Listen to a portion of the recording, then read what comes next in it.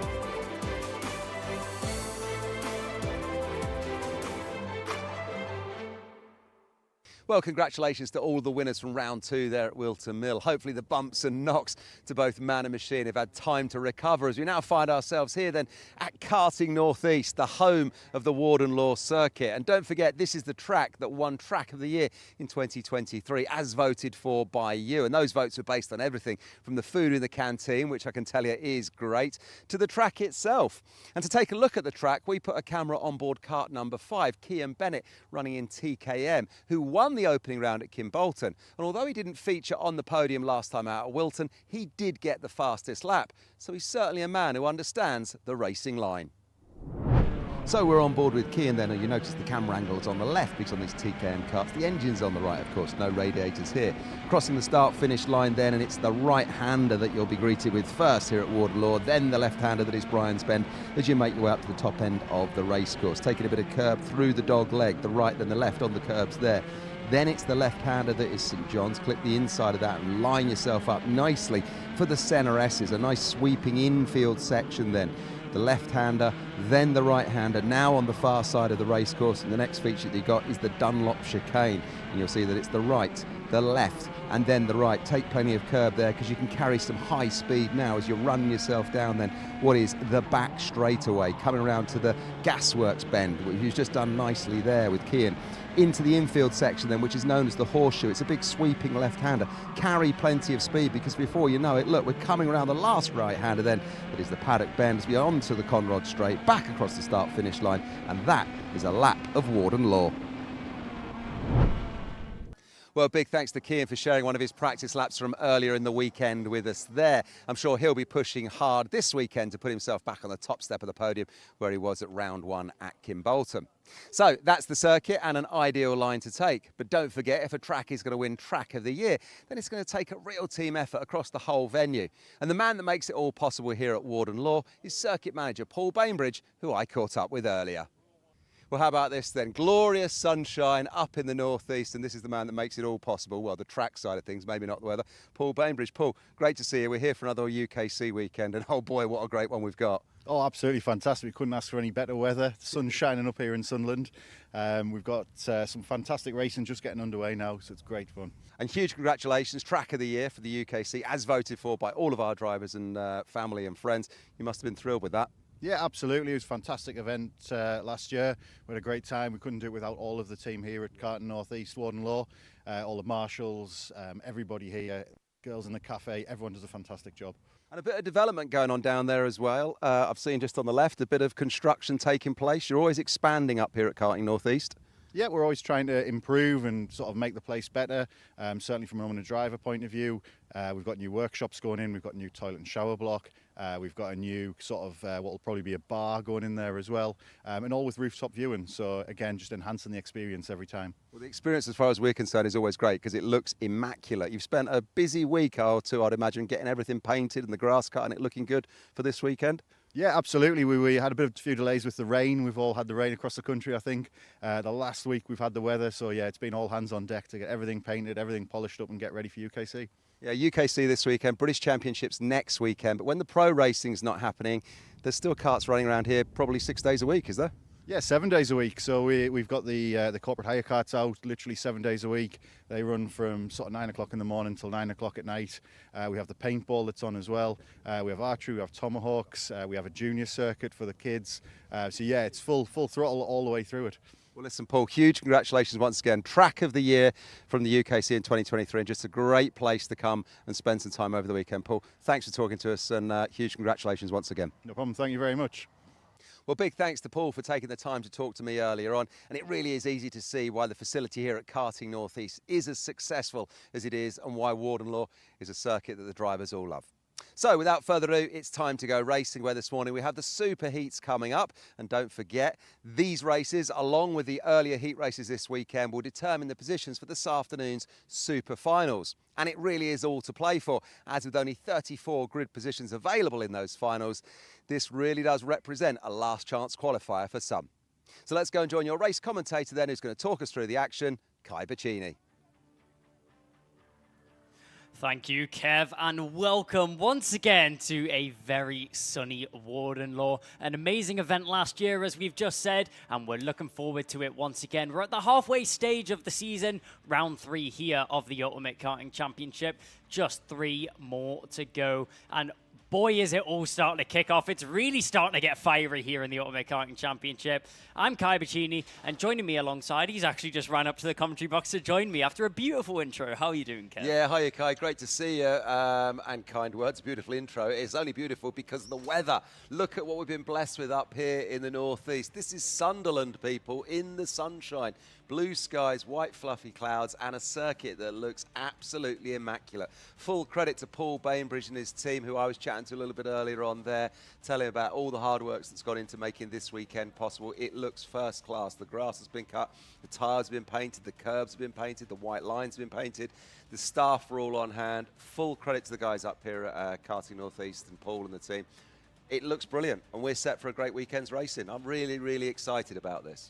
Yeah, same here. I'm really looking forward to it. As you know, Northeast, we don't normally get very good weather up here, but well, you would know. This is your neck of the woods. Yes, this is my local circuit, so it's a bit of nostalgia. This is where I started racing, right. So it's always great to return to the circuit. It gets better and better every single time. As you mentioned, Paul Bainbridge and the team here at Karting North East always do such a good job at maintaining the circuit and keeping it at such a high standard. And it's always just a little bit of a bonus when the sun's glaring down on us. Yeah, it makes the scene just so much better. And look, here we are then, live pictures now from the pre-grid area. Mini Inters just firing up the engines and getting ready to go. There will be in a moment.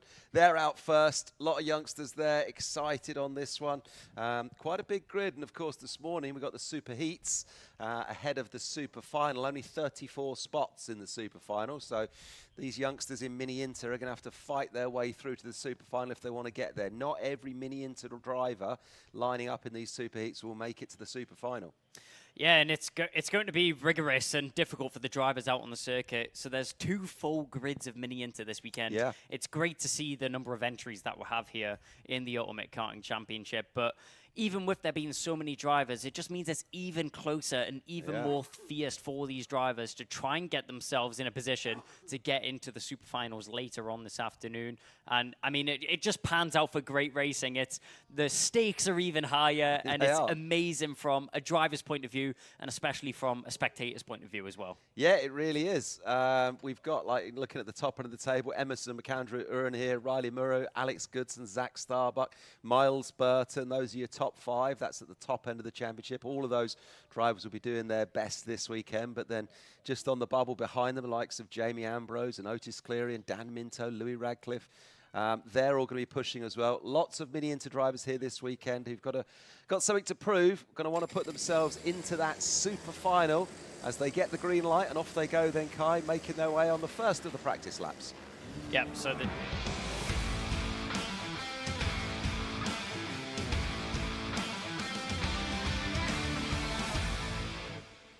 So the drivers just making their way out onto the circuit now for the first of their 2 formation laps. And boy, is it a great way to start off the weekend. This final day of racing, Albert Friend and Edward Haynes are joining alongside on the front row of the grid. Joshua Griffin and Tom Reed on the second row, from Harry Taylor and Riley Muro starting in 6th position. The 4th row consists of Sebastian Clark and Josh Cormack, then Jamie Ambrose and Alfie Ward from Louis Radcliffe and James Fabricus on the 6th row of the grid. The 7th row is Zach Starbuck, Drew Davidson from Leo Livings and Thomas Jackson in behind them. The 9th row of the grid is Maximilian Braskov and Soren Gallagher. Rounding out the grid there in 19th position, 19 drivers, all fierce and ready to go around the final corner. Do we go green first time round? Yes, we do. We go racing down towards the first corner, a little bit of rubbing and racing down this first home straight into the first fly-in corner. It's really difficult for the drivers to find themselves in the right position as they head up towards the dogleg. Now down the hill, a really difficult section for the drivers here as they bump over the curbs whilst jostling for position. Down towards the center S's, a recently resurfaced part of the track. Loads of grip and loads of action. It's a great overtaking spot for the drivers here. Keeping it in formation, a little bit of tapping between some of the drivers there throughout the field as we go racing into the center S's. And now down towards the gaswork bend. There's the 1-2-1 trying to make a move in the background. That's Josh Cormack as we go 3 wide going into the horseshoe around the final section of the circuit. And it's been an action-packed and fueled racing on the first lap of this race. The number 82 just making a move there around the final corner. That's Louis Radcliffe, gets himself up into 9th. Great start for these mini-inter drivers then, Kai, as we watch this one then, all safely through that first lap. No incident, but we have Albert Friend out in front from Tom Reed, Josh Griffin, Harry Taylor, Riley Murrow in 5th. Edward Haynes drops down to 6th.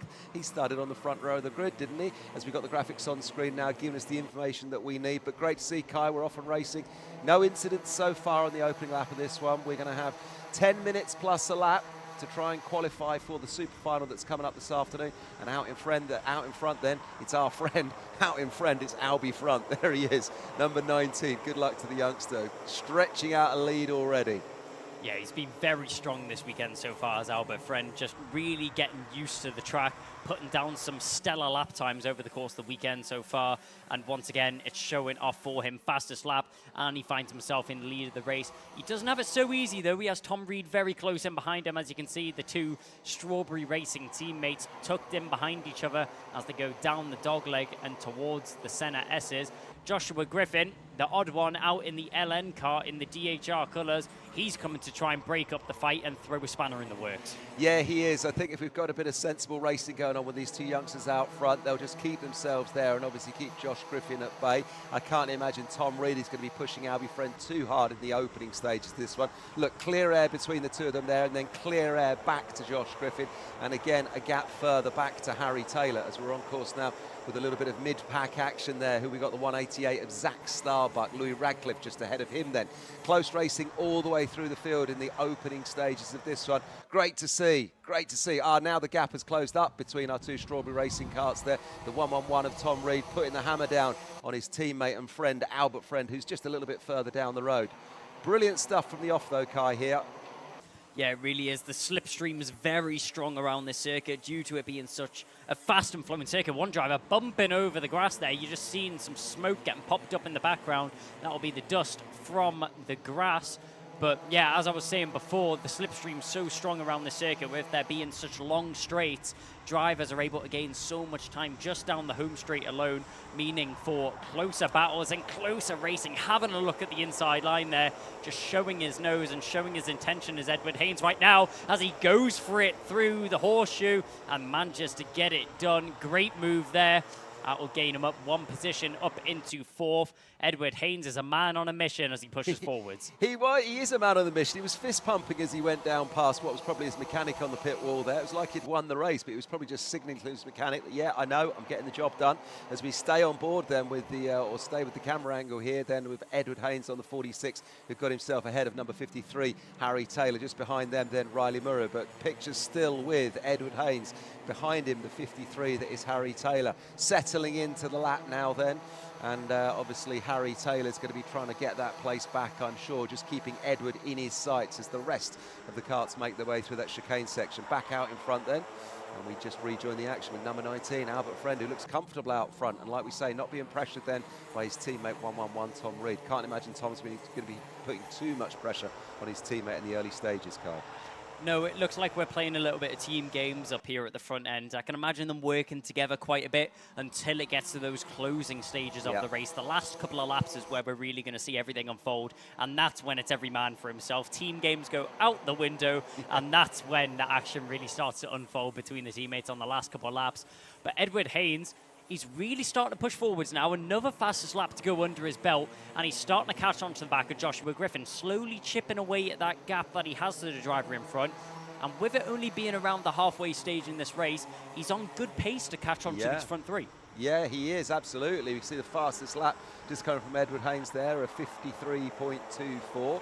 His next target in his sights then is Joshua Griffin, who's in third. As we get a bit of midfield action here, that's the number 82, all over the back of 55 there. So we're looking at Louis Radcliffe chasing down Jamie Ambrose. This is great midfield action. This is the brilliant thing about kart racing and mini-inters especially. You can look anywhere in the field in a kart race and see close racing and overtakes getting done. Look at the weaving going on there from Jamie Ambrose, the 55 of Jamie Ambrose, just trying to hold his own as we rejoin that front four though.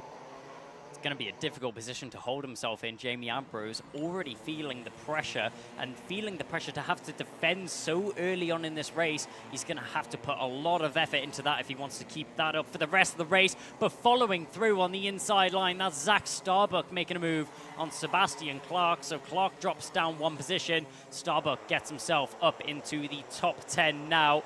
3 minutes and 50 seconds remaining on the clock. We dive down Gasworks and into the dogleg, a triple left-hander. Such a grueling corner for these drivers, just hanging on for dear life as they dive down into the final corner and onto the home straight, completing another lap of this beautiful Warden Law circuit.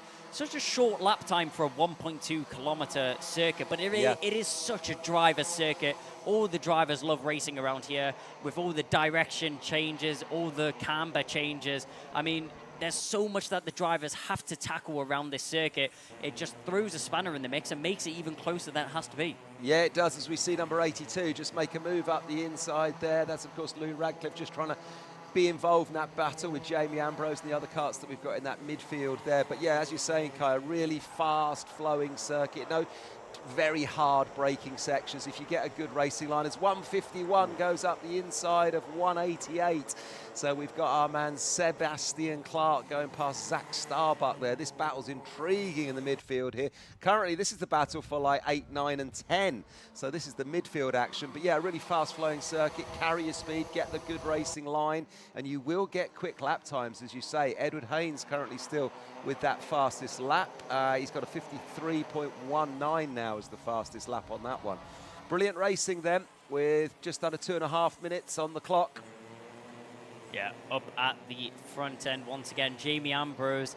He had to go so defensive early on, and his defensive efforts have just been overturned as all three drivers managed to get past him, going down into that undulating gaswork bends, which we see our leaders heading into now. Albert Friend and Tom Reed, no funny games between the two of them, but down the inside, that's going to be an attempt forward overtake. Sebastian Clark tries it on Radcliffe. Radcliffe tries to fight back. He gets the switch back, but well held on the outside line there. Just braked a fraction later than his opponent did, Sebastian Clark, and is able to get that 8th position. So those two drivers swap going into these closing stages of the race. Up the hill into the first corner we go once again, and back to the front end. Joshua Griffin falling off a little bit from our two leaders right now, falling into the clutches of Edward Haynes and Harry Taylor in behind. Don't count out Harry Taylor in 5th position. He's slowly keeping on to the back of Edward Haynes. He's not letting this lead pack go. And those drivers just in a position right now where they're waiting for something to unfold, waiting for some action to happen, and then they'll pounce at the opportunity when they see it. Yeah, absolutely. This front 5 then have been so for the last couple of laps. There's number 53, Harry Taylor. He's sat comfortably in 5th for the whole of this one, so he's probably just going to bide his time to the end and make his way into the super final. As we see then Edward Haynes, the 46, all over the back of number 5, Joshua Griffin. Watch Edward Haynes here then. Will he make a move as we pick up the action on the screen with Albert Friend, number 19, and Tom Reed, 111. But look at Edward Haynes then, all over the back of the number 5, that is Josh Griffin. Really exciting racing from the off with these mini inters. Edward Haynes has got him in his sights. He's going to make a move with just under a minute to go. You can tell as we get a contact warning up on screen there for number 82, Louis Radcliffe. But eyes on then, Edward Haynes. Will he get it down in the next corner or two? He's keeping him in his sights. Well, he's definitely going to have a go at it as they go through the chicane now and up, down towards the Gasworks bend. He's having a look at the middle of the circuit, just showing his intention as Edward Haynes, keeping Joshua Griffin on his toes right now as they're edging closer together as they go through once again the horseshoe, diving down into the final corner. We will get 2 more laps of action here with the Mini Inter Superheat down the inside. He's going to make a bid and he's going to make the move into the first corner.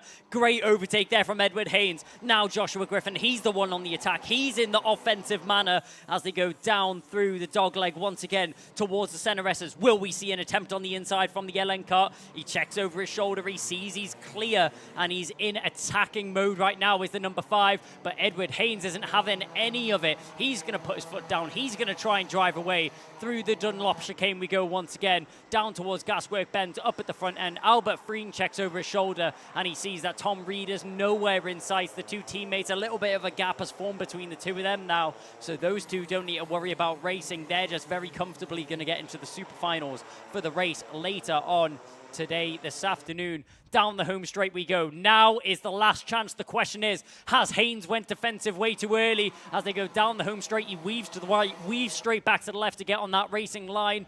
But Joshua Griffin, he's just fell off a little bit from the back of Edward Haynes. He doesn't look like he's ready to make a move. He's not in an attacking opposition, which is such a shame for the number 5. Yeah, he's not going to do it. Just looking at the lap times on the screen, Edward Haynes' last lap was a 53.4. Josh Griffin was a 53.7. So, yeah, 3/10 up is what Edward Haynes has done in a lap on Josh Griffin there. As we still continue to follow this action. Back out in front, though, there's your winner, or likely lead, or likely winner, currently out in the lead, number 19, Albert Friend, making his way through the closing stages this one. Tom Reed, the 111, his teammate, just running along behind him there. They've been out in front since the start of this, and it's going to end that way, Kai. Well, it was a well played out race from the Strawberry Racing boys. They pushed out in front, got themselves a gap, and it was easy runnings from there. Albert Friend and Tom Reed, the two Strawberry drivers in a 1-2 right now. Edward Haynes, what a drive through the field. Some amazing overtakes, an opportunistic race there from Edward Haynes, taking away the fastest lap as well in 3rd position. Joshua Griffin takes it home in 4th after a late move done on him, drops him down into 4th position. Harry Taylor from Riley Muro, Josh Cormack from Sebastian Clark, Zach Starbuck and Louis Radcliffe rounds out the top 10. His defensive efforts weren't enough, but he still comes home in 11th position. A good result there from Jamie Ambrose, from Leo Livens, James Fabricus, then Drew Davidson and Braskov, rounding out the top 15 of 18 drivers here in this race. The drivers will come into the paddock here, have the nose cones checked. Hopefully there isn't too many penalties that need to be handed out. It looked like very clean racing. There was some great racing. I don't think there will be. That was very clean racing. Yeah. It was kind of, it was fast racing. It was clean racing. It was almost without incident though, wasn't it? We didn't see anyone go off. We didn't really see any kind of, too much in the way of bump and hustle. Just smooth lines, clean lines. And Edward Haynes making his way. He started on the front row of the grid, didn't he? He dropped down to 6th early, and then he's put himself back up to 3rd. He'll be pleased with that. But Albert Friend and Tom Reed, well, it was smooth sailing from them out front, wasn't it? And wonderful pictures here as well. If you've never been to a kart track before or see what goes on around the racing out on track, this is obviously directly live pictures after they come in through scrutineering. The top 3 or 4 get pulled in and put on the weighing scales and go to the scrutineers. Everybody else comes back dads and mechanics putting the carts on the trolleys as they go away and then get ready for the super final that'll be coming a little bit later on. But great live scenes here then from Warden Law.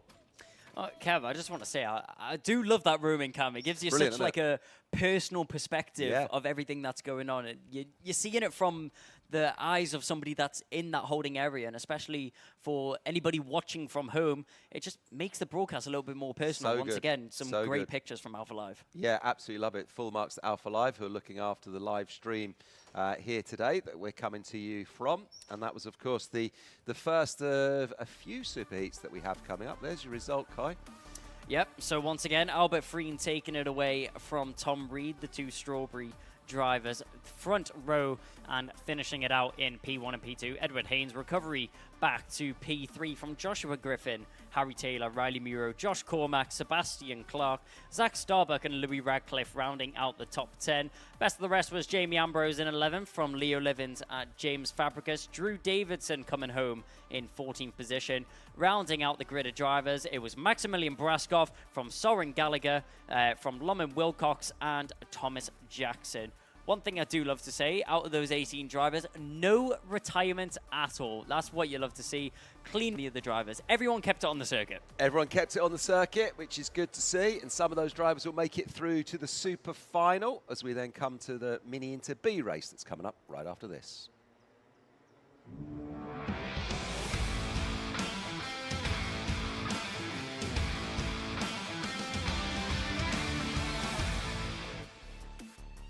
Well, we've had one grid down, another grid to go. Mini Inter Superheat B is going to be the next race out on the circuit, and it's going to be a story that we can't wait to tell. Finley Lyons and Hansen Khan on the front row of the grid. From Jensen Chalk and Emerson McAndrew, you're in our championship leader. From Oliver Spence and Zdeněk Babacek.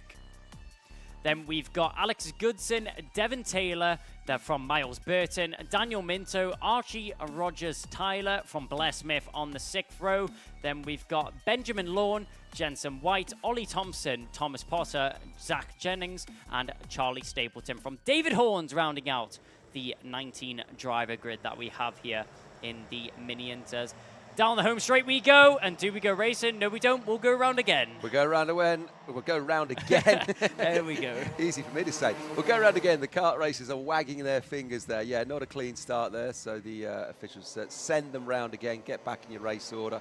Perhaps accelerating before the acceleration line, or perhaps not holding pole and rather grid positions ahead of the start of that one, so the karts get a little bit more chance and a bit more time to get some heat into the tyres, just weaving the kart left and right, seesawing the steering wheels as they do. They've got to get themselves lined up in their grid order, because don't forget, if you're new to karting, it's a rolling start with these karts, so they won't come to a full stationary stop. They have to stay within grid order in the two lines as they then come around the final bend over the acceleration line. The lights go out and off they go. But if they don't get it right, they go again, which is what we're seeing. Well, anyone that watches European racing, there's one driver in this grid which hasn't been at any of the previous Ultimate Karting Championship rounds. The name Denny Babacek might jump out to anybody that's watching at home. One of the drivers of the Babachkova family. Some very successful drivers in there. We've got Teresa Aliska and Petra Babachkova. The younger of the siblings, Denny Babacek, will go racing now as we go diving down towards the first corner. As a great start there from Hansen Khan on the inside line as he goes diving down towards the first corner. An easy jump into the lead of this race. Oh, one driver going flying off in the background. That's the 43 and what looked like the 55. We'll try and catch those drivers. That was Miles Burton. Maybe not the 55, it might have been the 56. No, it was Benjamin Lawn, the 85, sorry, and Miles Burton going skirting off at the top end of the circuit. Into the lead of the race, though, Finley Lyons, he makes a bid as we go into the Dunlop chicane. And now towards Gaswork Bend, pointing forwards already. Hansen Khan is in the mindset which he wants to break away from all of these drivers near him. He's not looking to mess around. He's not looking to get in any early battles which may compromise his race. He wants to push forwards and get forwards as fast as possible.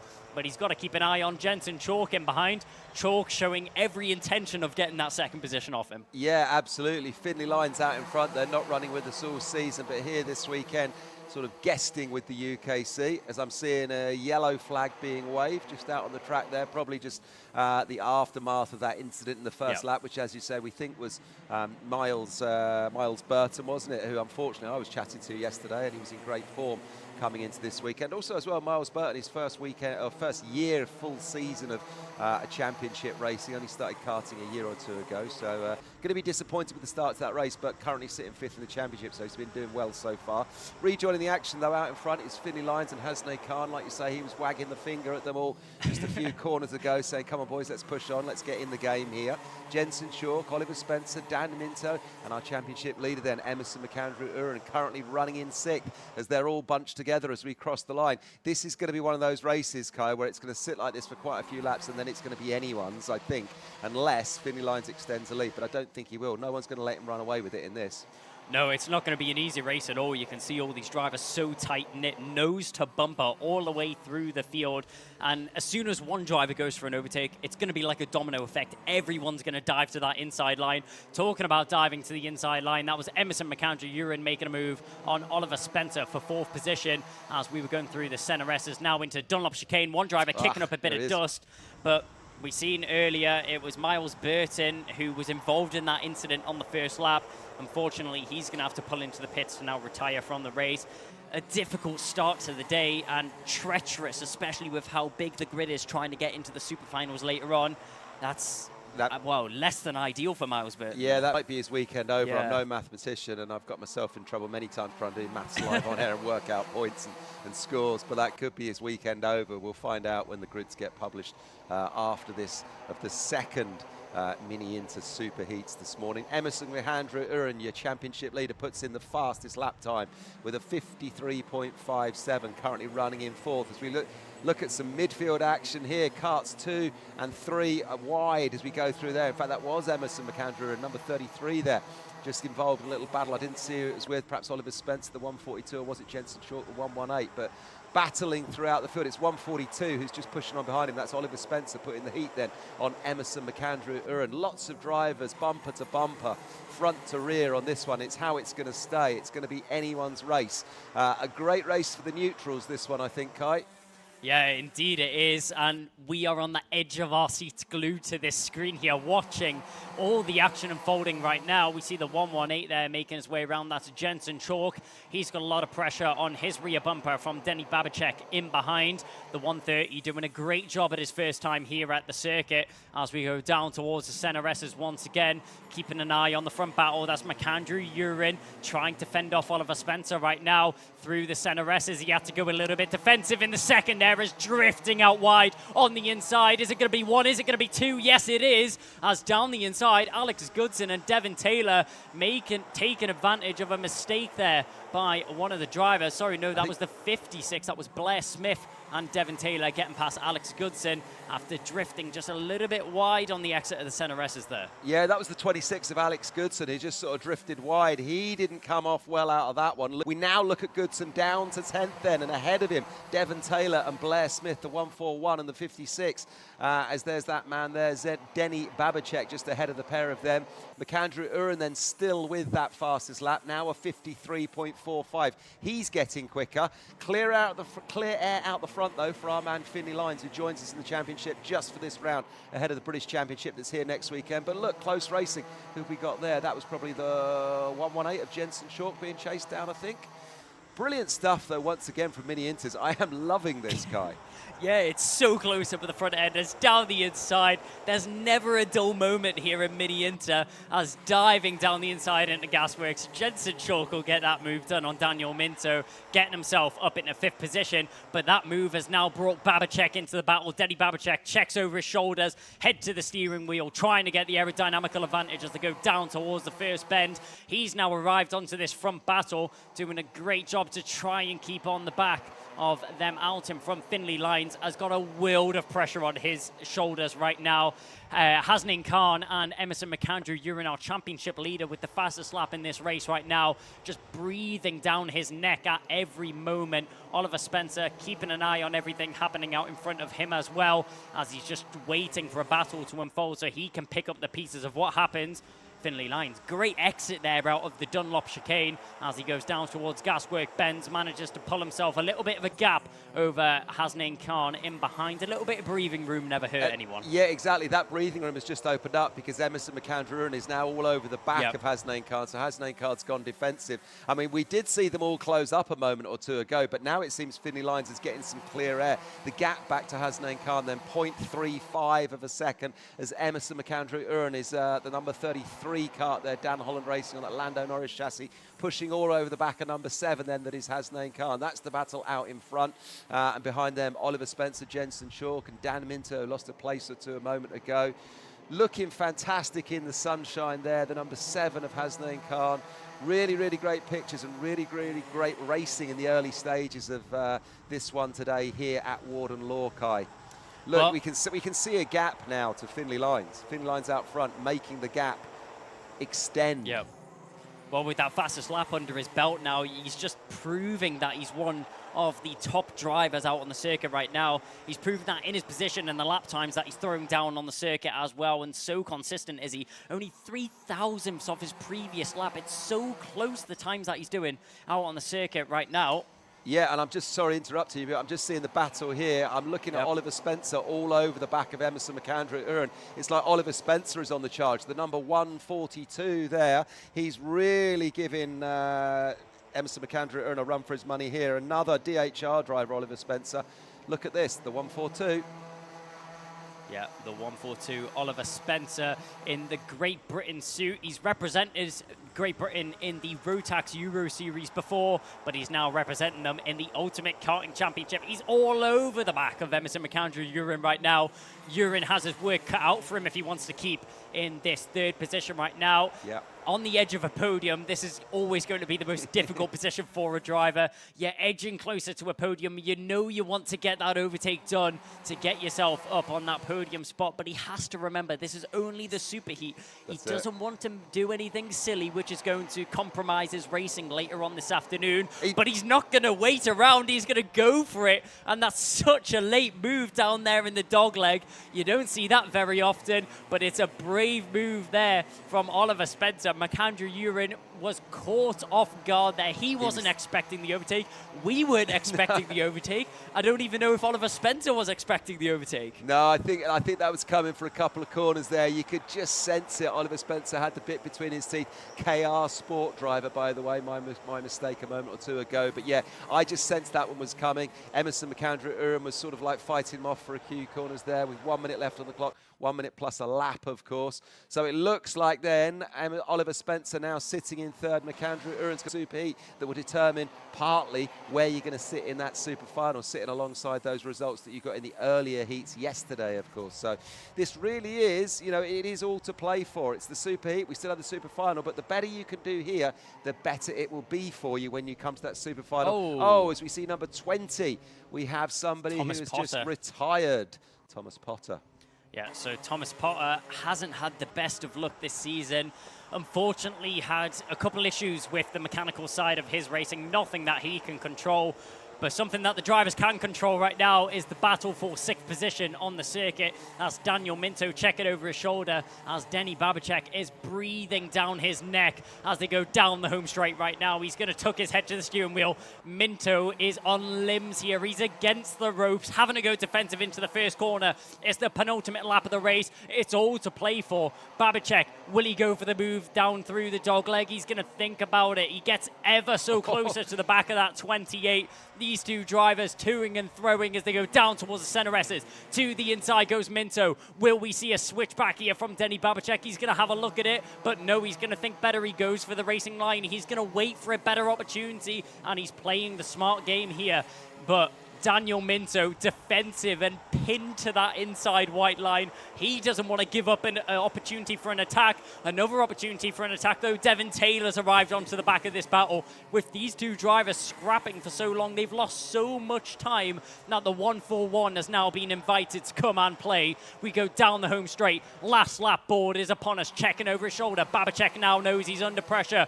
Up at the front end, though, there's another battle going on. It's all kicking off at the end of this Mini Inter Superheat B as the number 7 on Hansane Khan is going to have to go defensive if he wants to hold on to this second position, because the fast-charging Oliver Spencer, he now has the fastest lap under his belt. Will he try it into the center S's? Not through the first, not through the second. He's going to have to wait until the later stages of this race. The best chance of an overtake that he's going to have on this last lap is going to be into the Gasworks bend, and he gets a good run off Dunlop chicane. That's what he would have been hoping for. He's not going to think about it. He's not going to do anything silly. Will we see anything through the horseshoe?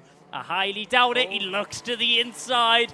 That car sideways through, braking, pushing it to the limits is Oliver Spencer. And if you can't hear me grinning through my teeth, this is some of the best action I've seen from the Superheats here in the Ultimate Karting Championship. Down to the wire. Non-stop racing, non-stop action, and edge of the seat nail biting from the Mini Inter Superheat B.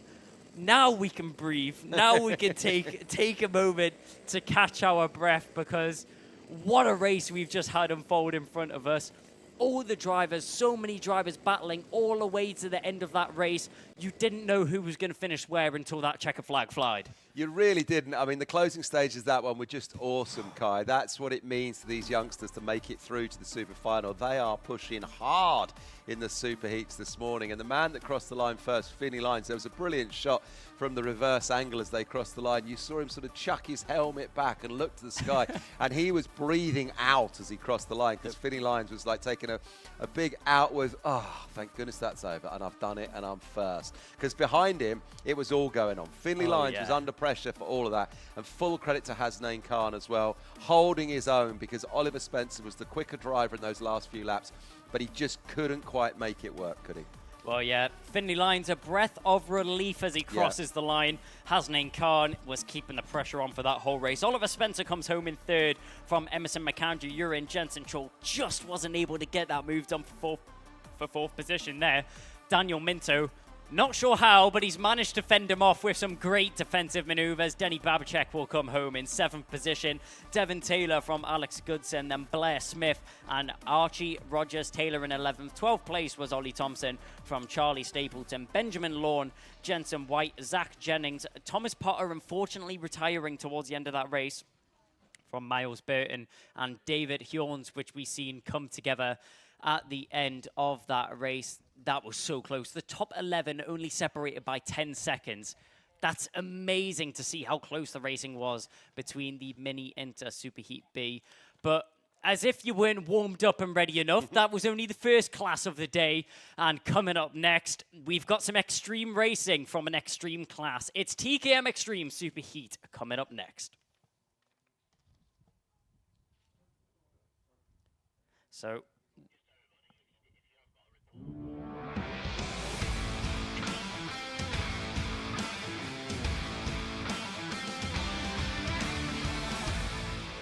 well, if you didn't already get a sneak preview of the grid there for TKM Extreme, it's going to be coming up next, and we'll talk you through it. Kian Bennett and Yehan Kalichern will be starting on the front row of the grid from Leo Robinson and William Bryan. Third row will be Zach Stewart, then Luke Jarman starting in 6th position. 7th is going to be Harrison Morrow from Jessica Fitch Hall, then Chris Whitten and Spencer Lane rounding out the 10-driver grid here for TKM Extreme.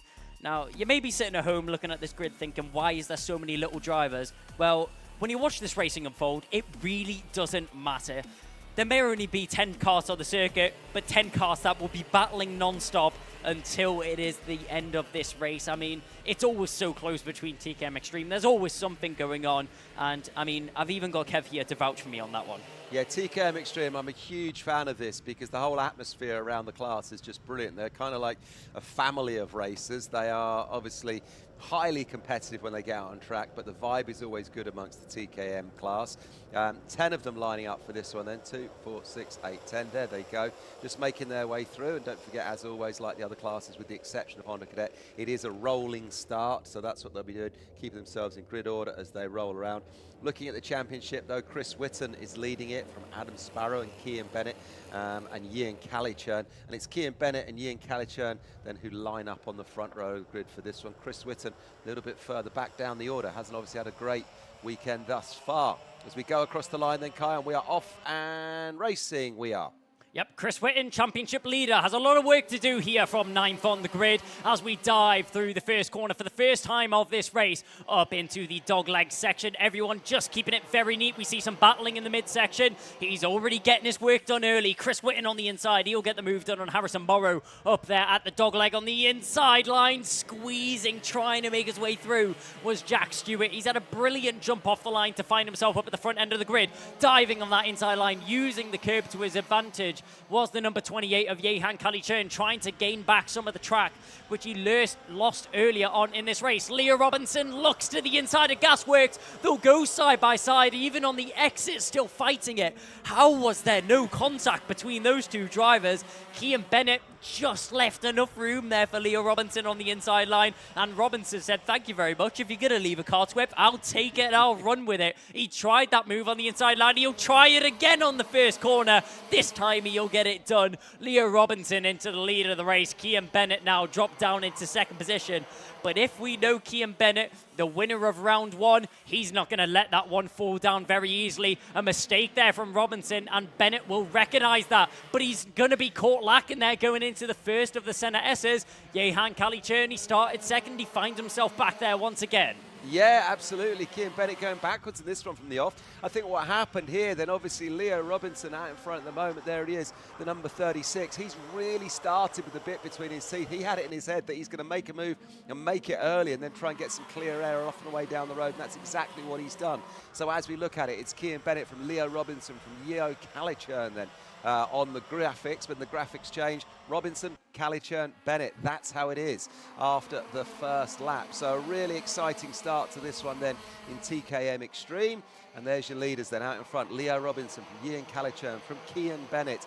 Kian Bennett, of course, winning the opening round, as you said there, Kai. Didn't make the podium last time, but he did get the fastest lap at Wilton. So we know he's a hard charger. We know he knows how to understand the racing line and run a kart. Big thanks to Kian as well for lending us one of his practice laps for our circuit guide at the opening of the live stream earlier today.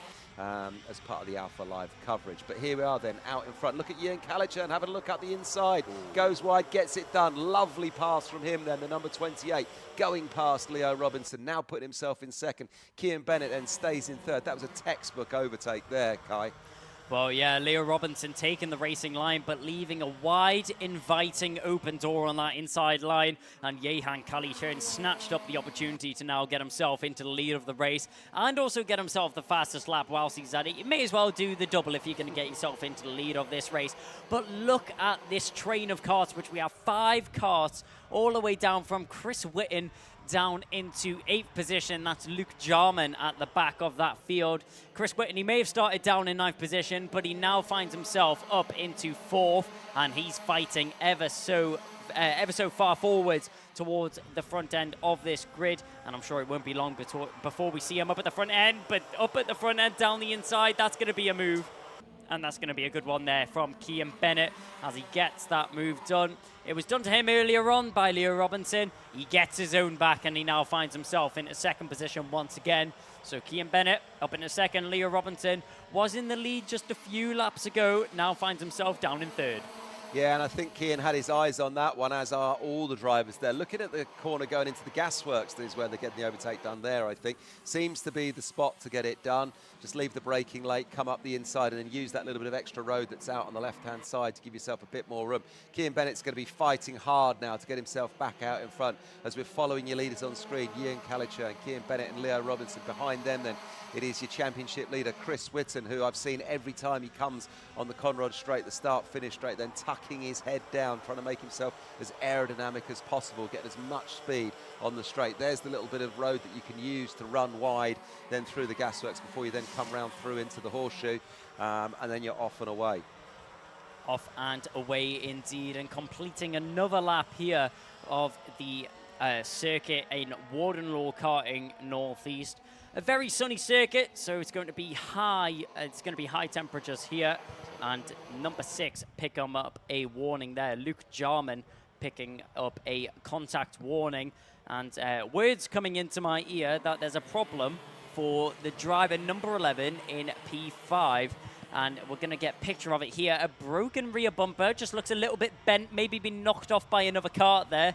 We'll have to wait and see if the stewards are going to deem that as a technical fault, and if he's going to pick up a technical flag. It's definitely something wrong with the rear bumper there of the number 11, but we're going to have to wait and see if anything changes there going around the circuit. We'll get another picture of that as he comes around the final bend now, and doesn't look like it's causing any problems. It's not dragging along the ground just yet, so I think you'll get away with that one for now. Yeah, maybe. Number 11 there, of course. We're looking at Spencer Lane. Back bumper there hanging off on the one side, but out in front, Cian Bennett. Well, I've been watching all that action. Cian Bennett now back in the lead. Ian Calichurn in second and Leo Robinson then in third. That's how they started. The fastest lap then to Cian Bennett now at 52.5 as he puts himself in the front of the pack where he would have wanted to have been for all of this race, really, having started on pole. Here's some midfield action that we're picking up. It's the number 6, that's Luke Jarman, chasing down William Bryant and Jack Stewart.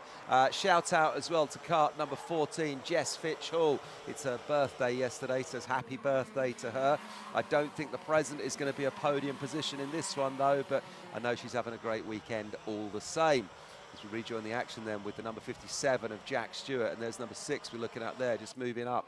Luke Jarman, Jack Stewart ahead of him, William Bryant 72 that's ahead of them, as we see on the screen right now. Great pictures following the action. Back out in front though with Cian Bennett, and that battle between himself, Ian Calichurn and Leo Robinson out in front.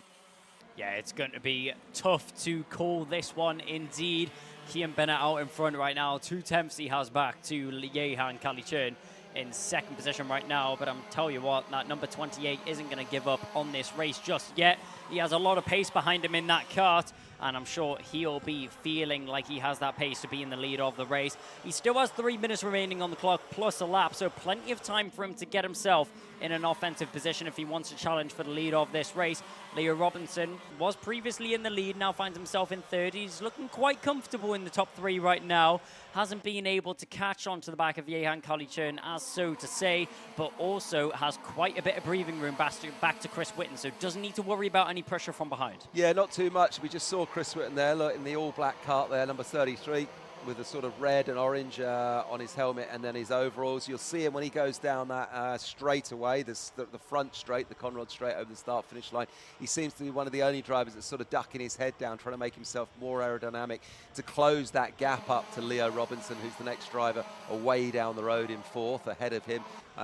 It doesn't look like, though, that Chris Whitten has the pace in this one to catch these front 3 drivers. And business as usual then now for Cian Bennett. He's out in front, but Ian Calichurn is putting the heat on him a little bit here. Leo Robinson has dropped back. Clean air between Calichurn and Robinson now then, as we cross the line in the penultimate stages of this one with 2 minutes plus a lap left on the clock. Calichurn not letting Bennett go then, keeping him in his sights. Watch when he tries to make the overtake or has a think about where he can do it. Could be this lap, Kai. I think we're going to see something this lap. Look at this, Calichurn closing himself up, pushing himself up on it, doing his best to try and move up and forwards in the closing stages. Here we go then, Cian Bennett now out in front, Ian Calichurn in second, Robinson behind. A little bit of clean air between Bennett and Calichurn.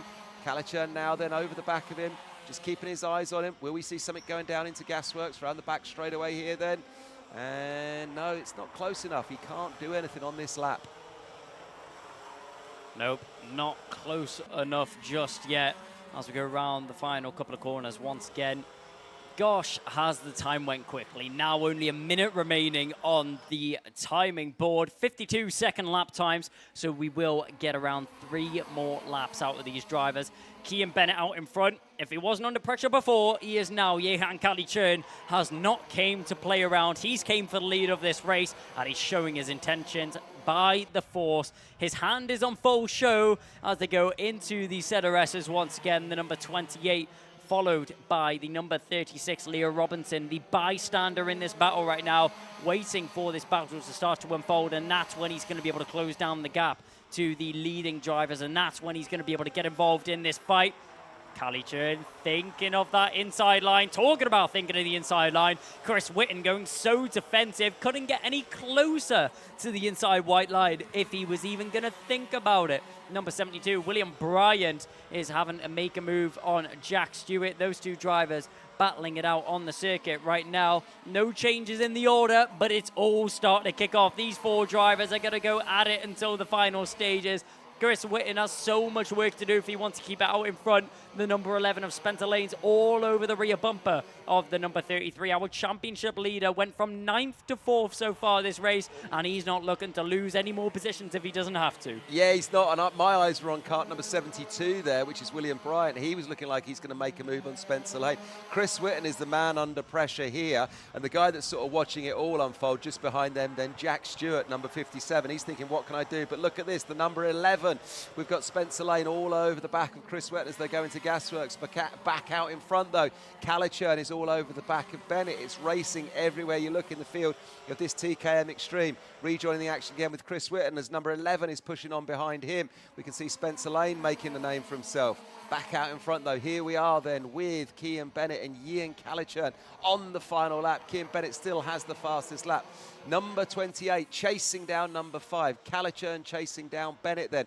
A little look over the shoulder from Bennett. Calichurn tries to make a move, goes wide. Will he get the undercut in? No, he doesn't. Bennett then just, here he goes. Here's the undercut now. Here's the undercut now. Can he make it stick round this corner? They're wheel to wheel. Calichurn tries to get it done. And I think a little bit of bump and hustle. That's just wheel to wheel. He was the man that was pushing. He's come out worse off there. Cian Bennett is going to take this one home in first. Leo Robinson will now be second. Chris Whitten will find himself promoted up to third. I don't think Calichurn has anything he can say about that one. He was the man pushing. He was the man that chose to go wheel to wheel with Bennett. For me, Kai, that was a racing incident, an excitement at the end there of TKM Extreme. Well, the question was it a little bit of last lap desperation trying to get the move done? I mean, it's such a tight section of the circuit as the Dunlop chicane. You can see him walking away deflated from his car. The Dunlop chicane, it's such a tight section of the circuit. There's barely enough room for two cars to fit through side by side. So once again, we're not the stewards. We're simply spectators watching it from our point of view. They'll have plenty more cameras. They'll also have the marshal's report, and they're the ones that will have to make the decision on that. But we will go through the results for now. Cian Bennett will walk away with the victory, and Leo Robinson, after biding his time waiting for it to unfold, he walked away with a good result in second position. Chris Whitten, recovery drive, you couldn't have asked for any better, finishes in third position starting from 9th. Spencer Lane in 4th, from William Bryan, Jack Stewart, then Luke Jarman, Harrison Morrow, Jessica Fitch Hall, and Yehan Calichurn, a late retirement on the last lap of the race after making contact with our race leader. Yeah, and look, here we are then, live Parc Ferme pictures here. Just the 10 karts in the TKM Extreme. So it does mean, of course, they will all make it through to the super final coming up a little bit later on, because they're not fighting out for 34 grid spots. But what, of course, that does mean for those drivers, their positions that they finish there at the end of the super heat will help them determine where they're going to line up for that super final. The person that came off worst was Ian Calichurn, with that late last lap, almost last corner retirement coming together with Cian Bennett as he pushed hard to take the victory. That's not going to help him at all. He's going to find himself starting much lower back down the grid for that super final coming up a little bit later on. Live scenes there as we see the birthday girl Jessica Fitchhall on the right hand side, just taking off her rib protection and getting the cart putting up onto the trolley. There's Dad. Brilliant scenes here though in the sunshine at Warden Law. The other cart we're looking at there is Harrison Morrow, the number 75. William Bryant, 72 we're looking at, not 75, my apologies. But there we are then, so William Bryant, number 72. And then the rest of the drivers just waiting till they get the all clear. Usually the top 1 or 2 or 3 get pulled into the scrutineering, get on the scales, and then the rest are free to go. Getting the thumbs up from one of the scrutineering team there. I think that's George in the background. As we look at number 57, that is Jack Stewart that we've got there. Next out on track though, Kai, who do we have? We have Micromax. There we are.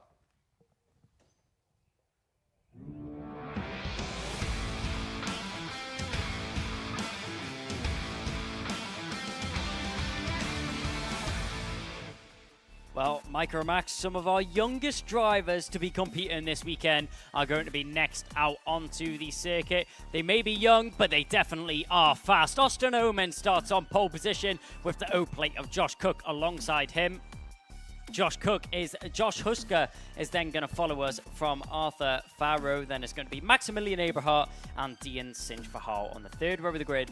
Fourth row consists of George Klimo from Harry Radcliffe, Lucian Smith from Sebastian Behrman, Luke Millward, and George Swire. Then it's going to be Max Jolly, Sebastian Crawford, Albert Farrow, then Harris Barber, James Root, and Maria Roberto rounding out the ninth row of the grid. Finishing off the Micromax grid here is going to be Oliver Dawson, Dax Farah, and in 21st, Logan Stanley Jones. What a grid we have put out for us, and another name which we can jump on. If it doesn't jump out to you initially, it's the Sebastian Behrman ring a bell. The name Behrman, you know, we've also got, you know, his relative Oliver Behrman, the Formula 2 driver, and made his debut in Formula 1 in the Jeddah Grand Prix earlier this year. Finished in 7th position, a very impressive drive from Oliver Behrman, and it wasn't actually long ago where we would see Oliver Behrman racing in the UK karting scene. It just shows you how fast these drivers go up the rankings and up the route to motorsport. It's amazing. It makes me feel old, Kai, but it's just another example of the very obvious route from karting all the way to F1. If you have the skill, if you have the drive, if you have the luck, and if you have the backing, because it's a hard road to get up there.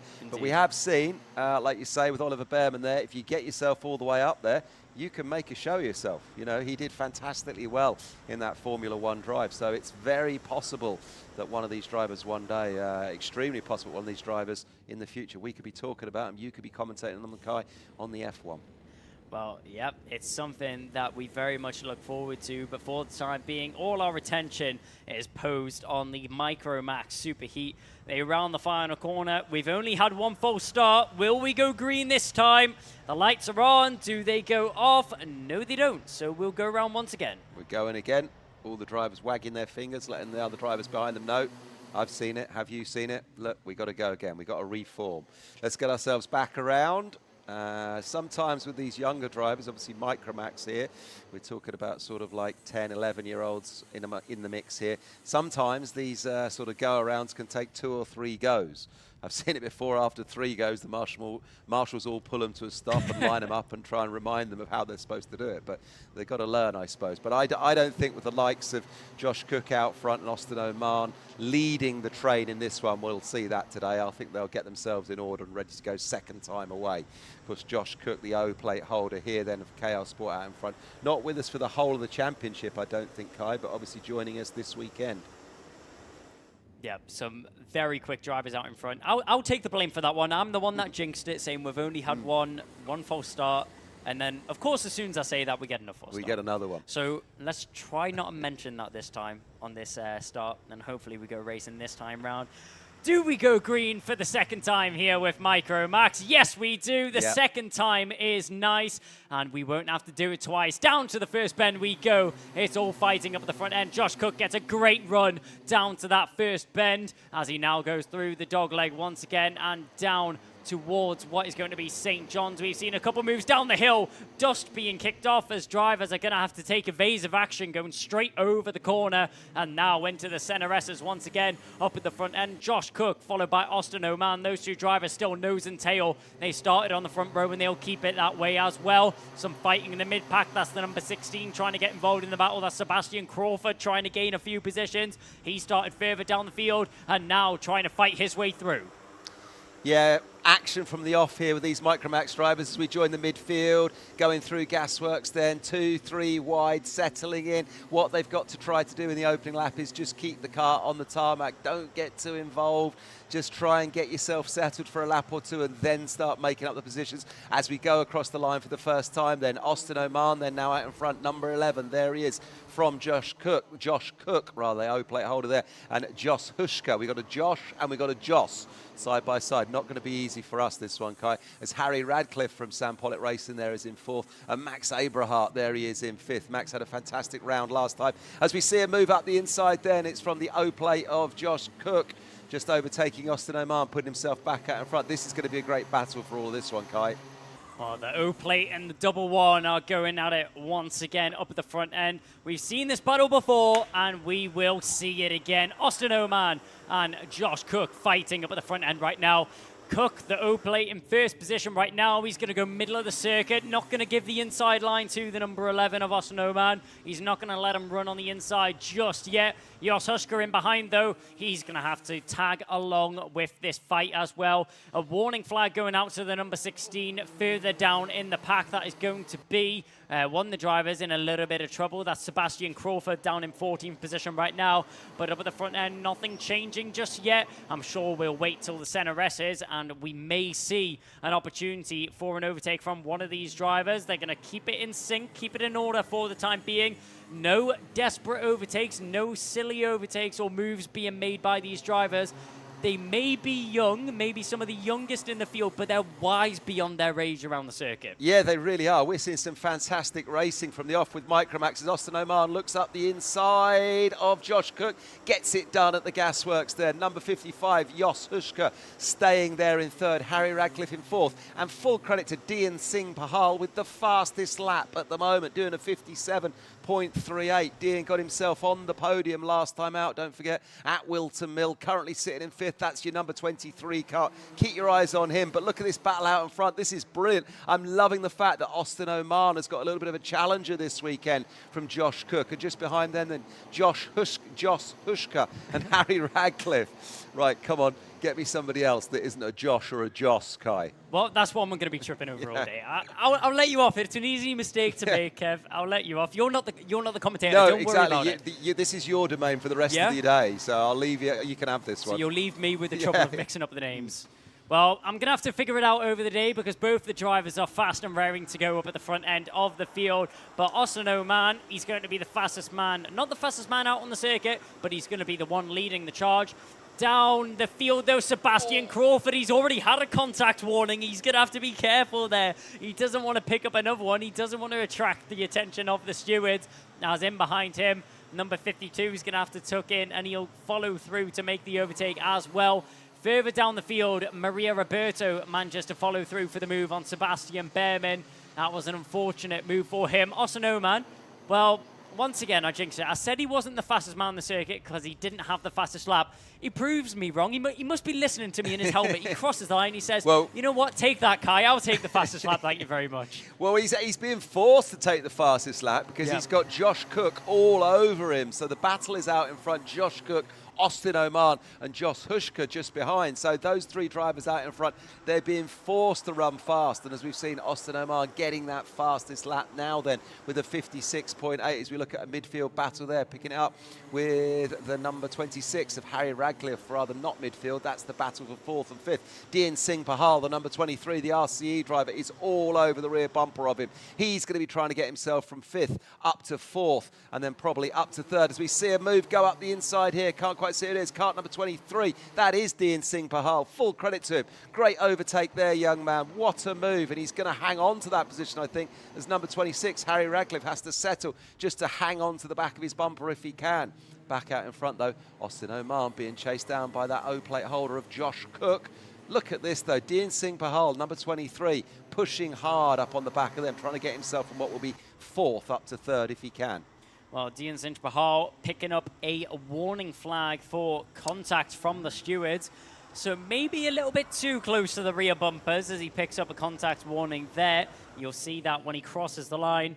But just crossed the halfway mark of the race now. 4 minutes 22 remaining on the clock. It's calmed down a little bit of breathing room has started to form between these drivers now. But this is where it really starts to become a mental game for these drivers. can they keep themselves in the right mindset to consistently do these fast lap times?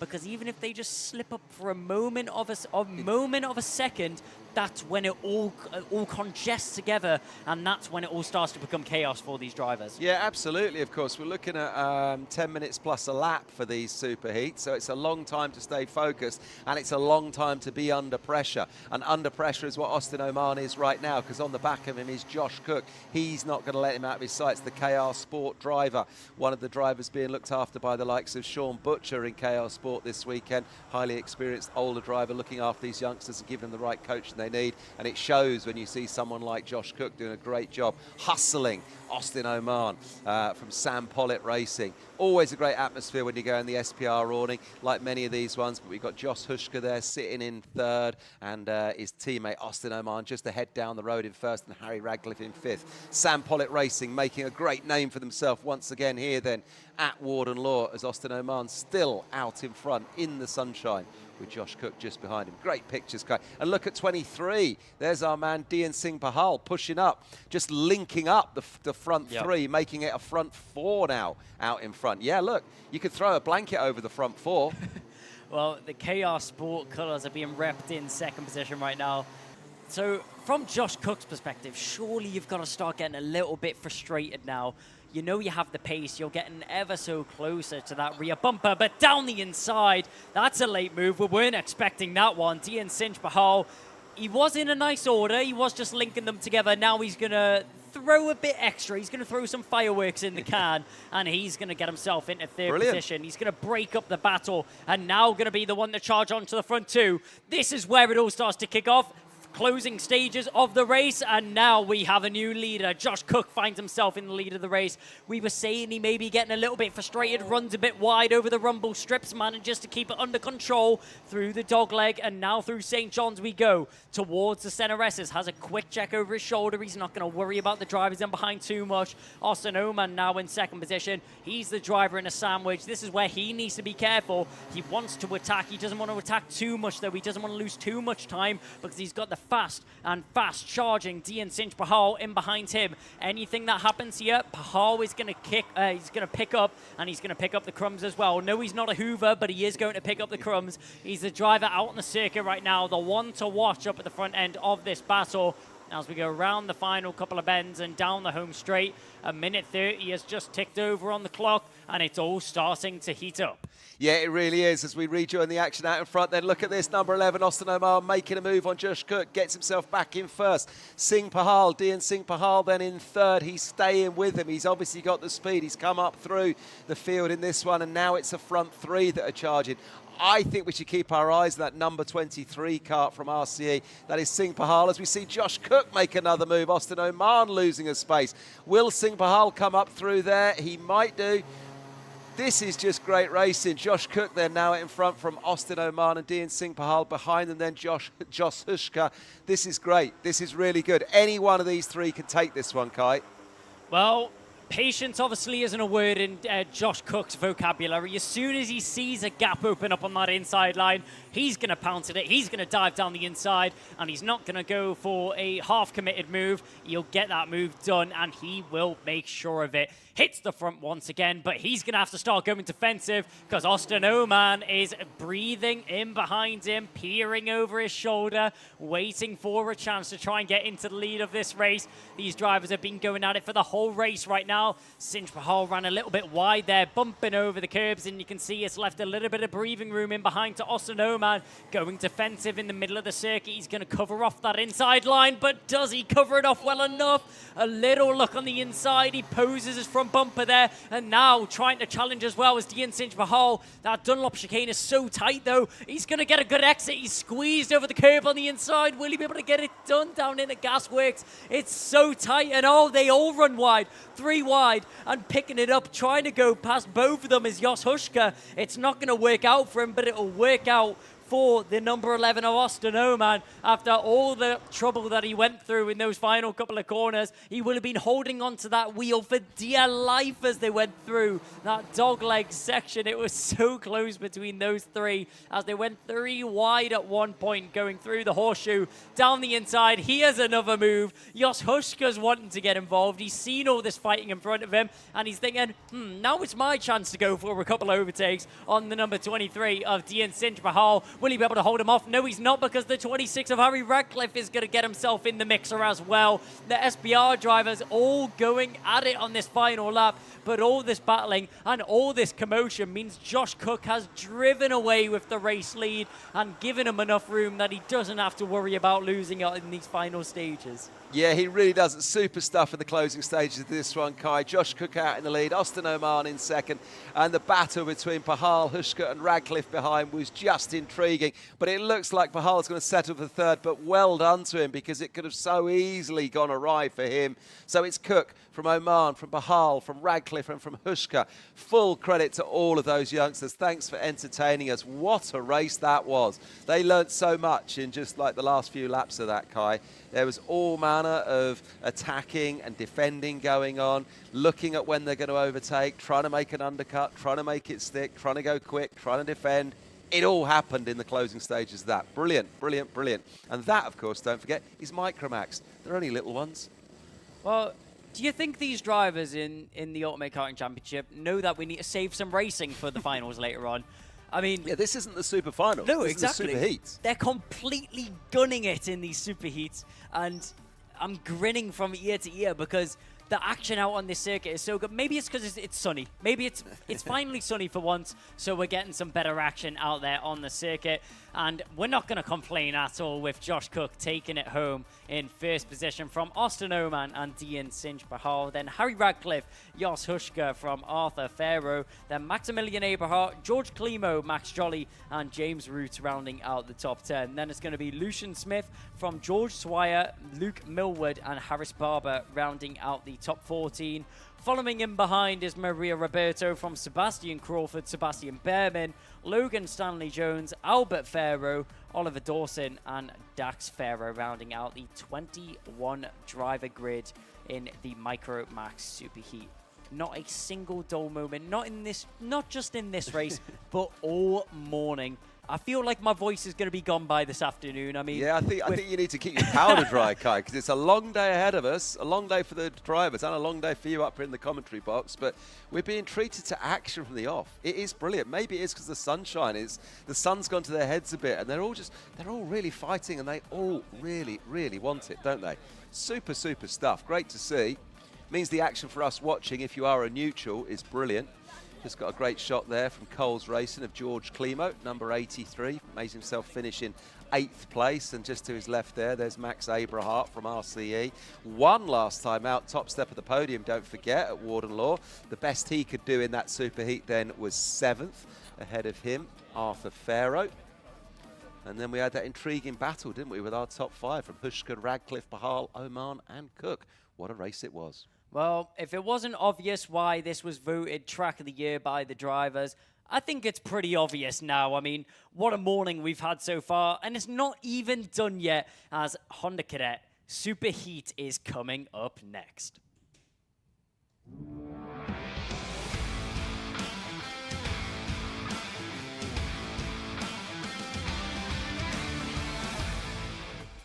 Well, if you thought the Micromax drivers were young enough, we've got Honda Cadet coming up from the youngest ages of 8 years old.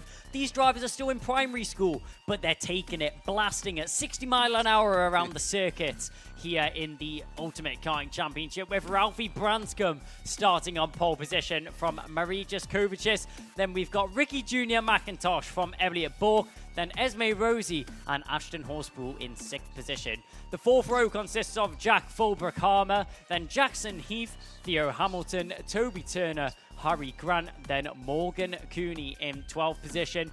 The 7th row of the grid is going to round it out with Harry Pennington and Shea Hilton rounding out the 14 driver grid here for Honda Cadets. As we briefly mentioned, from the youngest ages of 8 years old. I mean, Kev, when you were 8 years old, were you driving at 60 mile an hour? I wasn't. At 8 years old, what was I doing? I was doing a bit of bike riding. I was doing a bit of football, a bit of cricket. I mean, when I was going on from that, when I was about 10 or 11 and I started doing athletics and going over hurdles, my mum couldn't watch me jump over a hurdle because she worried I might hurt myself. I would not have been allowed to do this. Well, I mean, motorsport isn't for the faint-hearted. It's and not. yeah, these drivers, they may only be from the youngest ages of 8 years old, but the racecraft which is developed between all of these drivers in the field is amazing. We have such good action between the Honda Cadets out there on the field. It's such a tight class up at the front end and all the way throughout the field, as to say, the only class which will be having a standing start this weekend is the Honda Cadets, meaning the drivers will take up in a Grand Prix start. They will take their grid positions, and once the marshals are happy with everybody is in their retrospective grid positions, then we will see the lights on the gantry. When the lights go out, that's when we will start racing. And it's a tense moment for these drivers. They're sat there anxiously waiting for this race to get underway and for the race to get started. But we can only start when the lights go out. We'll look to the lights on the gantry. 5 lights are on. And we go racing, hopping off the start. We go here with the Honda Cadet. A good start from the inside line. Ralphie Branscombe, he struggled with it last time round. Doesn't struggle this time. He gets himself very nicely into the lead of the race so far as he takes it away into the first couple of corners. As Ralphie Branscombe, the bright pink helmet on the front row of the grid, into the lead very early on. And he won't struggle with that one at all, following in behind. Kovacic will just have to tuck in behind for the time being, but through the center S as we go, nice and tidy here from the Honda Cadets for the first time round. No worries, no problems, and no retirements so far yet. Everybody keeping it in a straight line, and everyone keeping it on the circuit. For Ralphie Branscombe, he got a good start, but he isn't free of pressure at all down the inside. There's the 300 making a move. That's Theo Hamilton getting the move done on the 45 as he bounces along the grass, does Harry Grant. Not the nicest of exits that he had there. Not a very nice delivery off the corner. No, not at all, but it's business as usual out front for Branscombe, Kovacic, McIntosh and Bork. Then Esme Rosie finds herself up in 5th. Good luck to her. Keep that one going then. But really good to see then all of these Honda Cadet youngsters making their way safely through the first lap.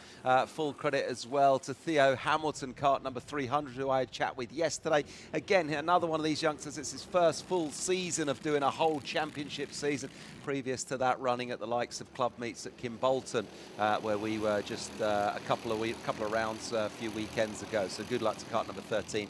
Theo Hamilton, well done on his little TV interview yesterday as well. As we pick up the action back out in front then, Ralphie Branscombe with the O-plate on his kart. Kovacic, number 15, just behind him. And now we've got McIntosh then there. Ricky Jr. McIntosh, number 44, sitting in 3rd. Obviously, with these Honda Cadets, you've obviously got to make sure that you carry your speed. And if you dump too much speed by stomping on the brakes a bit heavy, it takes a while to get back up and going again. So really understanding the racing line, being a flowing, smooth driver is the way to get the best out of your Honda Cadet kart. But look at the battle out in front then. Look, Ralphie Branscombe under pressure from Kovacic and McIntosh then. Those are your leaders, 1, 2, 3. Behind him, Elliot Bork of Zipcar, making a great showing of himself in his first year at the UKC. As we see McIntosh pick up the fastest lap of 57.99. Well, these Honda Cadet karts are all about keeping up the minimum speeds and carrying as much momentum as possible. As out in front, Ralphie Branscombe's mastering it at the moment. Keeping it a little bit defensive, though. He's not going to fully open up that inside line. He doesn't feel 100% confident that Kovacic isn't going to go for a move down the inside. He's just playing his cards close to his hands. He's going to keep them to himself for the time being. Doesn't look over his shoulder down the straight, though, so he's clearly not too worried about the drivers in behind. No. But just being wary, not going to give it up too early. No, he's not. We've got our front four then that really are bumper to bumper. The front three are glued together and hanging onto the back of him is Elliot Bourke, and he gets a move done up the inside. Number 44 caught napping there. That's McIntosh getting taken by Bourke. Well done to Elliot Bourke, sitting second in the championship at the moment. Moves from fourth to third. A good move, young man, on the zip cut.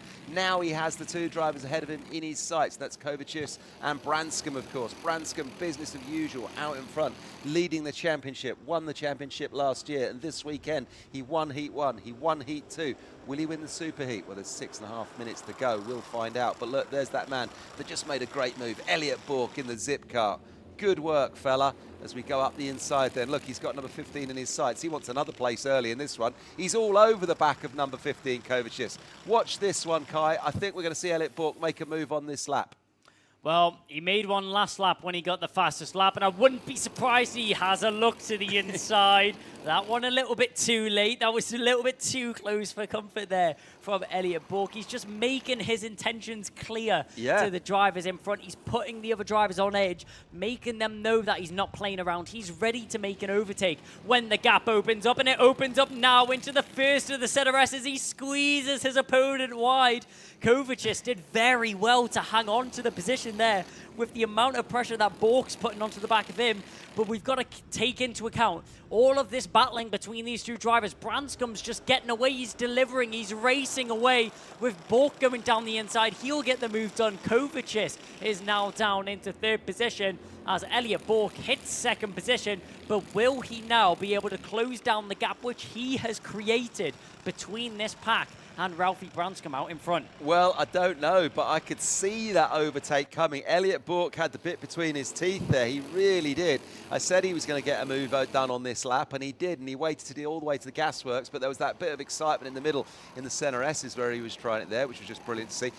In that helmet of number 15, Kovacic now, he's going to be absolutely sort of spitting feathers as we see a car, I think, just making his way into the Parc Ferme area. That was at Shea Hilton, the 888. Sad end to his Super Heat. There he is, parked up, sadly. As we're back out in front then, Ralphie Branscombe, now Elliot Bourke in second. Kovacic will be the man who's feeling a little bit hard done by, losing the space in this exact position last time out, a lap or two ago on that final, or 1 lap ago in actual fact. So Kovacic will be wanting to get that position back, but a gap opening up ahead of him. Elliot Bourke is putting the heat on Ralphie Branscombe. So Branscombe is the next person with the target on his back as far as Elliot Bourke is concerned.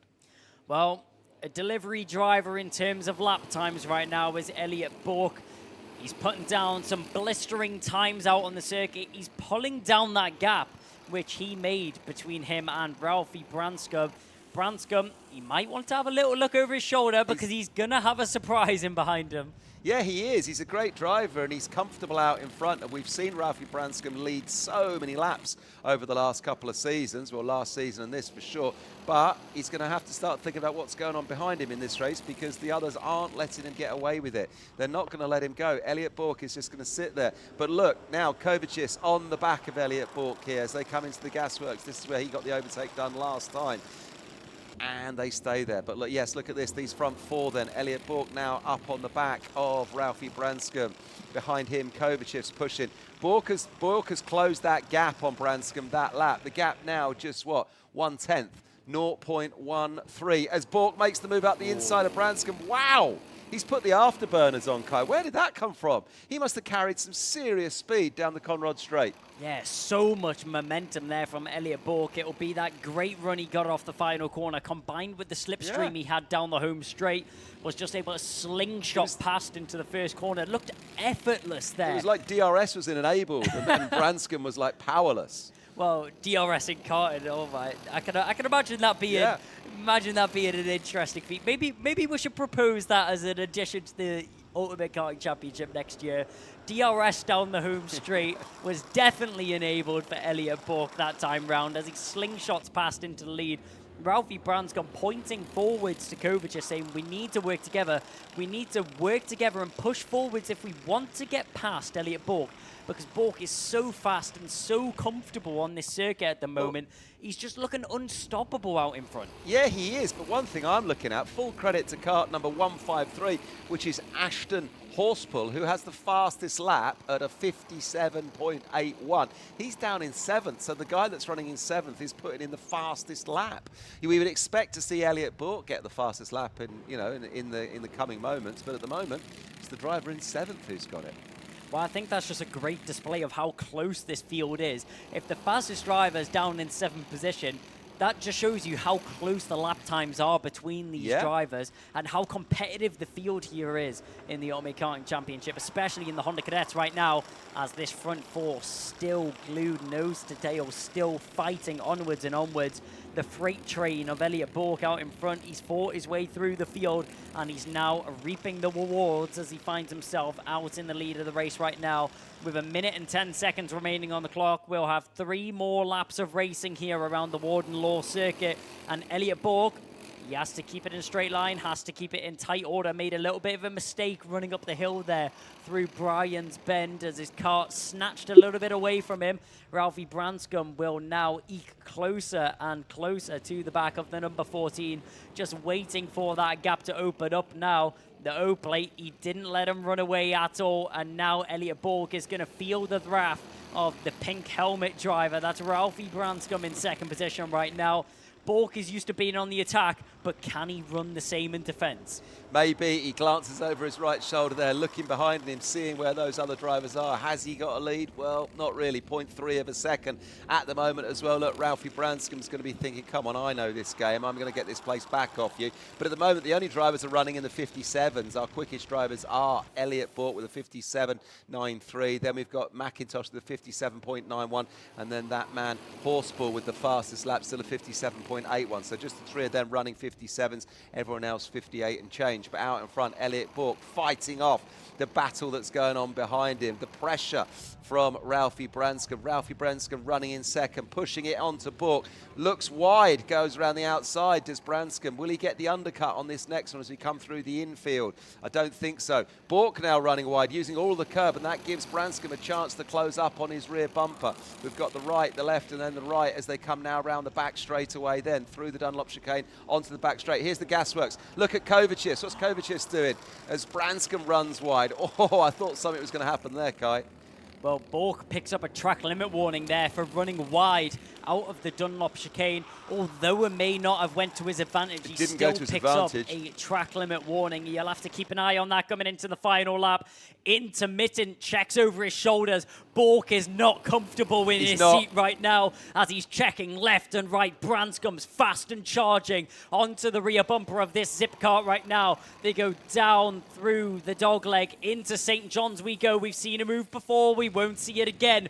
Ralphie Branscombe goes to the outside. Can he sell the dummy? Yes, he can. Down the inside. Branscombe gets the move on the inside. He's going to have to defend, though. Kovacic follows through. And per hand in the air. He's not focusing on the track in front of him. He's lost his head, has Elliot Bourke right now, as all 3 drivers managed to slip through on the inside line. Branscombe, Kovacic, and McIntosh all managed to get themselves past our past leading driver. As hand in the air once again, it's all kicking off. Kovacic isn't happy. Back down the inside. Bourke's going to at least recover one of those positions. He looks down the inside in final corner. He slips wide, sideways down the home straight, hands in the air. It's a nightmare of a final lap from Elliot Bourke. He's livid in that zip cart right now, but can you blame him after a nightmare final lap like that? Left the door open to Kovacic. Kovacic took the advantage. McIntosh followed through, and it all just fell apart for Elliot Bourke there on that final lap. Ralphie Branscombe started that domino effect, and every driver just followed through, taking advantage of a hot-headed Elliot Bourke. I think I'm sorry to say Elliot Bourke is a really quick driver and he's a lovely young man, but I think what we saw there was just a moment of inexperience compared to the likes of Branscombe and Kovacic.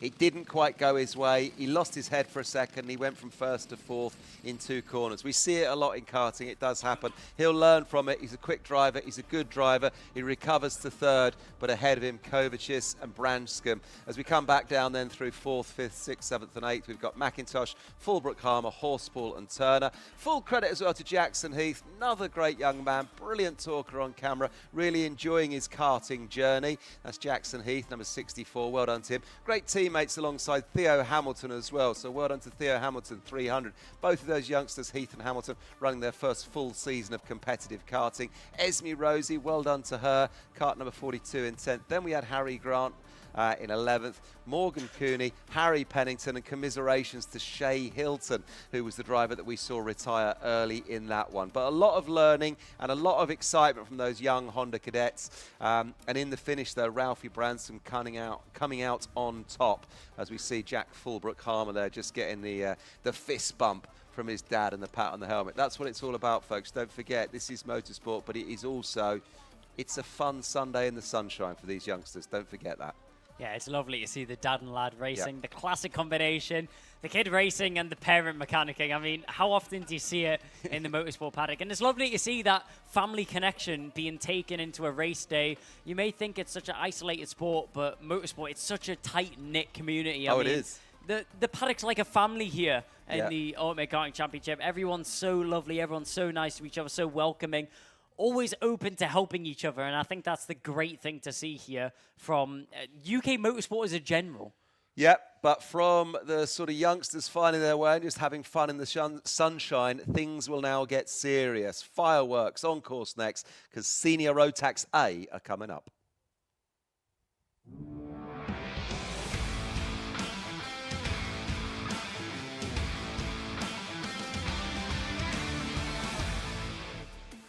Oh, if you thought that action was done, you are completely wrong.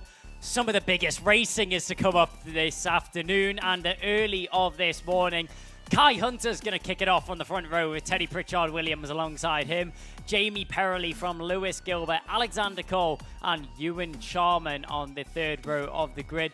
Ethan Martin, Liam Hartley, Macaulay Bishop, Reese Bailey from Alex Adams Acton, then Gustavs Usakovs on the 6th row of the grid. 7th row consists of Ryan Ward, then John Brown, Gabe Fairbrother, Deacon Russell, Rachel Robertson and David Mitchell in 18th. Then we have Marco Dritten Perez in 19 from Miles Roby, then Ben Cook, Harry Gilbert, Jay Pearson, and Ethan Bentley starting in 24th. Rounding out the grid on 13th row is Mac McGilvray and Gemma Hjorns. 26 drivers pack this circuit. No room for error and no room for mistakes. Leave your toys and prams at the side of the road because there's no time for playing at all. This is where it gets serious. The big guns, the fastest karts that we have this weekend. And this is where it all goes awry. Some of the biggest names of European motorsport, never mind the United Kingdom. Some of the biggest European names have came out to play in the sunshine at Warden Law here this weekend. Some for their first time in the Ultimate Karting Championship, but if you're a regular watching racing, some names that will definitely be recognized throughout the field. But Kai Hunter, the local lad, it's his home circuit. He'll take it away from the front row of the grid. Do we go around again? Yes, we do. We've seen it with the younger drivers, and we'll see it with the oldest. I mean, it just shows that not everyone can be perfect. No, it's not exactly. all down to age. It's not all down to the experience. Sometimes it just happens. Yeah, exactly. A little bit of sort of excitement there from these senior Rotax drivers, just getting all a little bit twitchy, a bit edgy. People not getting themselves quite lined up. People perhaps not getting paying attention to that acceleration line. I could see that one coming. There was drivers further back in the field sort of wagging their finger and making the little upward circles to sort of signify, no, we're going around again, that's not right. They knew it, but yeah, it's going to be great. It's going to be great as we see them putting heat in the tyres. I think that's number 4, Lewis Gilbert there, really aggressively left and right, next to Jamie Perrelly there, number 40. But lining up on the front, we got a kart off at the back there. Who we got there? Kart number 12. Yeah, we had 2 drivers collide there, both trying to warm up their tyres, banging wheels on the formation lap. I mean, if you're gonna have contact, at least have it during the race. Obviously, Rachel Robinson being coming off worst out of the 2 drivers that came together. Glad to see both of them manage to get back into racing formation, and we'll go again. down the home straight, This time. blasting towards the first corner. You've already called it, Kev. We go racing this time round, down towards the first corner. Hunter knows this track like the back of his hand, but will he be able to keep it in that pole position? Pritchard Williams, he goes very wide, drifting off. How has he kept that car under control as that rear wheel skirting off into the dust? He keeps it in a straight line, though, somehow. But up at the front end, Jamie Perrelly, a good stop, bowl backwards into the barriers is the number 39. That's a Jack's car, Ryan Ward there going off in the background. Was there contact? Was it a mistake? We'll never know. But up at the front end, great start from Jamie Perrelly and Alexander Cole as they find themselves fighting up at the front end already. Yeah, fighting up at the front end already. A couple of drivers coming off worse, sliding off onto the dust and the grass that we've seen. But out in front, it looks like we have settled into something of a racing line as we cross the start-finish line for the first time. Then Kai Hunter out in front from Perrelly and Carl and Gilbert and Bishop. Look at the names we've got in this one, and there's others still to come. Pritchard Williams, Fairbrother, Ewan Charman with us this weekend as well. Former UKC alumni, brilliant driver under Argenti Motorsport. He's going to be want to make a name for himself, a show of himself rather, as we see Kai Hunter go with the fastest lap of 51.29. Brilliant action from the off, Kai. I'm excited about this. Nearly 9 minutes of racing to go. Yeah, we've just seen in the corner of our eye, that was Lewis Gilbert diving down the inside for third position on Alexander Cole. Talking about the inside line, it's obviously going to be notable for the 111. That's Gabe Fairbrother making the move on what looked like Ewan Charman. Those drivers still going at it as they go round the final bend now and down the home straight. Lewis Gilbert, big name in Europe and big name on the circuit right now as he is lighting up the boards purple in third position right now. He's going to be chasing down our leading two drivers, trying to get himself involved in the battle for the lead. Kai Hunter, reigning champion, rocking that number 1 on the kart, but can he keep it in that position, or will he have a challenge on his hands? It's definitely looking to be the latter of those options, the way that things are going right now. 75 pedaling it around the circuit right now. That's Ethan Martin after recently being dropped off by Gabe Fairbrother. Inside line, having to go defend. Started a little bit further down the order than what we've seen previously for the O-plate, but fighting his way back through the field once again after having troubles earlier on this weekend. Fireworks once again between Hunter and Bishop. We've seen it at the first round and we've seen it earlier on this weekend as well. Bishop's going to have a little bit of work to do if he wants to find himself back up at the front end, though, and he's definitely putting in the work early. Love to see that from the DHR driver. Yeah, brilliant racing from these older, faster drivers as we see Macaulay Bishop in the midfield here then on the O-plate, currently running in 5th. Doing a great job of just putting some pressure on the man that's ahead of him. It's Teddy Pritchard Williams actually in 5th, and Alexander Cull, then number 14 has just dropped back. There we are, TPW. Number 5, as we look down the inside then, who have we got there making a move on Macaulay Bishop? That is, I think that's Gabe Fairbrother, the 111 of Gabe Fairbrother making a move past Macaulay Bishop. Really exciting racing then, fighting for 5th place at the moment in this one as Kai Hunter then strides out in front. Look at this, and the fastest lap going to Kai Hunter is a 50.63. Let's put that in context. The fastest lap in the Honda Cadets a moment or two ago was a 57.8 or something, so 7 seconds per lap quicker, the senior rotax compared to a Honda Cadet. Bigger drivers, faster karts, better racecraft. That's some margin, isn't it, Kai? Yeah, indeed it is. And I would say I'm surprised that Kai Hunter's got the fastest laps, but this is basically his back garden. He must know it. This is Kai Hunter's playground. He's been on this circuit since he's a youngster. He's done so many laps around this circuit and so many moves are being made as Pritchard Williams goes down the inside of Alexander Cole. But out in front, Kai Hunter just looking to drop off the field, looking to try and extend his lead, and that's exactly what he's doing right now. Deacon Russell picks up a track limit warning, the number 21. A little bit further down the field, but still doing a good job out there on the circuit right now. Lewis Gilbert, though, he's going to snatch the fastest lap. The number 4, he's a top driver out in Europe. He's a top driver in the UK, and he's looking to make a move down the inside. That was a late move for what was going to be second position. Jamie Perrelly caught off guard there. Yellow flags are out as we make our way through the Dunlop chicane. Can't quite see what that was for. I see one driver fixing, sorry, not a driver, it's a marshal fixing a tyre barrier. So maybe just for the safety of the marshal, we have a yellow flag there out on the circuit. But opportunistic indeed. A timely overtake there from Lewis Gilbert. Just got it done in time before the yellow flags. Yeah, brilliant racing there. Good to see that move from Lewis Gilbert on Perley. If you're a youngster watching how to do a super silky smooth overtake, that is how you do it. He just slotted that one really in nicely there. He got himself the fastest lap previously. That's now changed to Teddy Pritchard-Williams, who's just done a 50.5. But yeah, we saw that, didn't we, from Lewis Gilbert in the corners in the moments prior to that overtake. He was linking things up. He got that fastest lap, and then as soon as he had the opportunity, just sent it down the inside. Perley was powerless to that one, couldn't do anything. But while these two are locked in something of a battle, then the gap now further up to Kai Hunter is 0.88 of a second. So Kai Hunter's going to want to extend a lead in this one as he gets some clear air between him and what's going on behind him. Just staying with this action then. There we are, look, you can see the gap now from Hunter, back to Gilbert, back to Perley, Teddy Pritchard-Williams then in fourth, and Gabe Fairbrother with the fastest lap now, clocking a 50.45.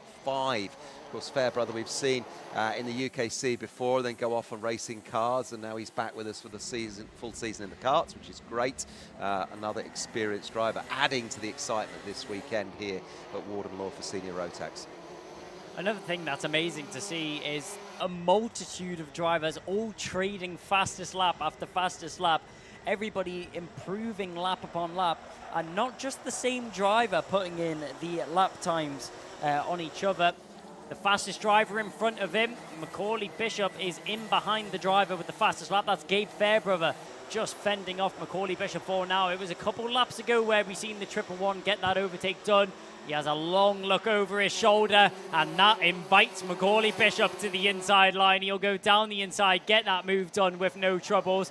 As the O-plate goes down the inside, Gabe Fairbrother, that's very much a front fairing nose cone penalty, which he's going to have to deal with at the end of that race. A big dent on the front of that front bumper, and you can just see it moving up and down, a very flimsy front bumper right now, and that's a very common sign of a front fairing penalty. It's been knocked in somehow. Yeah, you can see there, very much pushed in on that front fairing, that front bumper. Got a nice camera shot of that as he still puts the heat on Macaulay Bishop. Yeah, you can see it hanging down now, dragging on the floor there.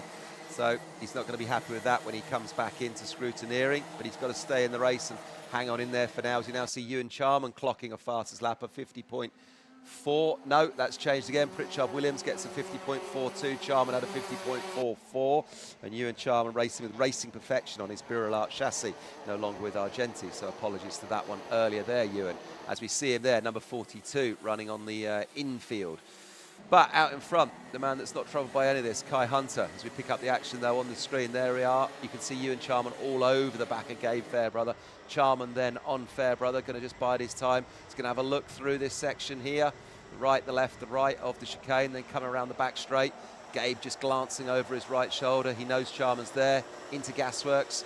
Charman just sitting, waiting at the moment. That's where we've seen so many overtakes get done already this morning, Kai. Yeah, we've seen overtake after overtake. It's been an action-packed morning so far. Alex Cole trying to get involved in this battle as well, as he's just blasting down the home straight right now in behind Ewan Charman and Gabe Fairbrother. Fairbrother just holding off the 42 for the time being. Macaulay Bishop now being the newest driver to pick up the fastest lap under his belt. But the lap time is considerably dropping. It wasn't long ago that we were seeing 50.8 lap times, and now it's 50.37 is the fastest lap. The heat of the circuit, the surface temperature will just be increasing the more sunlight that it's exposed to, and the driver's becoming more and more confident lap after lap. Ewan Charman, he had a little cheeky look to the inside there. He's letting Gabe Fairbrother know how close he is to the rear bumper of his car. And that Birolart is looking feisty and looking to get onto that sixth position. Yeah, we're seeing some rubber go down on the circuit here, Kai. As you say, things are heating up, so we're seeing some faster lap times. I was just looking at the lap times between Fairbrother and Charman. They're there or thereabouts. They're almost identical, both running at 50.7 on that last lap. 50.71 to Fairbrother, 50.73 to Ewan Charman. So they are on an absolute even keel pace. So this battle's intriguing. So even if Charman can try and make a move, As far as out-and-out pace is concerned, Gabe's got him, so he's going to have to work hard, his Charman, to be a little bit of a wily fox to get something done, to get himself past Gabe Fairbrother, because at the moment they're running at almost identical pace. Into Gasworks then. This is where Charman had a look last time. Can't do anything this time. And behind them, of course, it's the number 14 of Alexander Kull. So now we have 3 drivers locked in a battle. In fact, 4 drivers. As who's that on the back of Alexander Kull? It is Gustav Yusukovs, who's grown up since I last saw him. Number 189 of Yusukovs. He was a Honda Cadet, I feel. Now also on the back of them. We're now 5 running in this chain. Just behind Yusukovs. Adam Acton, what's going on here? Oh, Fairbrother now lost the rear bumper as well. Yeah, we've seen contact there between the 42 of Charman and Gabe Fairbrother. Now his rear bumper hanging off. That's a very dangerous rear bumper there. It's actually rubbing on the rear tire as well. That's why there's smoke coming off the back of the 111. He's going to have to be careful to not get in the way of any other driver. Reese Bailey. He's going to get called in for that, Kai. Well, yeah, it's the final lap of the race, Yeah. so we won't see a technical flag go out just yet. But Reese Bailey doing a great job at actually avoiding the rear bumper of Gabe Fairbrother there, as he will come into the pit lane now, but that's unfortunate on the last lap of the race. Gabe Fairbrother involved in that incident with Ewan Charman there. You can see the tire, the rubber mark there on the front bumper of Ewan Charman. He doesn't have a front nose cone, doesn't have a nose cone penalty to be noted by the stewards. One driver that does is Gabe Fairbrother. He'll be stopped to get his picture taken. You know, it's not going on Instagram, it's not going on TikTok, it's actually going straight to the stewards, unfortunately. That's what it is. Do you know, I was so involved in kind of watching that one and looking at the timings. It seemed to go by in a breeze. Yeah, it really did. 10 minutes. 10 minutes plus a lap. I completely missed the last couple of laps of that because I was so engrossed in what was going on. I mean, it was a great race indeed. Kai Hunter, though, not much struggle for him out in front. Lewis Gilbert did try to pose a bit of a challenge, but it wasn't yet enough. 6 attempts between Kai Hunter and Lewis Gilbert from Jamie Perrelly, then Teddy Pritchard Williams. Macaulay Bishop recovered to 5th position from Ewan Charman. Alexander Cole, then Gustav Zutskovs, Alex Adams Acton from Gabe Fairbrother, a nightmare final lap and problems with damage. Reese Bailey then comes in 11th from Liam Hartley, Deacon Russell and Rachel Robertson in 14th. 15th is going to be David Mitchell from Ethan Bentley, then John Brown, Marco Dritten Praise. Then it's going to be Ryan Ward, Jay Pearson, Ben Cook from Harry Gilbert, Gemma Hjorns from Ethan Martin, and Miles Roby rounding out the 25 driver grid here for Senior Rotax.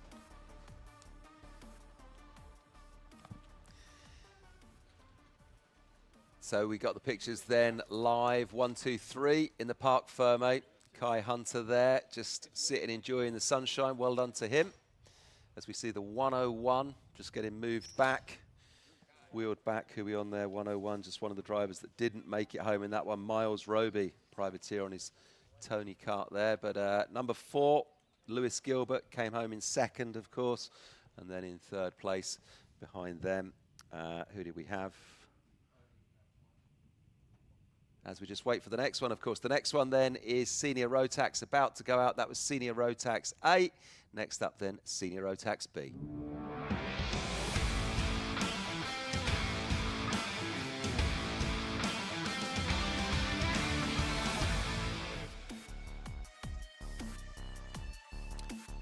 So here's your starting grid then for Senior Rotax B. Don't forget, fighting out for 34 super final positions. Pearson Bullock, Carter and Jack Lilly line up on the front row of the grid. Archie Walker's in 3rd. Tyler Harris is on 4th. Row 3, Alex Duncan and Stephen Duncan there. Then we got Daniel Armstrong on row 4, lining up alongside Joshua Graham. Morgan Hudson-Brown sits alongside Brandon Klein Nagelvort. Callum Bradshaw, there's a name that needs no introduction in the world of karting. He lines up on 6th. Jack Collins then lines up in 12th. That's your row 6. Archie Buttle, a hard charger, sitting just behind them. Louis Weaver alongside him. Sam Baker, Reg Hayward are on row 8.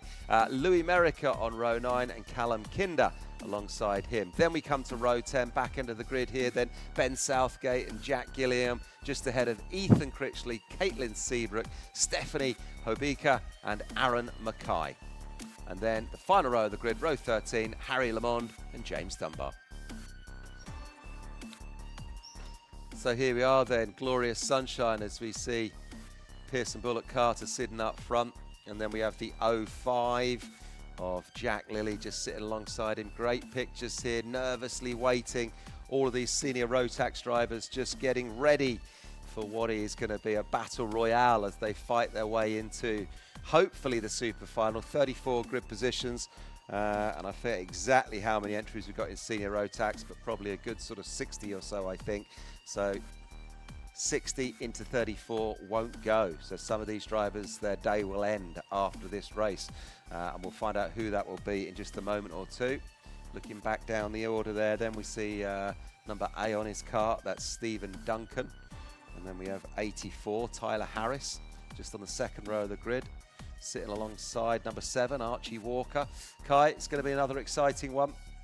Well, if the first race is anything to go off, it means that these drivers are going to be gunning it all the way around for a solid 10 minutes plus 1 lap once again.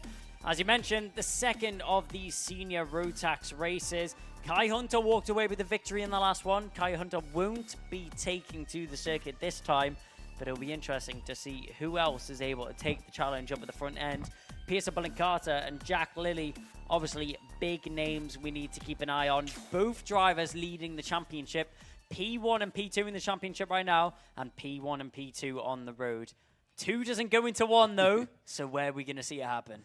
It doesn't, and the great thing is we're looking at our 2 leading drivers in the championship on the front row of the grid here, waiting to go out. And then as we look at the championship, it's Kai Hunter and Macaulay Bishop behind them. Obviously, they both featured in that last super heat, and they will make their way safely through to the super final. And of course, this one has Callum Bradshaw in it as well. He's lining up a little bit further back. Lots of big names joining us this weekend. Stephen Duncan, who I just mentioned there with the letter A on his car, he's currently 7th in the championship. Archie Buttle is fully in the mix, as is Alexander Cull, who we saw in that previous one. So, yeah, lots to take away from this one. It's all about to unfold. The picture that we've got, obviously, is like the holding area, the dummy grid. They're just kind of sitting there, all their eyes. There's a clock just the way to the kind of ahead of where they're sat right now. It'll be currently saying race end from the last race, and then it will turn to the numbers, and the clock will start counting down at the start of this one. And they're all eyes on that, waiting to go. But then, of course, don't forget they'll have that warm-up lap where they'll try and get as much heat into the tyres as they absolutely can. But as we were talking about in the last one, Kai, track getting warmer, some rubber going down. It was like the fastest lap was changing every time with that last race. Yeah, it really was. And I think that will just be multiplied and emphasized for these drivers as well. It will just be even quicker, even better, and it just means that we have better racing in store for us. You mentioned Callum Bradshaw there, Kev. I mean, one of the biggest drivers, 2-time world champion.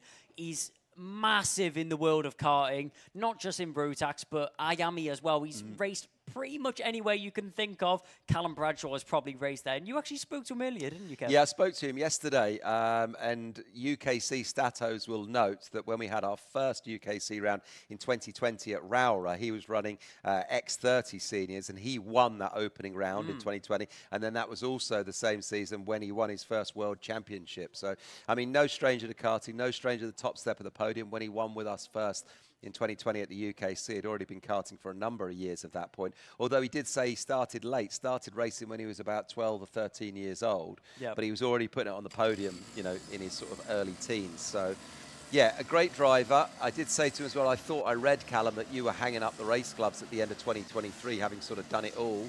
And he said, yeah, I was, but then I got lured back into it. The season sort of starts. You think, maybe I'll give it a go. As actually, we just got the pictures on screen. Who we got here? The 112 cart not getting started. That's Dan Armstrong on a Tony kart there, privateer, just getting a bit of a bump start. But yeah, Callum was sort of set to hang up the race gloves, but then he's been lured back into karting, and he's in a very enviable position of spending his winter time in the sunshine out in the Middle East, working as a driver coach, coaching drivers out there. Goes out there for sort of 6 months of the year, which is quite nice. So when you make it to the top in karting, doors start opening up for you with positions like that. So he wants to stay within karting, stay working within it. But I think this year just, well, I thought he was just doing the British Championship. You said to me that you think he's also going to have a go at the World Championship again. Well, it wouldn't surprise me with the World Championships being held at PFI this year. It's his It's his home country, a home circuit, a circuit that he's very much used to. I would not be surprised if we see his name pop up there, but only time will tell. But for now, let's focus on the start here for Senior Rotax Superheat B. We go green first time. This time, did we have a bit of an off down the home straight there? One driver definitely skirted to the inside line. Looks like everyone's just about facing the right way right now as we go up through the dogleg and now down towards St. John's. 3 wide, some sections of the circuit. Drivers having to take to the grass for some avoiding action, but everyone just about keeping it in order. One driver having a little bit of a round, managed to get going again though. Yeah, didn't quite see who that was, but like you say, 3 wide through the middle. Some of them take to the grass, bit of dust thrown up, and then there was somebody who did a full spin, but we look out in front then, here we go. We've got the 103 being chased down by the number 7. This is the front of the pack then now, as we're looking at this one, the second of the 2. Senior Rotax Superheats here this morning, picking up some midfield action. But out in front, it's business as usual. Karts going sideways as they cross over the line. Then Pearson Bullock Carter from Archie Walker, from Alex Duncan. Yeah, out in front right now, Pearson Bullock Carter just about holding on at the front of the grid. Second in championship, first on the road right now, though. His championship rival, Jack Liddy, who's leading the fight right now, is currently down in 4th position. Still very close between everybody up at the front end right now. Tyler Harris getting involved in this battle as well up at the front end. Archie Walker, you can't miss him in the bright purple KR Sport colours as they come diving down towards the Gasworks bend, but down the inside. We were waiting for the first driver to make that move, and it's Alex Duncan to get himself up into 2nd position right now. The 225, Callum Bradshaw, he was in 6th position at the beginning of this lap. No longer is he in 6th. He finds himself in 5th with the fastest lap under his belt as well. He's ready and raring to go. He's carving his way through the field right now. Disposed of Tyler Harris on that previous lap, but who's going to be his next victim out on the circuit? We'll have to wait and see. This Tony Kart driver, very dedicated to that team, been racing with Strawberry for quite a while, and his knowledge and experience is proving a bunch. Tyler Harris was able to follow through, but they both get the move done on Jack Liddy, and it looks like there may have been a little bit of a problem there for Alex Duncan. Yeah, I'm not sure. Alex Duncan seemed to just drift wide. He loses 2 places in 1, but Callum Bradshaw's class is really show forth. Brilliant driving from him. Nothing less you would expect from a 2-time world and European champion. Great racing in the opening stage of this one. Now the graphics all sort of reorder themselves as they cross over the start-finish line. Pearson Bullock Carter then off and away down the road on the 03 plate. Watching a bit of racing here then from Callum Bradshaw. Another little move up the inside. Another overtake done from him. Good. Freight train with no brakes. There is no stopping Callum Bradshaw.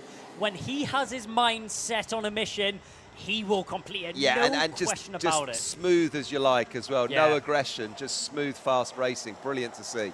Yeah, it just looks almost effortless from Callum Bradshaw. It's second nature Yep. at this point. I mean, just showing his experience, showing his class out there on the circuit, as you mentioned, Kev. He gets himself up in a 2nd position, and I'm sure it's not long before he's charging onto the back of Pearson Bullock Carter.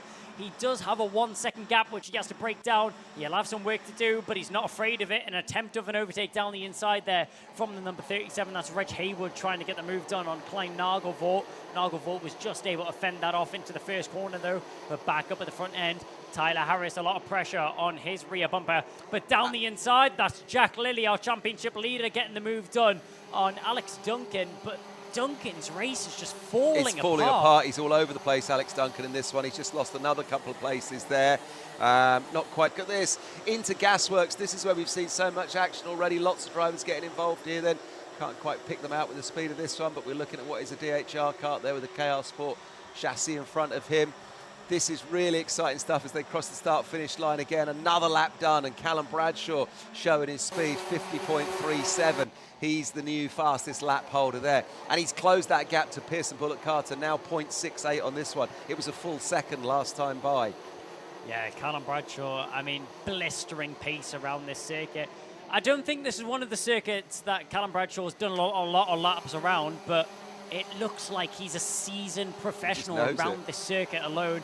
I mean, it's transferable between track to track, and Callum Bradshaw showing that in spades. We're keeping an eye on the number 5 of Jack Lilly, though. Our championship leader is trying to find a way past the MLC of Tyler Harris in 4th position right now. Walker out in front. Pearson Carter, he may have started to feel a little bit comfortable with the gap, but it's cut down even more like a lumberjack on a tree. The gap is now 0.35, not just chipping away, but hacking away at that gap between them two. Yeah, we're going to see. We've got 4 minutes, 30 seconds left in this one, plus a lap.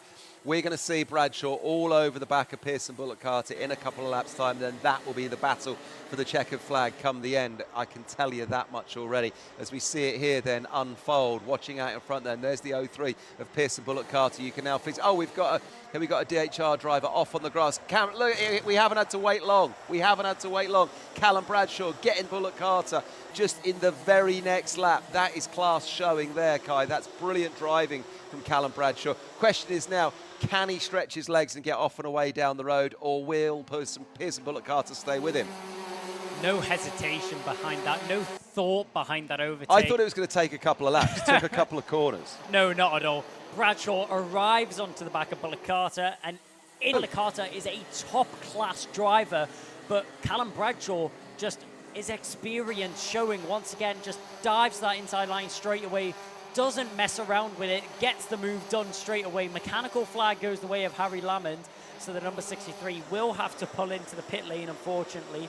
But out in front, although Bradshaw very quickly got that move done, Carter is here to stay. He's not going to let the 225 run away with that. As we see number 63 of Lamond there, just in the Parc Fermé area, retiring from this one. And as you say, Callum Bradshaw out in front, but I don't think we're going to see him extend a hugely because Pearson Carter's too good of a driver to let that happen. As Josh Graham clocks a 50.2. Will we see anyone knock on the door of a 49 today? We'll find out as the day goes on for sure. But great racing in this one then, the second of our two senior Rotax super heats. Watching the action on screen then, we've got the number 7 of Archie Walker, who's under pressure from the driver behind him. That is Tyler Harris. That's the 05, or sorry, apologies. Tyler Harris is 84, just behind, of course. So yeah, just so many good drivers in this one. So much talent in the senior Rotax. Well, if we're looking at the lap times out in front, Bradshaw still just marginally quicker than Pearson Carter for the time being.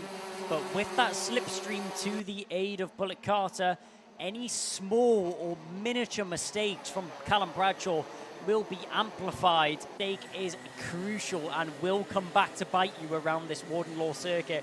And that's why the drivers love the challenge so much. As out in front, still just hooking it up nicely right now is Bradshaw. Has a check over his shoulder. You'll see that Carter's still not far in behind, so he's not too comfortable out in front for the time being. 1 minute 40 is remaining on the clock, though.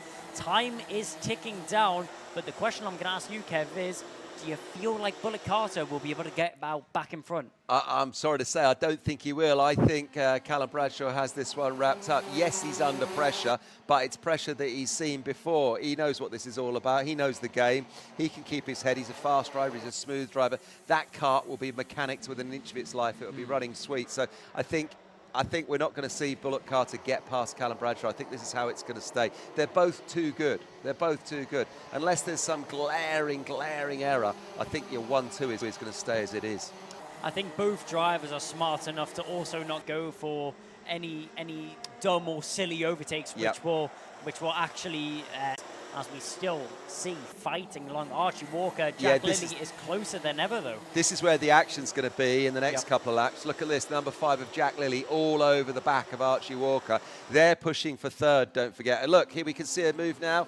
Here we are then. It is Lilly just looking wide, and Archie Walker closes the door for him, but they are bumper to bumper. So look, here we are then, number 5 over the back, or all over the back of number 7. Lilly chasing down Walker for number 3, as Josh Graham clocks a 50.09. Fastest lap. Look at this battle though in the infield. Jack Lilly and Walker then now side by side, wheel to wheel. Number 7 then, which is Archie Walker, fighting off Jack Lilly, number 5. They went wheel to wheel for a moment, but for the time being, Jack Lilly just staying behind Walker. Coming into the action then is the driver that's behind them, number 84, Tyler Harris. He's having a look, but no. So now we have the 3 drivers then, bumper to bumper. This is great stuff, Kai. Well, if 2 karts wasn't entertaining enough, Let's make it a three-way fight. Tyler Harris is now invited to the party as he comes along as a bystander. Both drivers still squabbling left and right, exploring the avenues on the circuit. Final lap of the race is now upon us, and this is where it's do or die for these drivers. It may only be the superheat, but pride is still at stake as we go into the center S's. Tight to the inside line is the 7 of Archie Walker. He doesn't want to give up the inside line to Jack Lilly just yet. They go through the Dunlop chicane. Now we have a long run down towards the Gasworks bend. Pinned to that inside line, glued to the middle of the circuit right now is Archie Walker. He's not going to give it up to Jack Lilly. Lilly isn't going to force anything though. No. He's quite comfortable staying in this 4th position right now as it will set him up nicely for the super final later on this afternoon. Yeah, no silly mistakes in the closing stages there from any of them. They're too clever, they're too wily, they know what they've got to do. And as we saw with Ian Calichurn and the TKM Extremes, if you push hard in the last couple of corners, well, then it can all go awry. And this is only the superheats. It's just keep it on the tarmac, get through the super final, and then that is when it's go big or go home, do or die, all or nothing, double or bust. That's what it's going to be in the super final. But for the superheat, no, keep it on the road, go sensible, and just come home in the best position you can. Fastest lap stayed with Josh Graham then, 50.09. Brilliant stuff from Senior Rotax, Kai. Yeah, some amazing racing. Bradshaw had his work cut out for him, but it's a light work for the 225. Back on the top step, you'll be used to that position by now. Pearson Bullock Carter will come home in 2nd position from Archie Walker, Jack Lilly, Tyler Harris, and Alex Duncan. Then Morgan Hudson-Brown, Stephen Duncan with the A plate from Joshua Graham and Archie Buttle rounding out the top 10. Brandon Klein-Nagelvort in 11 from Reg Haywood, Sam Baker and Jack Collins rounding out the top 14. If we look further down the grid, the 15th is going to go the way of Louis Weaver. Then we've got Ben Southgate, Louis Marika, then it's going to be Callum Kinder, then Ethan Critchley, and 20th is Jack Gillingham.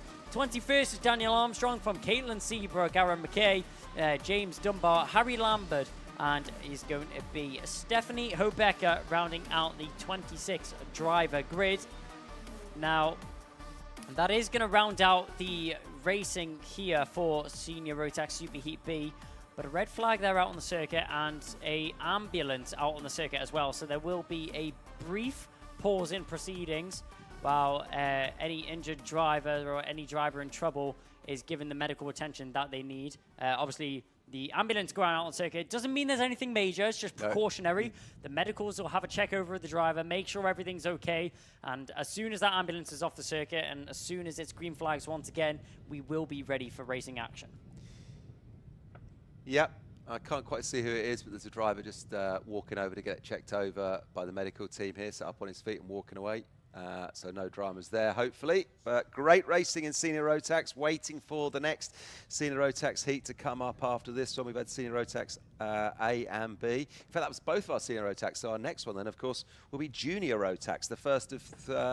what is it? We've got 3 Junior Rotax super heats then, A, B, and C in Junior Rotax. So race end is what it says on your screen there, where champions are born. Well, we've got plenty of champions racing with us in multiple classes as well, returning to the Ultimate Karting Championship and champions of other racing as well. But all the drivers just sitting on the grid very patiently right now is the final of the Senior Rotax, sorry, not Senior Rotax, but the first of our Junior Rotax races.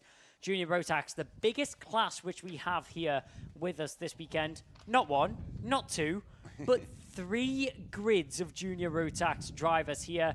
I mean, 34 spots are available in the final, and 34 drivers will have to be picked out of over 70 entries. Yeah, I've got 2 sheets worth of Junior Rotax drivers in front of me here, Kai. I think it's near enough 80 drivers almost in Junior Rotax this weekend. As we look at the first of them, there's the O-plate of Harry Bartle lining up on the front row of the grid for this one. You'll see Jacob Ashcroft lining up on the front row of the grid for the next one. At 42, we've got Jared Fox-Whiteley there. Then who else are we looking at? We've got 140 there, and that Carlos Sainz chassis there. That's Oakley Garthwaite on the next row of the grid. 266, we're looking at Rory Armstrong there on the Tony Cup. Great scenes, lovely pictures. Big thanks to Alpha Life. This one, 62 is what we're looking at there. That's Cole Denham. on these Lando Norris, Dan Holland chassis. Haven't seen Cole Denham for a while at the UKC, but had a little chat to him this morning. So good luck to him. Few KR Sport drivers here then, the 75 and the 71. Ryan Gandor and 75 then, Kai Vetch. 174, we've got Tony Kart Strawberry Racing there, looking at Charlie King. Another Dan Holland Racing, big showing from them once again. That's Dan Kilpatrick. Good luck to Daniel this weekend, finding his way in junior rotax. He's been doing brilliantly with it for the last couple of seasons. Real learning curve. Did brilliantly as a younger driver, and now he's really in the mix with the big guns, the older boys. 777 there on a Carlos Sainz chassis. That's Alfie McBain from Hunter Motorsport. Good luck to him. Here's 306, Joel Murphy. Looking nice on that kind of like white, almost silver chassis. 47 then, another one of these red and black Carlos Sainz Hunter Motorsport chassis. Who have we got there? That's Stanley Clark. So good luck to you, Stanley. That's the back end of the grid. Lovely pictures. This is what it's like here at a kart weekend. Then Lenny Messenger Motorsport. Good luck to Team LMM. Matthew Clark there on his Esprit chassis. Good luck, Matthew. Matthew, go well. Another Hunter Motorsport there, 46. That's Lloyd Palmer, obviously there. Ultimate R driver, 35. Looking at Jensen Pritchard from Ultimate R. Good luck to you, sir. 332, the next one that's on screen. Then Mikey Walker from JDR. And then we see number 56, who is Shane Chandaria from Pro Train, one of the Pro Train drivers run this weekend. Another Hunter Motorsport driver, 275, which is Zach Turner, as we then see the 336 of Sebastian Luish, Sam Pollitt Racing, 195. Next that we're looking at there from MLC.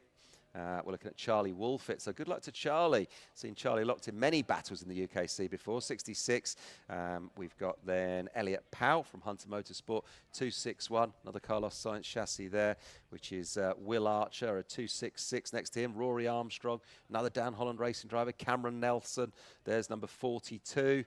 Number 42 then is Jared Fox-Whiteley, and that is your full lineup in the first of 3 junior Rotax Super Heats here this morning in the sunshine. So good luck to all of them. Be a moment or two before we get them out on the grid. Just waiting obviously for the clear from the last one, which was senior Rotax.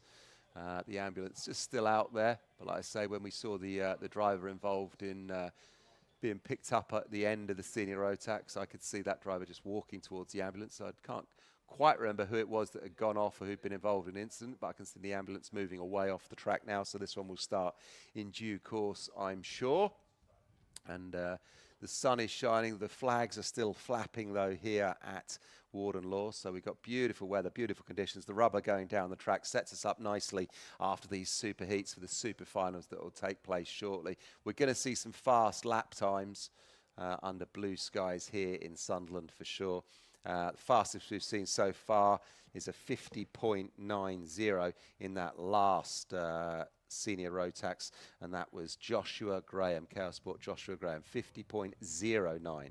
So 50 almost dead. I think in the super finals we'll see people doing the 49s, I'm sure. Yep. Times will continue to fall over the course of the day. The more rubber, the more heat, and the more experience that the drivers have over the course of the day. The more confident that they get in the circuit and the cars themselves, we'll see those lap times continue to tumble and continue to fall. Junior Rotax are going to be the next karts out onto the circuit, though, and going to be the next drivers to take our challenge in the Ultimate Karting Championship.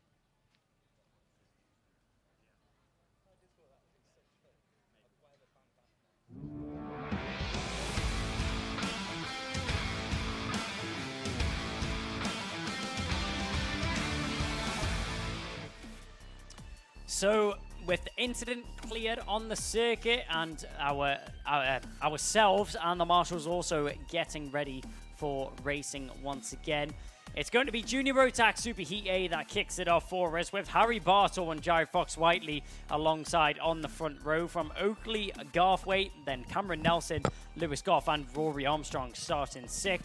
The 4th row is going to be Cole Denham, then it's going to be Will Archer, Kai Clark, Elliot Powell, Kai Veitch and Charlie Wolfett rounding out the 6th row. 13th is going to be Rayhan Gandor, then it's going to be Sebastian Lush, Charlie King, Zach Turner, Daniel Kilpatrick and Shane Chandaria. 19th is going to be Aris Majewskis from Mikey Walker, Ethan Hatch, then Jensen Pritchard, Alfie McBain and Lloyd Palmer rounding out the 12th row of the grid. Finishing off the 27 driver grid is going to be Joel Murphy, Matthew Clark, and the only driver on the 14th row was Stanley Clark. 27 drivers to take out onto the circuit. The red flag has been cleared. The ambulance is back parked up, which means that we'll be very soon ready for action to get underway once again. Yeah, we're getting underway just as soon as we can here at Warden Law, the first of 3 Junior Rotax Super Heats, of course. And don't forget, we are fighting out for 34 grid positions, so almost 80 drivers fighting for 34 super final grid positions. Not every one of these drivers will continue after this super heat. It is all based on your heat races, heats 1 and 2. We have the time qualifying, then heats 1 and 2 where you get points, super heat where you get points. That determines whether or not you make it through to the super final, and indeed where you will line up for that super final. We're expecting to see a bit of a battle royale out the front. I think when we get to the super final between Harry Bartle, who's done brilliantly this weekend already. I think he's won or both of his heats. I certainly know Jacob Ashcroft, who is just ahead of him in the championship overall at the moment. He's definitely won both of his heats. So we're going to see a battle between those two out in front for sure. That one's going to be interesting. But then behind them, of course, lots of other named drivers in the Junior Rotax. The likes of Lizzie Mentier, she's going to be pushing hard from Dan Holland Racing. Sitting, I think, 3rd or 4th in the championship as it stands right now. So that's going to be interesting to see how she gets on as well. And then as we look down the order, just so many names. And some of them that we've seen at UKC before, others that have gone off and raced elsewhere and then have come back to us, and using this round here at the UKC as a little bit of a warm-up ahead of the British Championship that's here next weekend. A lot of these drivers running both championships side by side. Certainly the 2 top championships that you want to be making a name for yourself in as it stands in the UK right now, the UKC and then the British Championship. So just patiently waiting. Must be nerve-wracking, Kai, for these drivers sitting there just waiting, visors just passed up, getting a bit of airflow through the helmet, but the heart rate must be up, I would imagine, as the clock has clicked over from race end to race start. And then now fire up the car, put the toe down, and off we go. Let's get the warm-up lap done. Let's get some heat into the tyres, and let's get this one underway. This is going to be great. 3 great super heats then about to start. The first of 3 on the Junior Rotax. It's going to be all guns blazing. This will be fireworks because they're fighting it out, folks, for just 34 spots in the super final. Who's going to make it to that super final? We'll find out in the next 15 minutes. The drivers will have been eager to get onto the circuit. Now the opportunity has finally arisen for them, and they will make their way out onto the circuit and be ready for racing once again. Junior Rotax, a little bit of a slow started morning for them. They've had a bit of a break and a bit of time to think over their warm-up and results from yesterday. But now is the time to put it all down on the circuit, and there's no time to waste. Nothing like the present here for Junior Rotax. We've got 3 of these races coming up, 3 from the same class, and it's going to be Super Heat A, which is taking it away. First of all, Harry Bartle starts on pole position. Will he finish that way? Let's wait and see. We cross the start-finish line. Do we go racing first time round? Yes, we will. Diving down towards the first corner, 3 wide in the mid-pack. All of the drivers keeping it nice and tidy as a couple drivers. Never mind, I spoke a little bit too soon. As a couple go flying off onto the grass on the first corner. Looks like no retirements just yet, though. Everybody will keep it going in the straight line. Get it going once again into the center S as we go now up at the front end of the grid. Couple drivers making some moves in the mid-pack, finding themselves in a better order than before, as through the Dunlop chicane once again and down towards the gasworks bend for the first time of this race. We're keeping an eye up at the front end of the grid there. That was a little bit further down the pack. We've seen the number 14 and the 75 of Kai Veitch going at it as they went round what is going to be the horse. Textbook start from the front row there, isn't it, Kev? Harry Bartle out in front. You'll be used to this position. But Oakley Garth, right, what a start from him. Already putting the pressure on him. A great start from him into that first corner. He went from 4th to 2nd, which was brilliant. So well done to Oakley Garthwaite. Harry Bartle, though, maintaining his pole position, staying out in front right now. As we see this battle then, here we are. Oh, as we get a move going up through the infield there, a Jack's Motorsport car going up the inside of someone. Can't quite see who that was. But, yeah, in that opening lap, there was some drivers in that first corner off onto the grass and into the dust as they went 3 or 4 wide, but Harry Bartle kept it on track, and then Oakley Garthwaite made up a couple of places. Then as we look at it, we've got Lewis Goff in second, that's the number 74. Jared Fox-Whiteley, number 42, in fourth. Cole Denham, welcome back to UKC, Cole, putting himself in fifth. Kai Clark then in sixth. Cameron Nelson 7 and Rory Armstrong. As we see a move going there, the 261 of Will Archer just going past Kai Clark. Well done to you, Mr. Archer, just making a move as they cross the start-finish line then. Now through Brian's Bend and up to the top end. Track limit warming though for Mikey Walker, who's obviously run himself a little bit wide summer on that one. But Will Archer, that man who made a move stick and got the overtake, is also on the fastest lap currently with a 52.01. Garthwaite from second position on the grid, from second position on the track, sorry, has pulled off the circuit and retired from the race. Was there contact? Well, there must have been. We didn't see that, but he was in second, obviously, Oakley Garthwaite. Who did he have contact with? Jared Fox-Whiteley. Jared Fox-Whiteley, who has also disappeared down. Yeah, they've both gone down. So they have disappeared way down. Means Harry Bartle's still out in front, but Lewis Goff and Cole Denham now, who are running fourth and fifth, find themselves in front. So yeah, if you're just joining us, it's Bartle, Goff, Denham, Nelson, Clark, Archer, Powell as your top 7 then. Excitement in the early stages of this one. We said there'd be fireworks. They're fighting for their lives to get themselves into that super final, and that's what's happened. That's the outcome. So commiserations to those drivers that have gone off. Yeah, that's really difficult, especially in the superheat. Big contact there as running into the back of the 266. Aris Majewskis and Rory Armstrong come together. Sorry for shouting there. That one caught me off guard. I mean, Aris Majewskis just misjudged his braking there, ran straight into the back of Rory Armstrong and spears him round. Yeah, just in a fraction of a second, and suddenly it's all going brilliantly, and then suddenly it isn't. You're off when you're spinning, and that's what kart racing is all about. It happens that way sometimes. We pick up here, then the action. Kai Clark being chased down by Will Archer, that's 76, being chased down by 261, and behind them is Charlie King and Elliot Powell. This is that battle then that sits in the middle on the bubble then around 5th, 6th, 7th. Great racing then from the KR Sport driver, just clipping the curbs there. But now we pick up some pictures here out in front. We can see how comfortable that Harry Bartle is out in front. Got himself almost a 1 second gap back to Lewis Goff, who's in second there, number 74. And behind him, Cole Denham from Dan Holland Racing on that Lando Norris kart. So well done to you, Cole, keeping yourself safely in third as it's all going on behind you. I mean, a great cushion which Harry Bartle has been able to build for himself. As you mentioned, nearly a second there separating him and Lewis Goff. Set exactly the same lap time on that previous lap, though, so the gap hasn't changed between them two. 51.7 was the time that got put down on the circuit. Aris Majewskis, after having that problem last time round, running into the back of his teammate, actually picks up the fastest lap at 51.2. One driver using a little bit too much curb going into the Dunlop chicane there, kicking up some dust with him into the first part, but down the inside into Gasworks. Will it be one? Yes, it's only one. Tried to follow through as well. Number 76 managed to get it done for a moment there. Kai Clark nearly got it done on Cameron Nelson. Nelson responds, though, through the horseshoe complex and manages to dive back down the inside and get the move done. Will Archer thought it was his lucky day to follow through, but wasn't able to do so on either occasion. Yeah, brilliant racing from Clark and Archer there, 76 and 261 trading places. But at the moment, it is, of course, Will Archer who's out in front in that pairing. Great racing from those two. Behind them, then we've got the... Cameron Nelson and Kai Clark. Behind them, Will Archer's the 261, of course. And then behind them, we've obviously got Charlie King, the 174. So racing in the mid-pack, then fighting it out for 5th place at the moment as we rejoin the action out in front with Harry Bartle. Clear air, but look at this back midfield battle then for 5th. This is all going on between Nelson, Clark, Archer and King.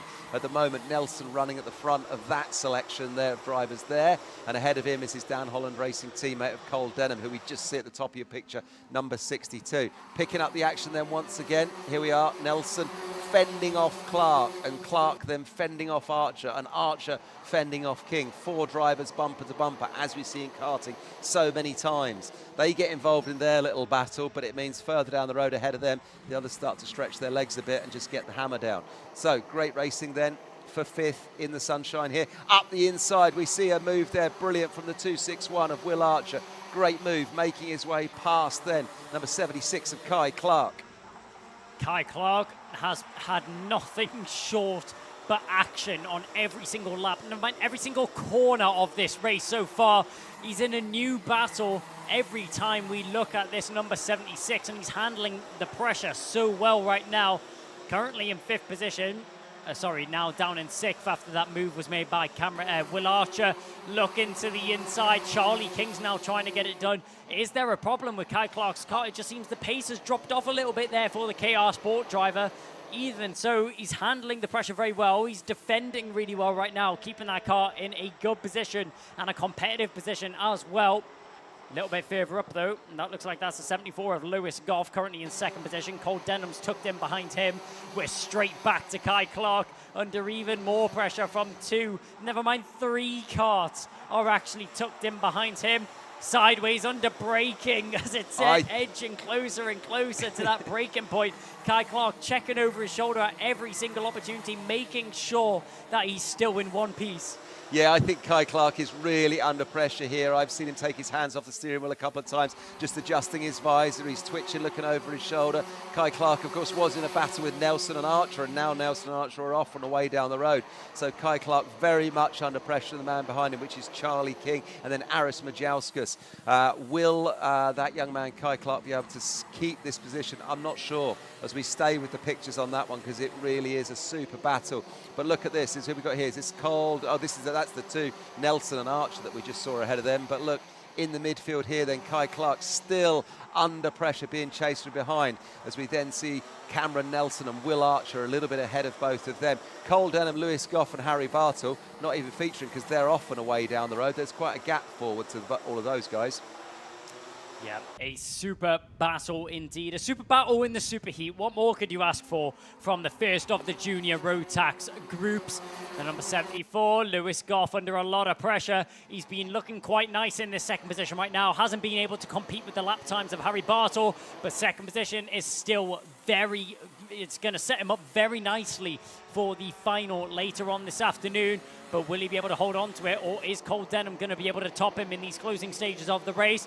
The clock is now going to strike 0, which means next time round will be the last lap of this race. And it's getting ever so closer between these drivers. There's no time like the present, and these drivers aren't wasting around down the inside. That's such a late dive on the inside there from Cameron Nelson as he tried to get the move back on Will Archer. Archer did so well to keep that car on the circuit. Just left enough room for there to be no contact between them, but also held on to the position, did the 261. Very well driven there by Will Archer as he holds on to 4th position for the time being. But Cameron Nelson, he's getting impatient. He's in position right now, and he's showing his intentions very clearly out there on the circuit. Pinned to the inside white line. Lewis Goff isn't going to risk anything as he keeps it in the middle of the track. But on the inside, beautiful switch back out of the center is there from Cole Denham as he gets to that inside line into the Dunlop chicane. You don't see that very often, but now he's going to have to park the brakes. He's the one who's going to have to get that bus on the inside line as he goes very defensive. Only a couple more corners to go. Keep an eye on Will Archer as he now arrives onto the back of this battle into the final corner. Can they try anything? Any switchbacks out of the final corner? We'll have to wait and see. No, there isn't. But great racing, such close racing, but it's completely clean from all the drivers. No contact there, and I'm so surprised that there wasn't between Cole Denham and Lewis Goff. Lewis Goff was doing such a good job at defending there from Cole Denham, but Denham sells the dummy. He goes to the outside, makes Lewis Goff position his car in the middle of the center S's, and then uses that great run to get to the inside line for the Dunlop chicane, gets himself into 2nd position, and great racing. Some brilliant racecraft on display there from Junior Rotax. Brilliant stuff, Kai. Really, really exciting in the closing stages. That one, and full credit to Cole Denham for getting that move done, putting himself in 2nd. But the gap between Cole and Harry Bartle, who came away in 1st, look, 2.86 seconds. So nearly, 3 seconds ahead was Harry Bartle. Cole Denham, Lewis Goff behind him. And in the closing stages of that one, Kai, I was looking at Cole's car. There was I don't know if it's the water hose off the radiator or something. There was some bit of a hose flapping off the top of Cole Denham's cart there. So They'll probably have a look at that when he pulls in now, but I was wondering if he was going to end up pulling up with the mechanical, but he didn't. He held it well. And then what brilliant racing we saw as well from Will Archer and Cameron Nelson, 261 and 241. They traded places a few times in the closing stages. That one, Lewis Goff, of course, came home in third. Well done to Lewis for getting home in third. And Kai Clark and Charlie King gave us lots to get excited about there, coming home in 6th and 7th, respectively. So many little mini battles all the way through that. So well done to all of those young drivers there in Junior Rotax. The first of three super heats in Junior Rotax this morning, Kai. In fact, this afternoon as we make our way just past 12:30 here at Warden Law. Yeah, brilliant racing to kick off the Junior Rotax, but that's only the first of the three, as you mentioned there, Kev. Junior Rotax Superheat A has now been put out of the way, and next up, we're all looking forward to it. It's Junior Rotax Superheat B.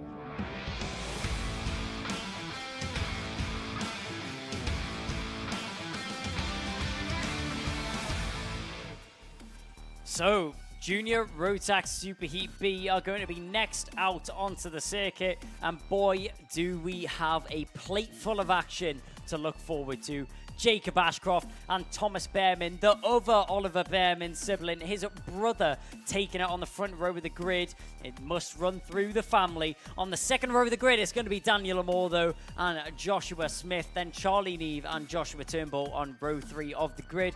Row 4 is going to be Ollie Wise from Finley Buck, Joe Anderson, Zach McDonald, Victor Hansen, and Thomas Mintz spearing in 12th position. 13th is going to be Matteo Palazzo, then it's going to be James Philip King, Oliver White, then Oliver Fabricas, Daniel Whitfield and Joseph McCannon in 18th position. Row 10 consists of Vlad Tomanchuk, then it's going to be Aryaman Bansal from Owen Wallace, Alex Lynn, Rayaman Rapini, then it's going to be John J. Buchanan in 24th. Final row of the grid on the 13th row is going to be Oliver Vo and Michael Dalton. 26 drivers taking to the track, and hopefully we have 26 drivers across the start-finish line at the end of this 10-minute race as well. But the front row of the grid, it's a feisty one indeed. I mean, Oliver Behrman finished 6th in the championship last year. He's looking to improve on that this time round, though. With Jacob Ashcroft, the 222, our championship leader, it's nothing but gold for him so far. I mean, he's been so dominant out there on the circuit. He may not have run every single race so far, but the last 2 rounds, it's been 2 victories under his belt. I mean, unstoppable in the superheat, the pre-finals, also known as the superheats, and the finals. Jacob Ashcroft could not be topped. He has been topped in the heats, never been topped in the superheat though.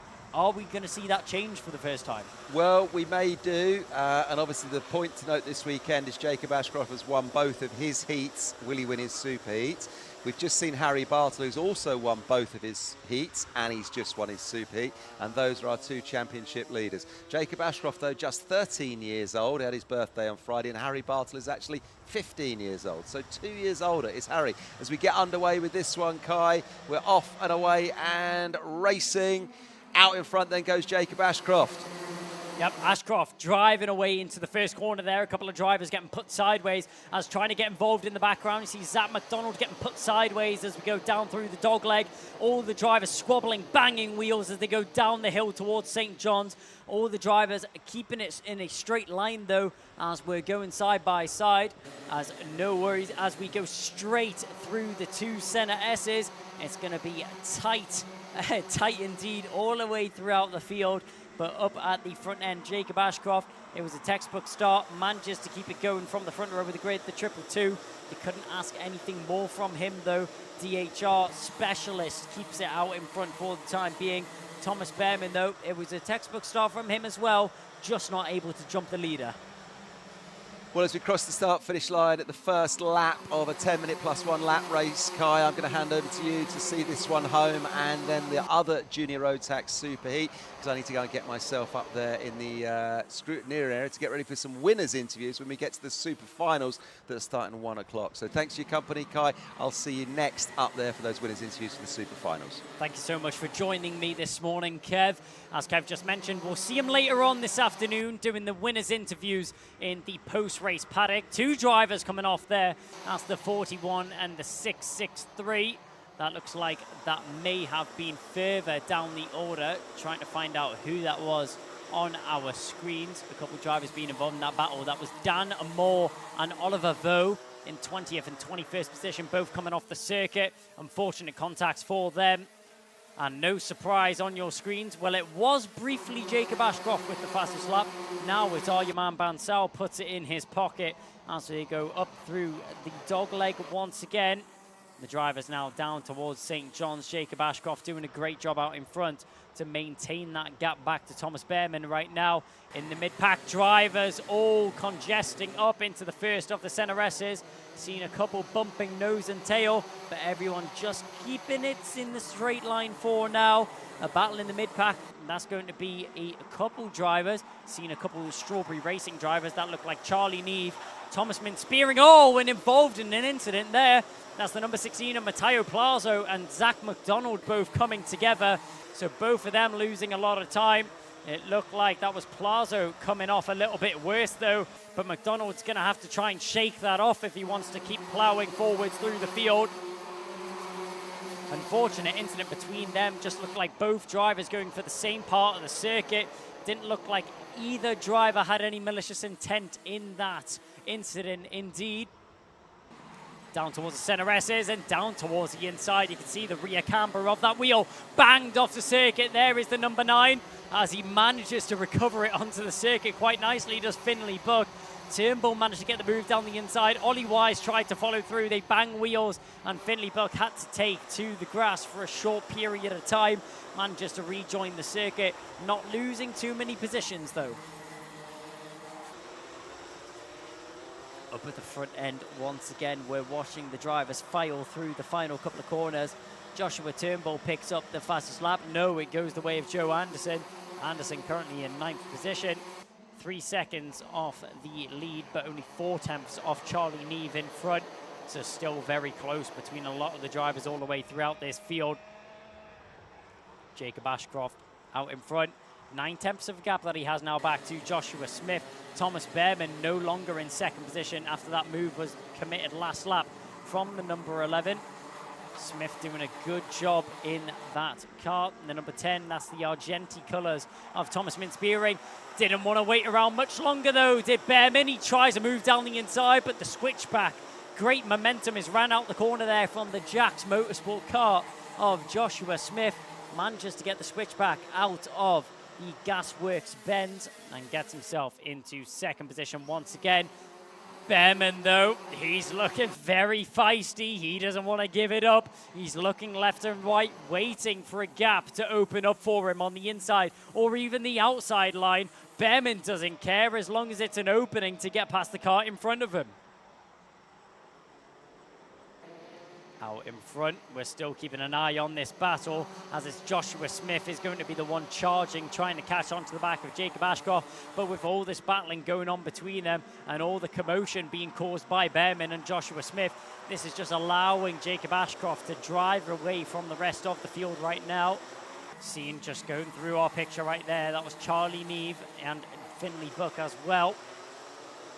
Into the final corner, Finley Buck under a lot of pressure from Joe Anderson in behind. Sorry, that's Charlie Neve under pressure from Joe Anderson as those two cars were nose and tail. Nothing separating them. Not even a sheet of paper could have been fit between the front and rear bumper of those two cars as they went around that final corner. But into the center S's once again. Focused on that apex on the inside line is number 11 of Joshua Smith. He does have a lot of pressure in behind him, but it's not seeming to phase him just yet, as he's doing a great job right now, is Joshua Smith of fending off Thomas Behrman. We've seen he's fast, we've seen he's feisty, and we've seen he's looking for that 2nd position as well. As a little bit of a mistake there, running wide out of Gaswork bends did Joshua Smith. That's never a look over the shoulder there from Smith. That's an invitation to Behrman on the inside line. Behrman takes the opportunity, gets himself into 2nd.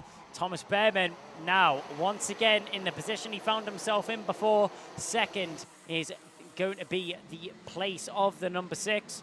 Joshua Smith is dropped down into 3rd, and Joshua Turnbull is following very closely in behind, just waiting for something to unfold in front of him.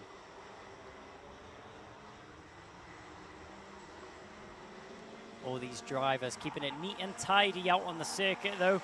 Jacob Ashcroft doing a great job at maintaining the gap that he has back to Joshua Smith. Back to Thomas Behrman now after that overtake was done in the early stages of this lap. All our attention right now was on that battle between Charlie Neve, Finley Buck and Joe Anderson. Those three drivers, nose and tail, just waiting for one of them to make a mistake and waiting for the opportunity to arise between them. They bounce over the curbs as they head down towards what is St. John's Corner. Into the center S's, great overtaking opportunities for the drivers, and that's on display indeed there from Joe Anderson. The Argenti colours dive down the inside, no waiting around to get that move done. As on the inside, and that's going to be a move from Joshua Turnbull. He gets a move done back on Thomas Minspiering. Minspiering got that move done through the center S's, and returning the favour is going to be Joshua Turnbull as they trade places on that previous lap. No changes in the order as they change between each other, but Thomas Behrman really putting the burners on now. In the closing stages of the race, Jacob Ashcroft may have felt a little bit comfortable out in front, but not for much longer, as Jacob Ashcroft, that gap is now being cut down between him and Thomas Behrman. Behrman sets the fastest lap on that previous lap, nearly 2 tenths faster than Jacob Ashcroft out in front right now. Danamore snatches up that fastest lap, but he's down in 19th position for the time being. Had that incident with Matteo Plazo earlier on in that race, but manages to keep the car in a straight line, and he will be looking to cross the finish line at the end of this race. Around the final bend we go once again, checking over our shoulders, making sight. Well, for some drivers there is, and they're under a lot of pressure indeed, especially in the closing stages. 1 minute and 15 seconds has just passed over on the clock, meaning that we shall have around 3 laps remaining on this circuit. Danamore setting fastest lap after fastest lap, proving that he should be up at the front end of the field, but after an unfortunate incident, once again he's down in 19th position. A less than ideal situation there for the number 41, although we may have the pace. Other circumstances are proving him otherwise. Down the inside, there's a move eventually from Charlie Neve. He'll get that done on what is going to be Finley Buck. Buck's trying to hold on to it, and he will fend off Joe Anderson. Anderson tried to sneak through on that inside line, but not this time round. He'll be denied the opportunity there by Finley Buck. Great defensive and evasive action.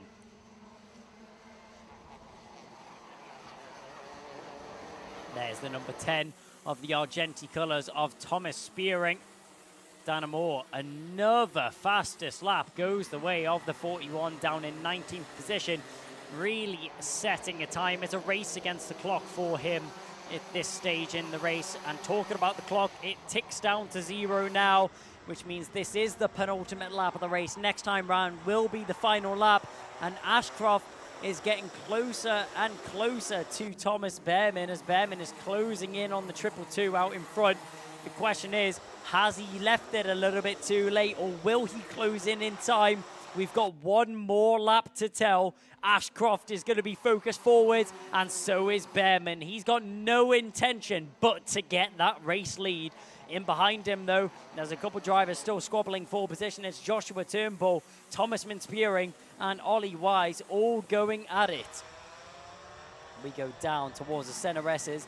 Feeling he has to go a little bit defensive there is the 20 of Turnbull. Turnbull pinned to the inside line. Is that going to leave Spearing vulnerable? No. But Spearing just about holds on to it. The 256 of Ollie Wise in behind, just waiting for a gap to open up. Will it open up in the gasworks? No, it won't. But it goes from a 3-car battle into a 6-car battle. But there's only a couple corners remaining on the circuit. Ashcroft's done enough to get the race win. But what about this battle? We'll see as they all dive out in the final corner. They all keep it tidy and follow in order.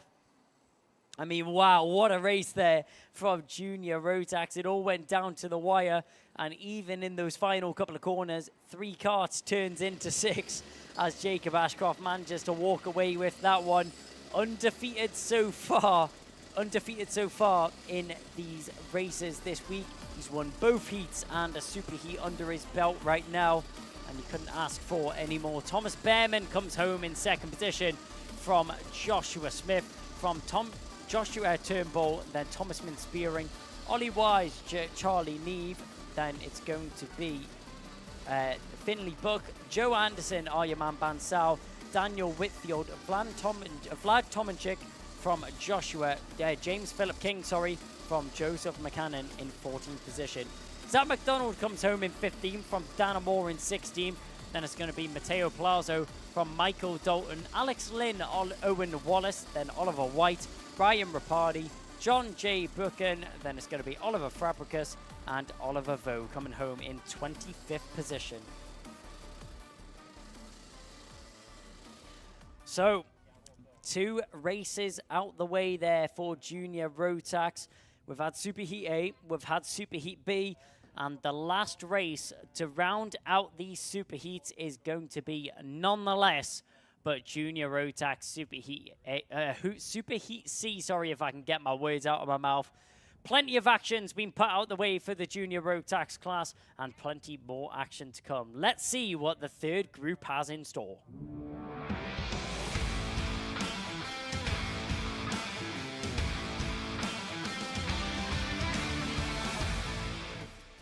Well, if 2 wasn't enough, we've got a third one on our plate. A 3-course meal of Junior Rotax racing. Lizzie Mentia will start from pole position with Jack West alongside her. From Zane Quaker and Lucas Blanford on the second row of the grid. Then William Antrobus and Noah Barham. Jake Flewitt and Jack Thompson are on the fourth row of the grid. 9th is going to be Shun Sekiguchi. Then it's going to be Adam Wooden, Jake Woods, and Charlie Benson. 13th is Albie Lapper from Ben Horner, Joshua Whitcomb, and Henry Cameron rounding out the 8th row. The 9th row consists of Charlie Cox and Rossi Costello. 10th row is going to be Callum Foster and Benjamin Baker rounding out the top 20 from Toby Lean, Amy Peacock, Zach McKay, and Bella McConville starting at 24th. The final row of the grid in row 13 is going to be Jake Gruffity and Elliot Surtees. 26 drivers are going to be taking to the circuit, and 26 drivers are going to be fighting non-stop all the way throughout this race. Formation lap has nearly been complete, which you know what that means. It's nearly time to get underway with action here with Junior Rotax Super Heat C.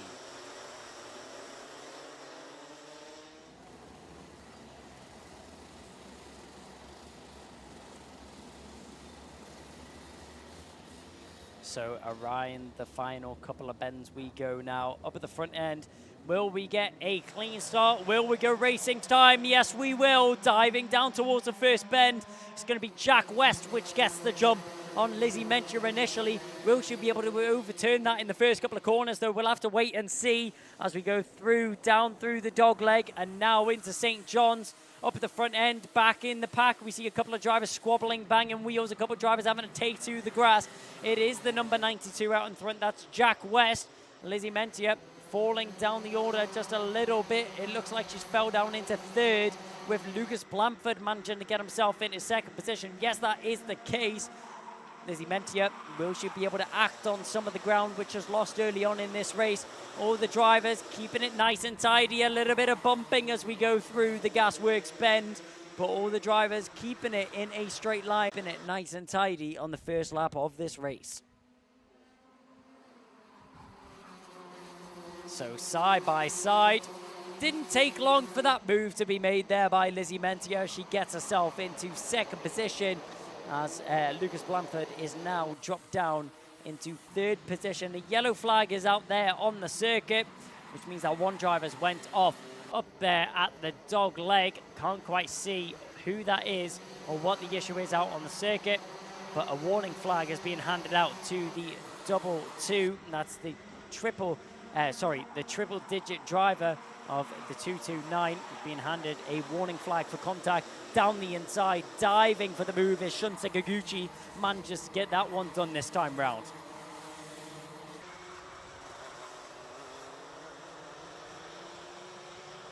No issues just yet there up at the front end, down the inside. There's another move from the 57 of William Antrobus. He'll get himself up the order past Adam Wooden. So Adam Warden now drops down into 6th position. Antrobus up into 5th. Out in front, Lizzie Mentia going very hot and hairy into the first of the Senna S's. Going completely sideways, under braking, nearly losing it, but managed to keep that one on the circuit. No worries just yet for her. As we go down into Gasworks Bend once again. Was waiting for an opportunity to arise, was the number 65. Jack Thompson gets that one done past Noah Barham this time round. Barham got the move done a couple of corners earlier on this lap, but Thompson able to return the favour and gets that position back very nicely as they are cruising around the circuit right now. Well, Antrobus in 5th position picks up the fastest lap of the race as he tours around the circuit last time round. Jack West out in front, so close between him and Mentia, but Mentia goes for the move now down the inside and will pick it up very nicely. The DHR driver will now hit the front of the race, started on pole, dropped down into 3rd, and then making her way back up through the field, finds herself in the lead of the race once again.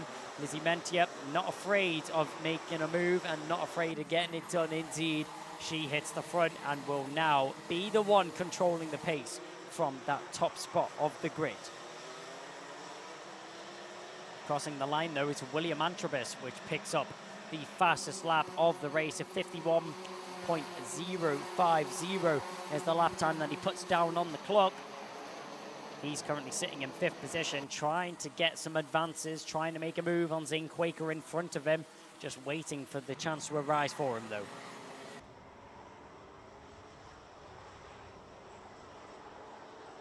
Now we're having a look at Jake Fluid as we are making our drivers. Great camera angle there, exiting out of the 2 Senna S's. On the inside, wasn't long before we seen another move in that section. That was the 129 making an overtake as moves are being made all the way throughout the field. The 129, that was Abby Lapper making a move on Charlie Benson. So Benson drops down another position as Lapper makes a move and gets herself up another position.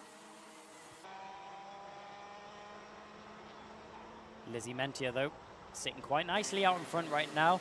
Managed to pull a little bit of a breathing room, a little bit of a cushion, which has managed to associate between her and Jack West. 4.5 tenths is the gap which separates the two of them for the time being. But purple sectors are only going to go in her favour as Lizzie Mentia. But down the inside, there's Antrobus. Antrobus gets the move done on Lucas Blamford. Oh, and one driver going off there in the background. That was the number 27 of Jake Grufferty running into some issues there out on the circuit. Jake Grufferty taking the scenic route, taking to the grass, manages to recover that kart though and gets himself back out onto the circuit. So, as our drivers now round the Senna S's once again up at the front end, so close between all of them as we're just keeping an eye on the number 57 and number 59. That's Lucas Blamford and William Antrobus. Antrobus, the fastest driver out on the circuit right now. We've seen him just make that move on Lucas Blamford on the previous tour of the circuit to get himself up into 3rd position. We'll see if anything changes between them two. But around the final couple of corners we go and down the home straight once again. Head to the steering wheel for Lizzie Mentia. She's not messing around trying to pull away from the drivers in behind her. She's doing a very good job at it indeed. 9 tenths is the gap that now separates Mentia and Jack West. Our 4th seed in the championship from last year, just improving on the positions that she's making. A great job from Lizzie Mentia so far. Jack West in 2nd, though, has a lot of pressure from William Antrobus in behind. Here we're keeping an eye on the number 22 of Noah Barham as he's trying to make a move on Adam Wooden, but he's got Jack Fluid in behind for company as well.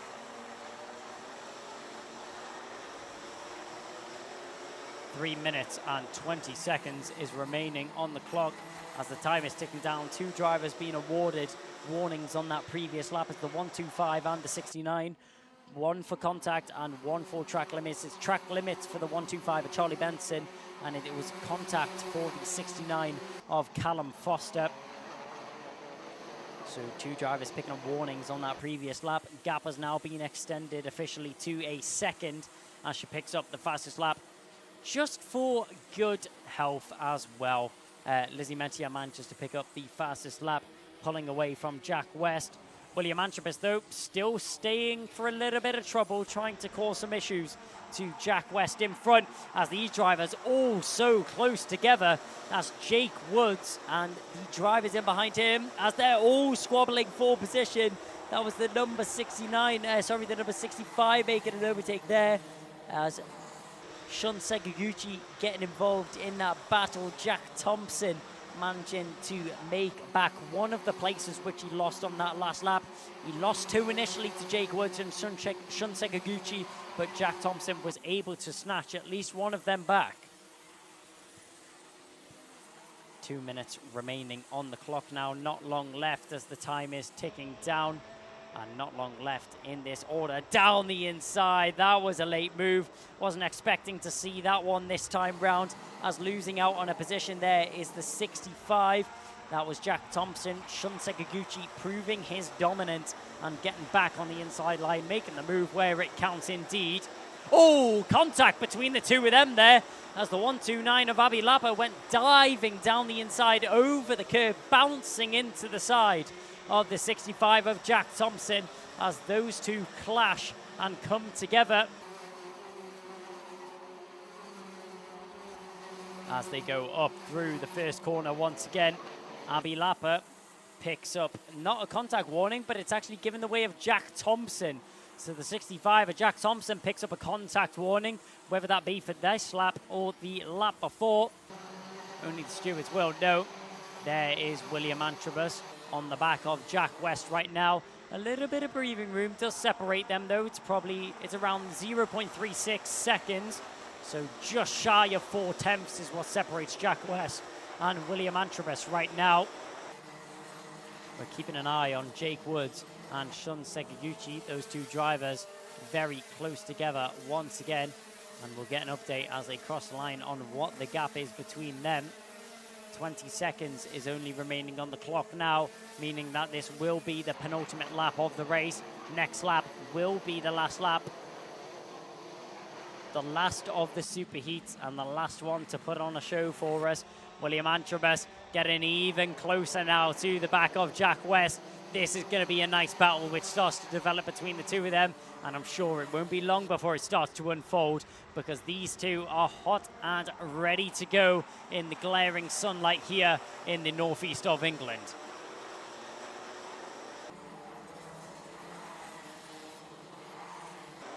Lizzie Mentier, no troubles out in front. She'll just have to bring this one home. A nice Sunday drive. She checks over her shoulder, sees that there's no trouble, sees that she has no pressure coming from Jack West, though. He's the one with a world of trouble right now. The fast-charging William Antrobus is in behind. Jack West may have picked up the fastest lap, but William Antrobus isn't going anywhere as he looks to the inside of the centeresses. Maybe a little bit too hot under braking there as he nearly loses the kart through the first of the centeresses. Manages to keep it under control though and keep it in a straight line. He only has a couple of corners left. His last big opportunity is going to be into the gasworks, and he's a bit too far back. But going defensive, maybe a little bit too defensive, was Jack West, as he's now opened an opportunity going through what is going to be the horseshoe here into the final bend. Antrobus isn't going to risk it. He's going to come home in a nice third position. Great racing from them. No silly moves and no treacherous overtakes being made, putting anyone at risk. But Lizzie Mentier, I would say a lights to finish race, but no, it wasn't. Jack West managed to jump her off the start, and so did Lucas Blanford. But she kept her cool, kept her head, fought her way back through, got back to that P1 position, and then drove away from the rest of the field. Great race there from Lizzie Mentier. Jack West comes home in second with an accompanying fastest lap of the race. William Antrobus in third from Lucas Blanford, Adam Wooden, then Zane Quaker, Noah Barham, Jack Fluitt, then Shun Seguguchi in ninth. 10th is going to be Jake Woods, Abby Lapper. Then it's going to be Joshua Whitcomb. Jack Thompson is going to come home in 13th. From 14th being Charlie Cox, the 112, will round out the first page of the results. Coming home in 15th, only 10 seconds off the back of the leader is Henry Cameron. Then Charlie Benson, Callum Foster, Benjamin Baker, Ben Horner in 19th. Rounding out the top 20 is Amy Peacock. Then Bella McConville, Zach McKay, Toby Lean from Rossi Costello. Then Elliot Surtees and Jake Gravity rounding out the 26 driver grid here for Junior Rotax Superheat C. Well, that's all of the superheats now out of the way, and all of the drivers are done with their action of the morning. I mean, I say of the morning, it's now 1 o'clock, meaning that we are in the afternoon's racing action, but only only 6 more races to come your way, and it's the 6 races that we've all been waiting for. It's all to play for, and it's all gonna go down now. It's going to be coming up next. The Mini Inter Super Finals is the next that we're ready and raring for.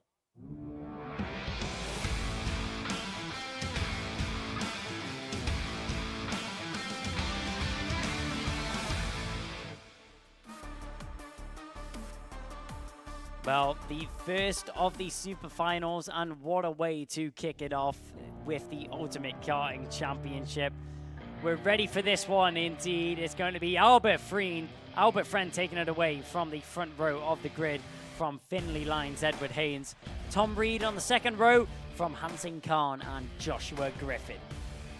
The intensity is raised as we go further down the field. It's Jensen Chalk and Emerson McAndrew, you're in our championship leader, starting in 8th position.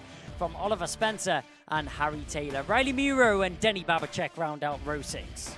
Then it's going to be Sebastian Clark, Josh Cormack from Alex Goodson, Devin Taylor, Jamie Ambrose from Daniel Minto on the 9th row of the grid. 10th row of the grid is going to consist of Louis Radcliffe and Blair Smith rounding out the top 20. From Miles Burton, Zach Starbuck, Archie Rogers Taylor, then James Fabricus. Row 13 is going to be Ollie Thompson, then Benjamin Lawn, Drew Davidson, Leo Living starting 28th. 29th and 30th is going to be Jensen White and Alfie Ward. 34 drivers have qualified for this one. It's Maximilian Braskov, Thomas Potter, Thomas Jackson, and Charlie Stapleton, which bag themselves those back positions, getting into the final places on the grid. Now, if you've noticed watching from the broadcast at home, that all the drivers are standing with their mechanics and their karts on the grid, well, we're not going to take them away from the pit lane. We're going to have a Grand Prix walk onto the start-finish straight where the karts get put down in their retrospective positions. So just a nice little addition there for the drivers. Adds a bit more class to the race, and I'm sure the drivers will be very much pleased that it happens on every single race. So just a little bit more spotlight for the drivers. Maybe some added pressure on top of that. So all the drivers just ready for the green light, ready for the green flag to get themselves onto the starting grid. And if you're watching at home from the Alpha Live YouTube channel, make sure to say hello in the live chat. Make sure to tell us where you're watching from and which drivers you are rooting for in today's racing action, because I mean, an action-packed day we've had so far. A lot of drivers taken to the circuit, but only 34 in each class are making their way to the super finals. And all of these drivers, even down to the 34th position, have driven so well over the course of the day to bag themselves a position in the super final. And it's something to be proud of, nevertheless, the result in this one.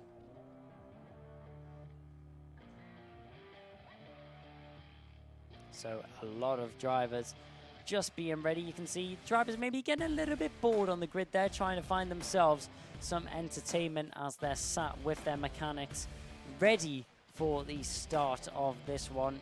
I'm sure it won't be long before they get the green flag from the marshal at the front of the grid, getting ready for the start of this one. We do have a shout out in chat from Barbara Lapper. A shout out and a good luck to Abby Lapper in the Junior Rotax Group C, which we've just had in that previous race from Nana Lapper. Watching from sunny Spain, well, we're racing over here in sunny England.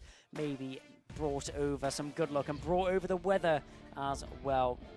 All of the Lapper family also watching at home in the UK. A lot of support there for Abby Lapper.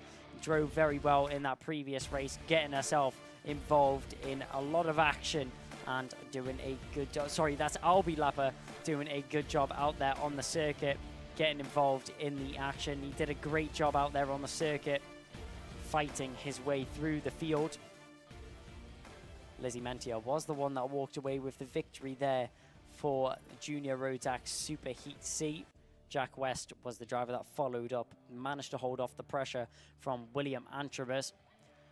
But with it being the Mini Inter Super Final coming up next, we'll have a quick look over at what happened in the Mini Inter Super Heat, because it definitely wasn't one to forget. I mean, it was action-packed over the course of the morning. We had the Mini Inter Super Heats this morning. There was two of them indeed, Mini Inter Super Heat A and Super Heat B, to kick off this morning's action. What more could you ask for to start off at a sunny northeast here in Warden Law? We'll have a look over at what those results for were. In the first of the Mini Inter Super Heat, it was Albert Friend which walked away with that race victory, with Tom Reed following him in behind. Edward Haynes was able to come home with a third position from Joshua Griffin. Harry Taylor and Riley Muro followed up in 5th and 6th. From Joshua Cormack, Sebastian Clark, Zach Starbuck and Louis Radcliffe, rounding out the top 10 in the first of those Mini Inter Super Heats. The drivers are now released onto the grid and they will walk down towards the start-finish line, which they will set down their carts and be ready for action once again. All the drivers walking down, you can see, ready for a racing, spotting the drivers as they go down. Mechanics keeping an eye on the carts, and maybe even keeping an eye on the Alpha Live. On the Alpha Live stream is Clark's mechanic there in the 151. But in the second of the Mini Inter Super Heats this morning, we had Finley Lyons take away the victory from Oliver Spencer in 2nd position. Emerson McAndrew Urin, our championship leader, came home in 3rd position from Jensen Chalk and Daniel Minto. A new driver to the championship and definitely making his mark. He's not new to the world of motorsport. He's been setting his spot in the whole of Europe. Denny Babacek came home in 6th position on what I am pretty sure is his first time here at the circuit. So picking up the circuit very nicely and doing a good job out there on the circuit to stay competitive and throw a spanner in the works with some of the drivers. Hansen Khan, the number 7 seed, came home in 7th in behind Denny Babacek last time round. Alex Goodson came home in 8th position from Blair Smith, and Devon Taylor rounded out the top 10 from that previous Superheat B for the Mini Inter class. So as the drivers now walk down towards the start-finish straight and across the grid, this is where the drivers' carts will be put down in their retrospective starting order. We'll have a Grand Prix look over the grid. The beautiful camera angle there as we see all the drivers walking down the home straight. We get a rare shot of Josh East there getting to work, taking some pictures of the drivers on the grid as everybody makes their way down. Once the carts are on the grid, we will have one formation lap for these drivers. A thumbs up there from Ambrose as he walks down the grid. Great to see that all the drivers are happy and raring to go. Rare spot of Miles, the cameraman from Alpha Live, as he stood next to Josh East, getting some good shots of the drivers walking down the grid right now. Finley Lyons, though, what can he do from the front row alongside Albert Friend? I mean, it's going to be a difficult one. It's going to be tight, and it's going to be treacherous indeed. There is a lot of drivers which could walk away with a victory from this one.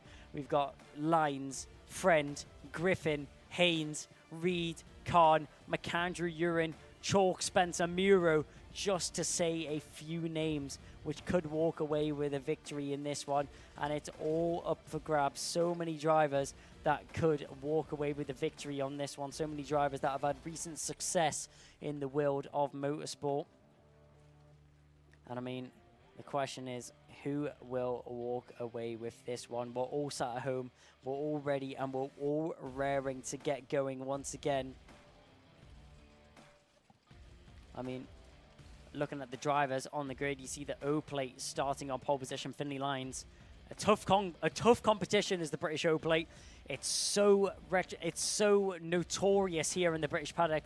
There's always such great talent competing for it every year. The number 19 of Albert Friend starting alongside him. There's number 46 of Edward Haynes in the Thule colours on the second row of the grid, with the 111 of Tom Reed joining him alongside.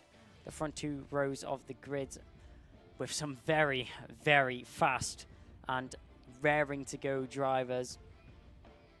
I mean, just looking down the order, there's so many drivers which could be walking away with a victory in this one, and I can't quite put my finger on one name which would be walking away with this one. We'll have to wait and see how it plans out and what the result is. You can hear some either drivers on the sideline or drivers on the grid shouting to each other. There's the number 53 sitting on the grid. That's Harry Taylor. Joining him alongside is the 142 of Oliver Spencer. In behind him, the 130 of Denny Babacek, the MS car, the Tepes colours, after a recent victory just a couple months ago in the Rotax Mass Challenge Euro Trophy. The first round in Belgium, he was able to walk away with a victory on that one. A very impressive result from him. Still running on the high of the result back in April and still running with the same force and the same pace. We'll have to see what he's able to do in this one indeed. His first appearance in the Ultimate Karting Championship, and we'll have to see where he's able to walk away with on this first time on the grid. Number 55, that is going to be the DHR colours of one of the drivers further down the grid. That's Jamie Ambrose. He'll start from the mid-pack. The 56 and the 82 both lining up alongside each other. That's Blair Smith and Louis Radcliffe. Then we have Zach Starbuck there in the Zip Kart colours, joining him alongside in the Kato Motorsport. They've been around a while. They know how to do things right. Miles Burton will be starting for them a little bit further down the field. But 34 karts are lining up on this grid, and 34 karts which I'm sure will definitely not be starting in the same order that they finish indeed. I mean, so many drivers that will be fighting their way through the field. Some that got unlucky in the super heats, some that got unlucky in the heats earlier on, maybe starting a little bit further down than you would be expecting earlier on in this race. We'll have to wait and see on how this one plans out for them.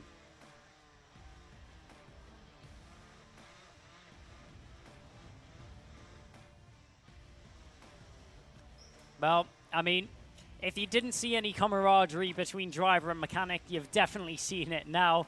The number 77 of Leo Livings there, obviously with a special handshake between him and his mechanic, as I'm guessing it will be a procedure to do that before the start of any race and every race as well. The mechanic still sitting very tightly next to the drivers on the grid, waiting for this one to get underway. Trolleys have been cleared off the grid. Now it's just drivers and mechanics, and that's a very good sign to show that we will be getting underway with racing very shortly. Josh East getting some final pictures there of the drivers on the grid before he shortly will clear the grid, ready for the drivers to get underway. If you thought 10 minutes wasn't enough action for these drivers in the super heats, well, we've now got news for you. 12 minutes plus one lap of racing will be in stock for these drivers on the grid. But 12 minutes, that's a long time for Finley Lines and Albert Friend to keep themselves up at the front end of the grid. And I'm sure it won't be made easy for them at all. I mean, just the names of Joshua Griffin and Edward Haynes starting in behind him. Edward Haynes, not new to the championship, but new to the class, as it's his first year racing in this class, not his first year racing in the Ultimate Karting Championship, though.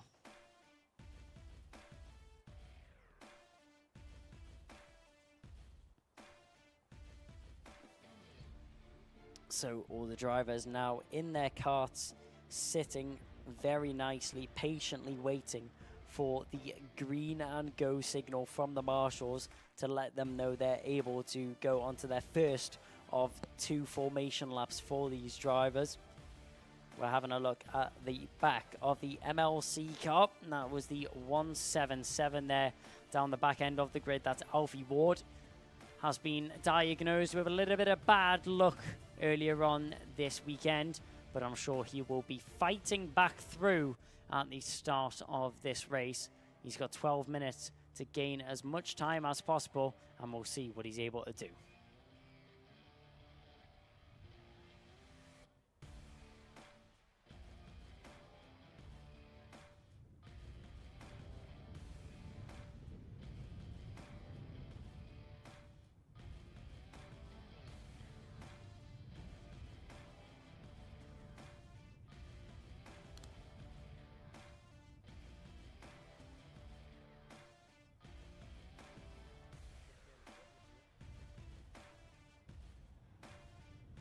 So as we're waiting for the drivers to get ready and ready for racing once again, it looks like we're going to have a little bit of a delay in the proceedings. So we're going to take a quick break here on the live stream and run some quick adverts. The racing will commence shortly once again.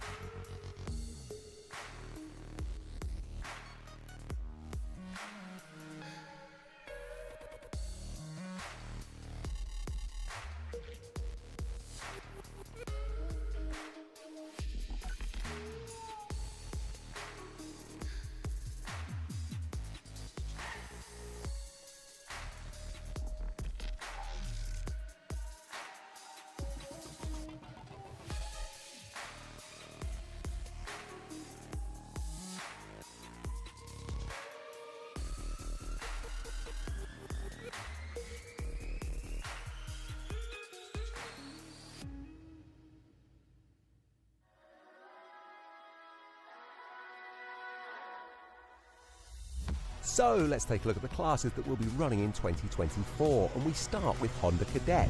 Now these drivers are just 8 to 13 years of age, and they're running that Honda GX200 engine on a 900 or 950mm chassis. Vega supply the rubber that will keep them on the tarmac, and they have a choice of the Cadet Slick or the WM1 for when it's wet.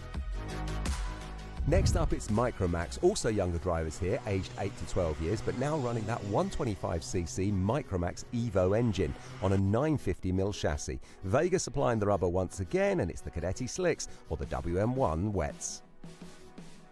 Then we move up to Mini Inter, and now the drivers are 10 to 13 years of age, running a 125cc Minimax Evo engine on a 950mm chassis. But Mojo now supply the rubber, C2 in the dry and CW in the wet. Junior rotax are next, and now things start to get a little bit serious. 12 to 16-year-olds here running that 125cc Junior Max Evo engine. Mojo supplying the rubber, D2 and W5, and we're expecting a huge number of entries in this class, and it's going to be really competitive. Following on from Junior Rotax, and we have Senior Rotax, open to drivers over the age of 15, running that full 125cc Senior Max Evo engine with Mojo supplying the rubber. Win a championship in Senior Rotax and you're well on your way, climbing the ladder of professional motorsport. And new to UKC for 2024 are TKM Extreme, open to drivers over the age of 15, and they'll be running that tag TKM BT82 Extreme engine. 115 cc's at their disposal, and they'll be laying down the power onto the tarmac through Maxxis rubber.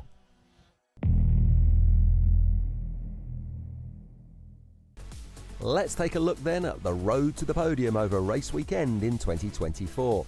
It all starts on Saturday morning with timed qualifying. All drivers take part here, and this will determine your starting position for the heat races. Then all drivers take part in a minimum of 2 heat races, where you'll gain championship points and determine your starting position for the superheat. The superheat follows for the top 68 drivers, and not only will you gain championship points here, but you'll also decide your start position for the superfinal based on the heats and the superheat. Then it's the top 34 drivers who will compete in the superfinal and gain those all-important championship points based on their finishing position. And if you're in the top 3, well, you'll be standing on the podium come Sunday night, picking up the trophy and the prizes. So there it is then, through time qualifying, the heat races, the superheat, the super final, and then hopefully the podium.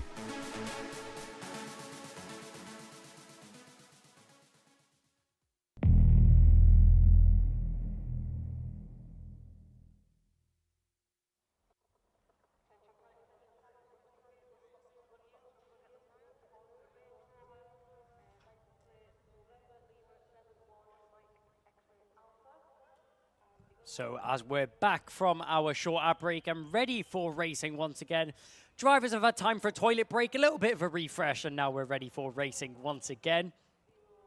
12 minutes is set on the clock. Mechanics are starting to clear the grid, and you know what that means. It's time for action, and we can't wait. I'm sure the drivers can't as well, as we'll soon be back into racing action. 12 minutes of petrol-fueled racing here from the drivers. And it all came down to this. All the preparation, all the practice, and all the racing so far. It all comes down to the super finals. Put everything behind you. You may have had bad luck, but don't worry about it right now. Lights are on, and that means we're away for the first of our laps. The drivers will have time to prepare themselves, warm up the tires, and get ready for the start of proceedings.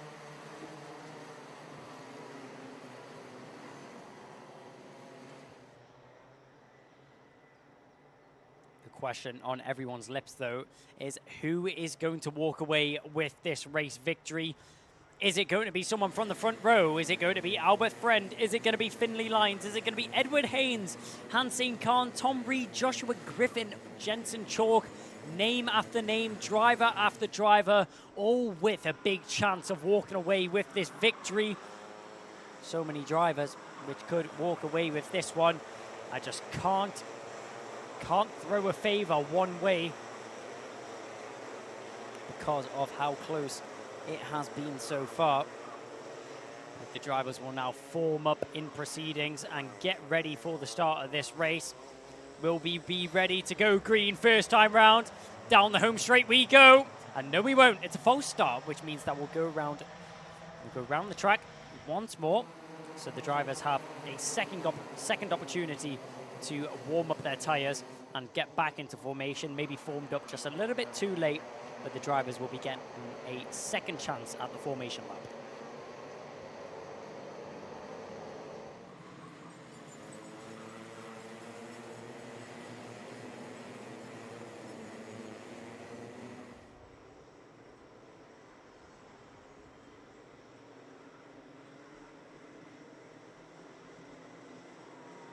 So as we tour the circuit, come into the final stages of the lap now, the drivers will start forming up and getting ready once again for the start of this race. Mini Inter's going to kick it off with the superfinals here, and I'm sure it will start off with a bang. Nothing less than fireworks here from the Mini Inter class.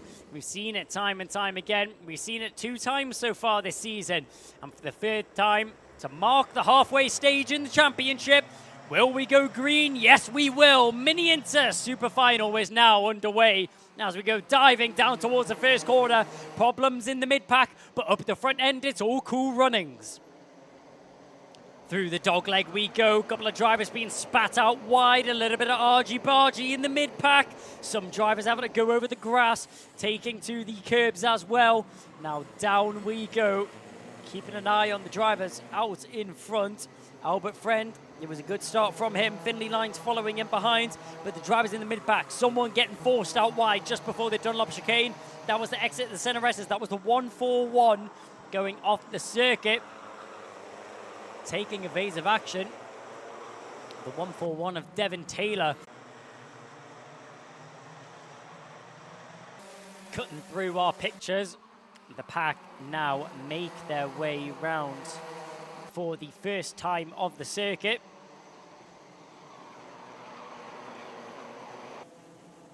Down the hill we go into St. John's. Albert Friend still leading the way from Finley Lines. It was a good start from the front of the grid. Down the inside, there's the number 7. That was Hansen Khan. Oh, but he gets a little nudge from behind. Oh, and he comes straight across the front end of Jensen Chalk. Tom Reed, a little bump into the rear bumper of Hansen Khan, and Jensen Chalk responds with a jerk to the right and comes across the front end of Jensen Chalk. Chalk won't be too happy about that one. Joshua Griffin is tucked in behind him.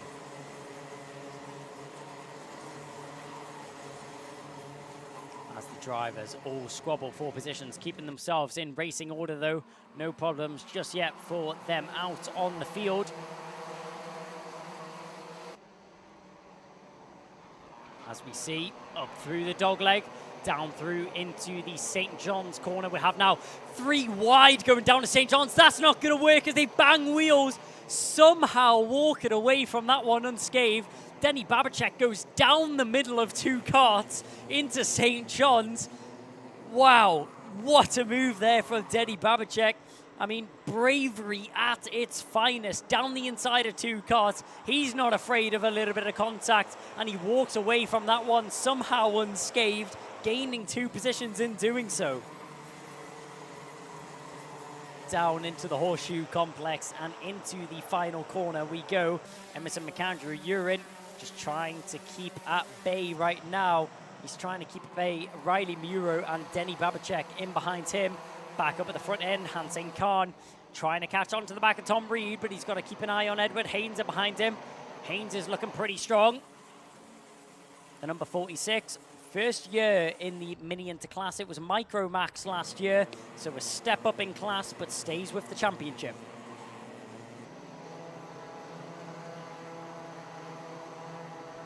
Albert Friend out in front. Move down the inside.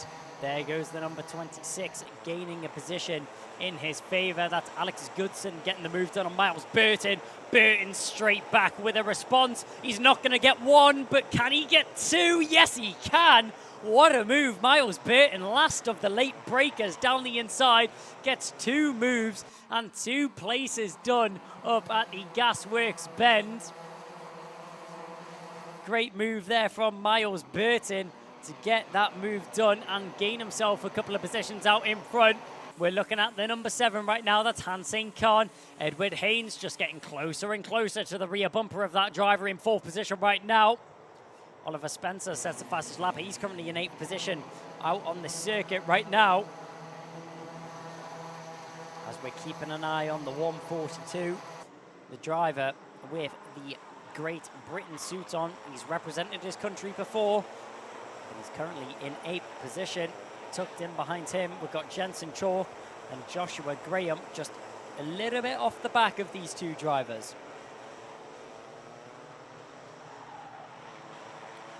Out in front though, Albert Friend just walking away from the rest of the pack for the time being. 9/10 is the gap which he's managed to extend over Finley Lines in 2nd position right now. Tom Reed also not able to respond to the gap which Albert Friend has been putting down on the circuit. Tom Reed is still very close to the back of our row plate in 2nd right now.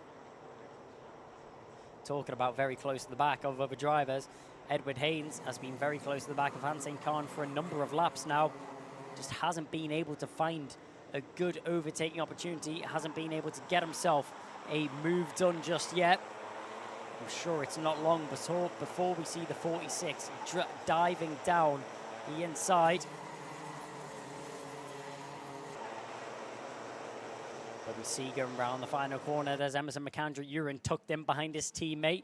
The 33 and the 53, that's Harry Taylor and Emerson McAndrew-Uren nose and tail.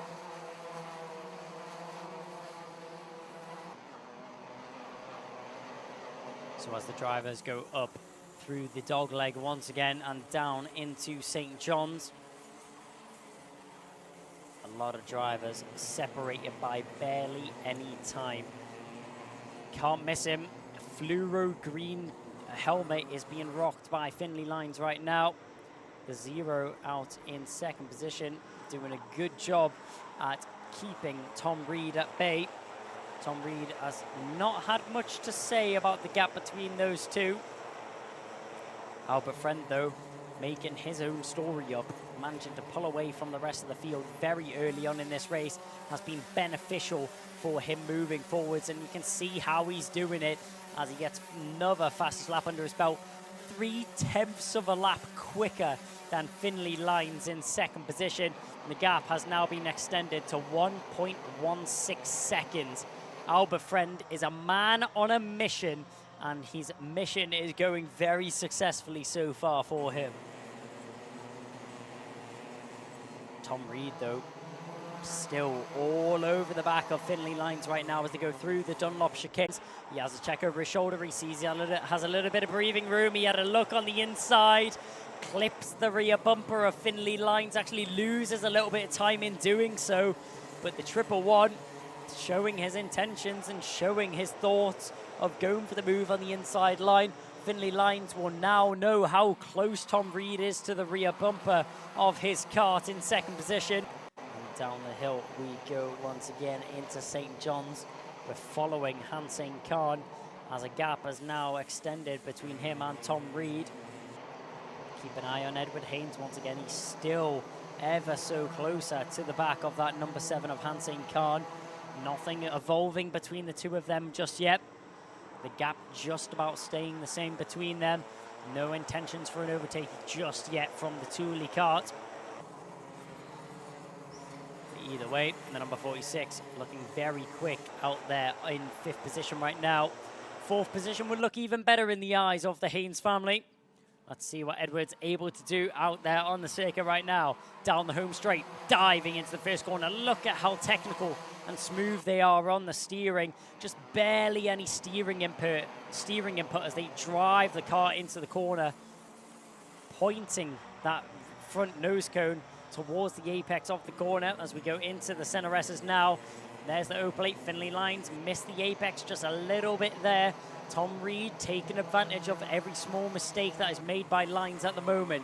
3 minutes and 20 seconds is now remaining on the clock. Not long left for these drivers, and not long left for Albert Friend to take home a victory, or will he make a mistake? Will he be caught?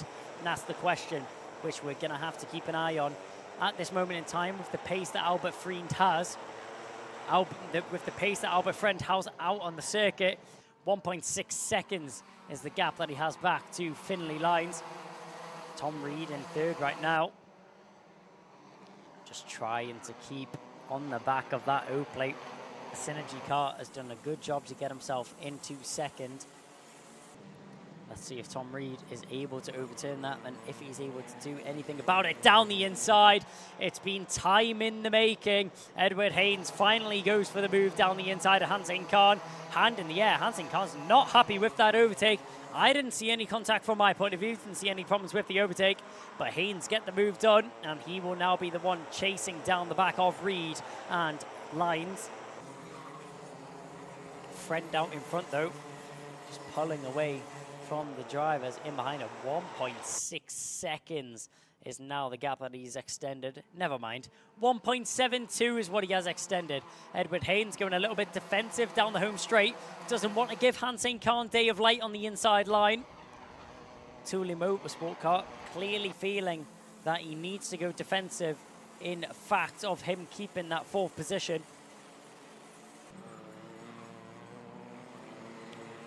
But up at the front end, we'll see if he's able to catch on to the back of Tom Reed. It does visually look like that gap is just closing a little bit between them. Finley Lines still able to hold it in second position for the time being though. Check over the shoulder there from Tom Reed. He will now be aware that the 46 of Edward Haynes is getting ever so closer to the rear bumper of that 111. As we go through the horseshoe and into the final corner once again. It's been a very strung out race so far. A lot of action at the start, then gaps started to form in the field. Drivers started to get comfortable and pull out between each other. And now it's nose to tail once again. It kicked off at the start. Will it kick off at the end? That's the question. All the drivers looking over their shoulders, seeing if they have any breathing room, see if there's any drivers around them which could be causing any threat in these closing stages. But Finley Lines in second, a little bit of breathing room back to Tom Reed. Tom Reed's going to be the one in a lot of trouble. 2 seconds is the gap up to Friend in the lead. Down the inside, we knew it was coming eventually, but Edward Haynes, he's going to get it done early. He's not going to waste any time. He gets the move done into Gasworks Bend.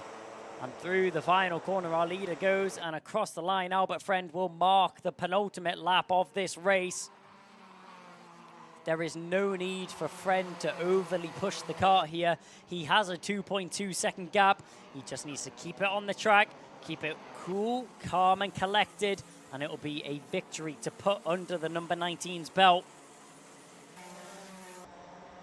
Let's see if he manages to do so, though. Edward Haynes all over the back of Finley Lines. Lines has been comfortable in second for the majority of this race. Reed wasn't really posing much of a threat on the back of the O-plate, but the number 46 is a completely different question. A triple check over the shoulder there from Finley Lines. He's not comfortable at all. Another look over the shoulder. Left, right. He's looking every direction to see where Edward Haynes is in behind. And the answer is, he's right on your rear bumper, mate. They go down the home straight to the inside line. Glued to that white line right now is Finley Lines. Trying the switchback. That's well covered by Lines. Edward Haynes, will he be able to pull something off? He gets a tap in the rear there by the 111 of Tom Reed, just letting him know that he's here to fight. Has a look down into St. John's. Reed isn't able to get there on the inside line. On the inside line, everybody's going to pin it to the inside white line. No one wanting to give up that racing or overtaking line as well. Edward Haynes, he's going to have so much work if he wants to get into second. Finley Lines, he's going to have a lot of defensive action, which he has to do. Albert Friend, he's in the clear. The 111 going defensive now as Hansen Khan's all over the rear bumper of Tom Reed. They go into the final section. Through the horseshoe we go. Is there going to be any last-minute dives? It doesn't look like it. That's very, very well driven by Albert Friend and very well driven by Finley Lines to manage to hold off Edward Haynes in third position. Tom Reed comes home in fourth from Hansen Khan. Then Oliver Spencer. Joshua Griffin comes home in seventh from Jensen Chalk. Emerson McAndrew Urin comes home in ninth, with rounding out the top 10 is Riley Muru.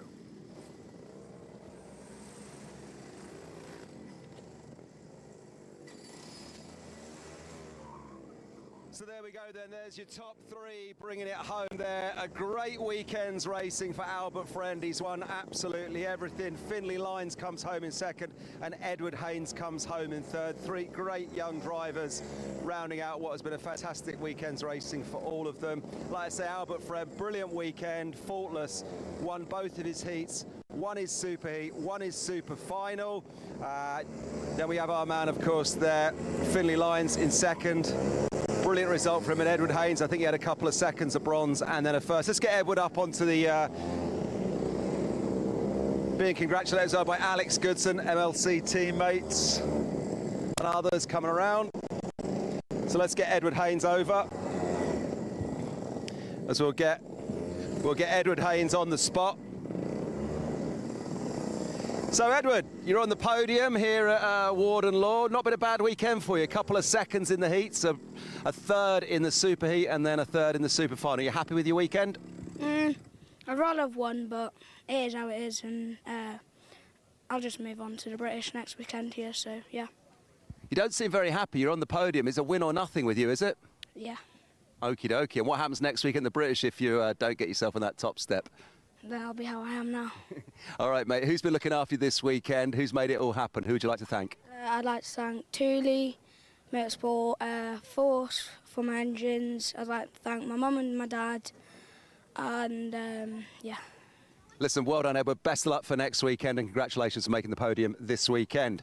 There goes Edward Haynes. Let's welcome in Finley Lyons. Here's Finley. So, Finley, well done to you, mate. You've been pushing hard all weekend. You got yourself on the podium there in the super final.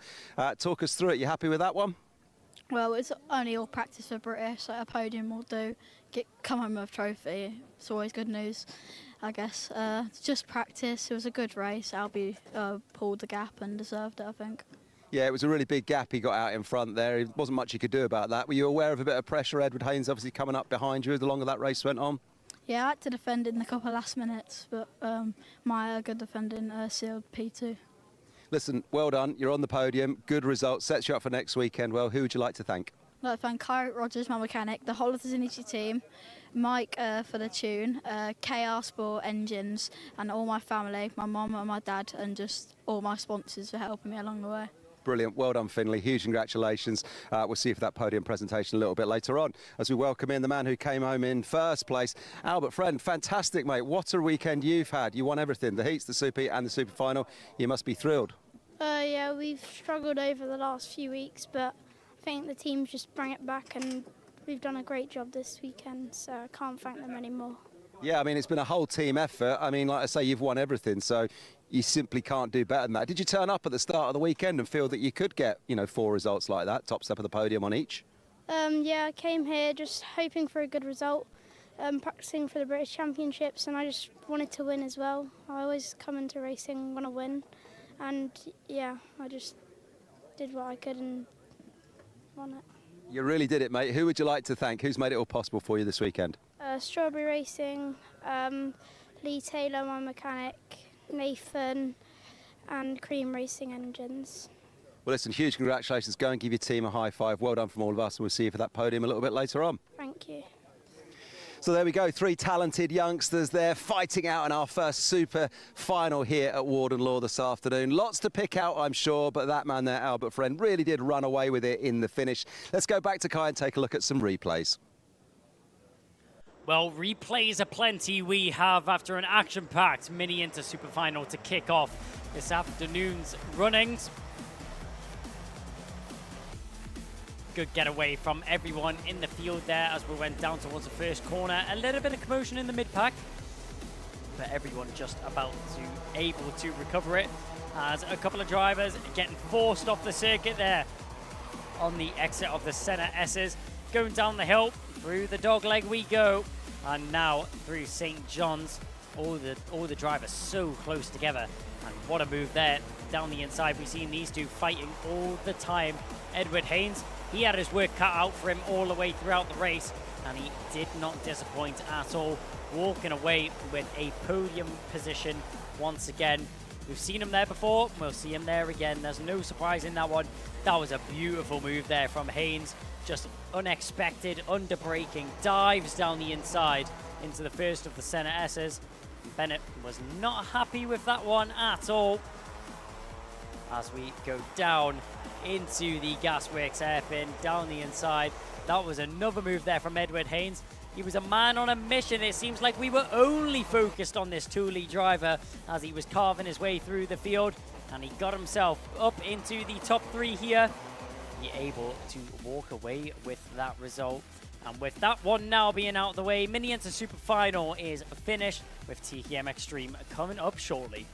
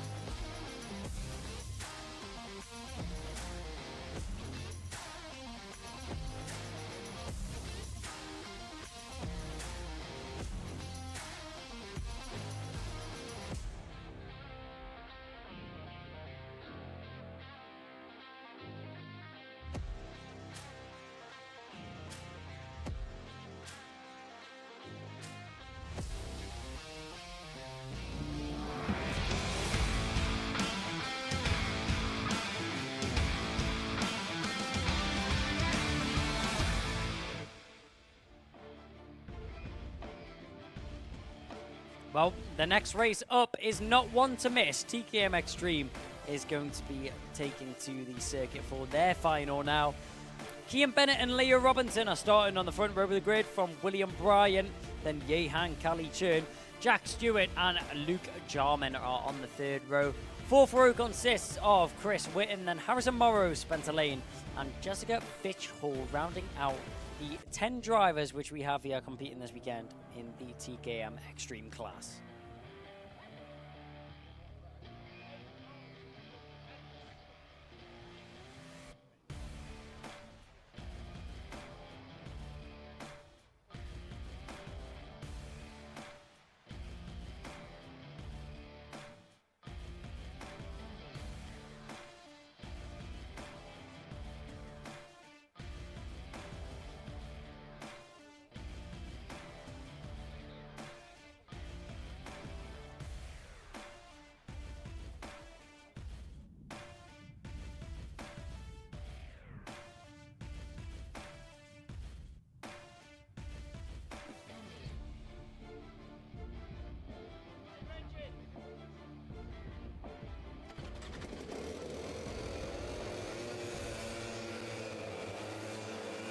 So the drivers now exit off the grid to start their formation lap.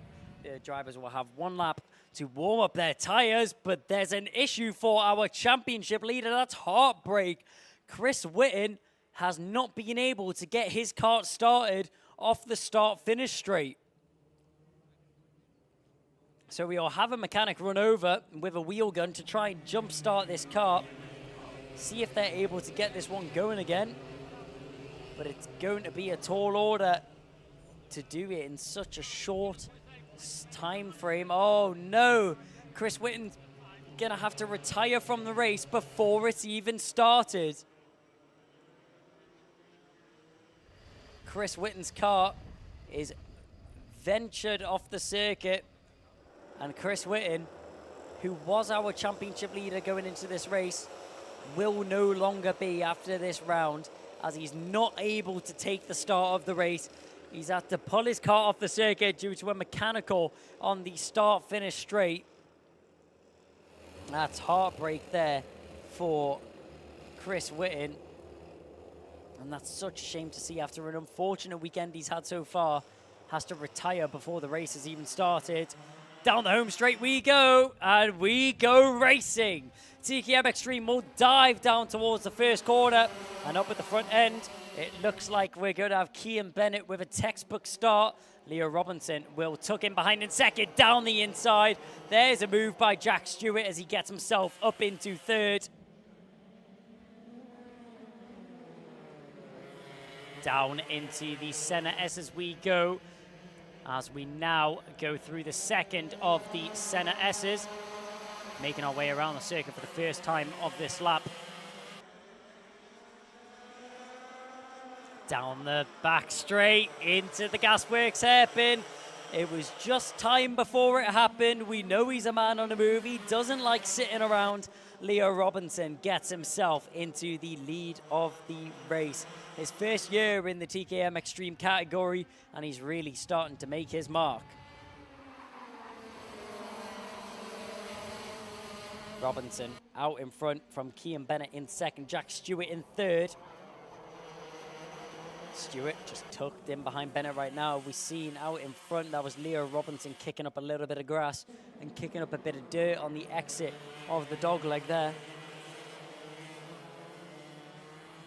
And for anyone wondering, the timing on the left-hand side of your screen isn't accurate. Chris Whitten is not in the lead of the race.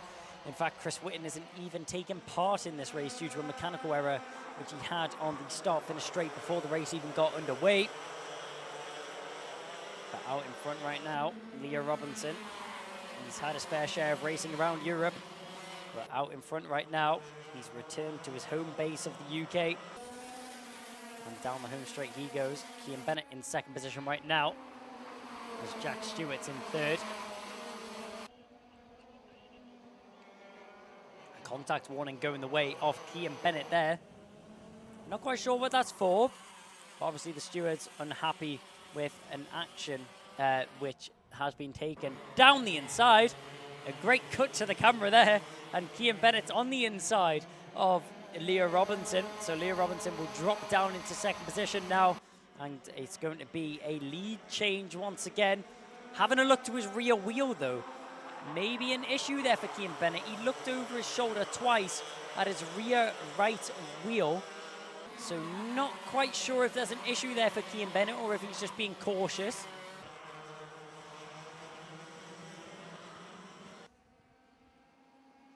Clearly no issues with the pace out on the circuit.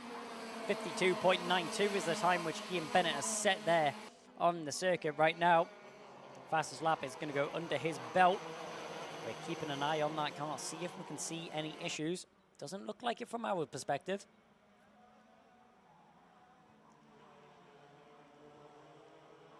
Leo Robinson sitting quite nicely in second position right now as we are touring around the circuit once again. This race is 14 minutes instead of 12. The previous races have been 12 minutes long due to those being younger drivers in the class. The elder drivers in the classes such as TKM Extreme, Junior Rotax and Senior Rotax will all have 14-minute races, so 2 extra minutes of racing, which equates to around 3 laps extra for each class.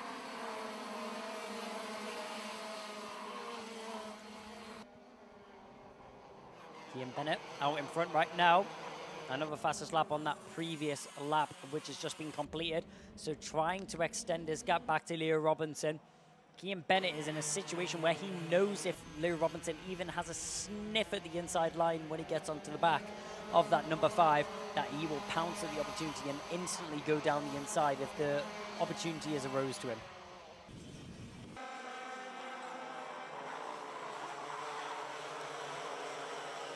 But looking in the mid-pack, that's William Bryant getting himself in a little bit of action with Luke Barman in front. Sorry, that's Luke Jarman in front of him. So Luke Jarman sitting in the number 6, having a bit of a battle with William Bryant, was able to get that move done on the previous lap. Number 72 of Bryant is trying to overturn that overtake that was committed just 1 lap ago.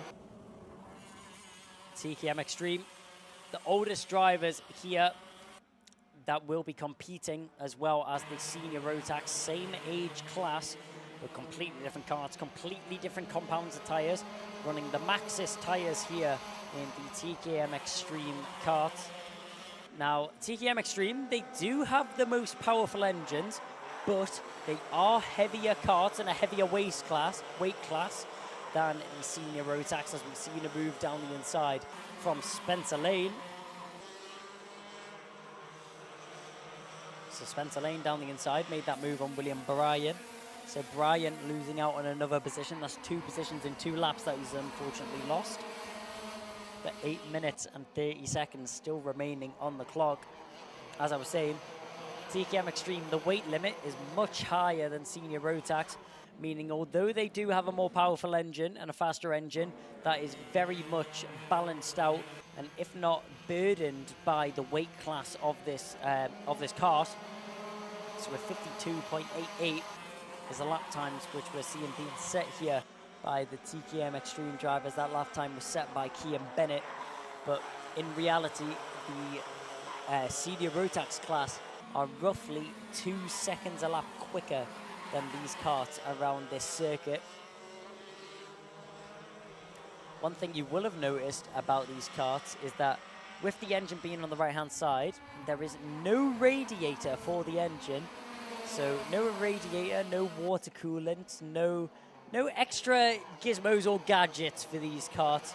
It's all pure racing motorsport. I mean, back to the basics here is TKM Extreme. It's such a pure form of motorsport and one of the oldest classes here in the UK. The first year of it's competing in the Ultimate Karting Championship.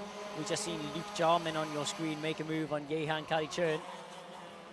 So Kalichern loses out on a position there. The number 28 drops down into 5th. Kalichern, we've seen, had that issue in the superheat earlier where he tried to go side by side through the Dunlop chicane. Unfortunately, Kalichern got spat off into the tyre wall and came off the circuit. Definitely not his best race and definitely not the race he would have been hoping for.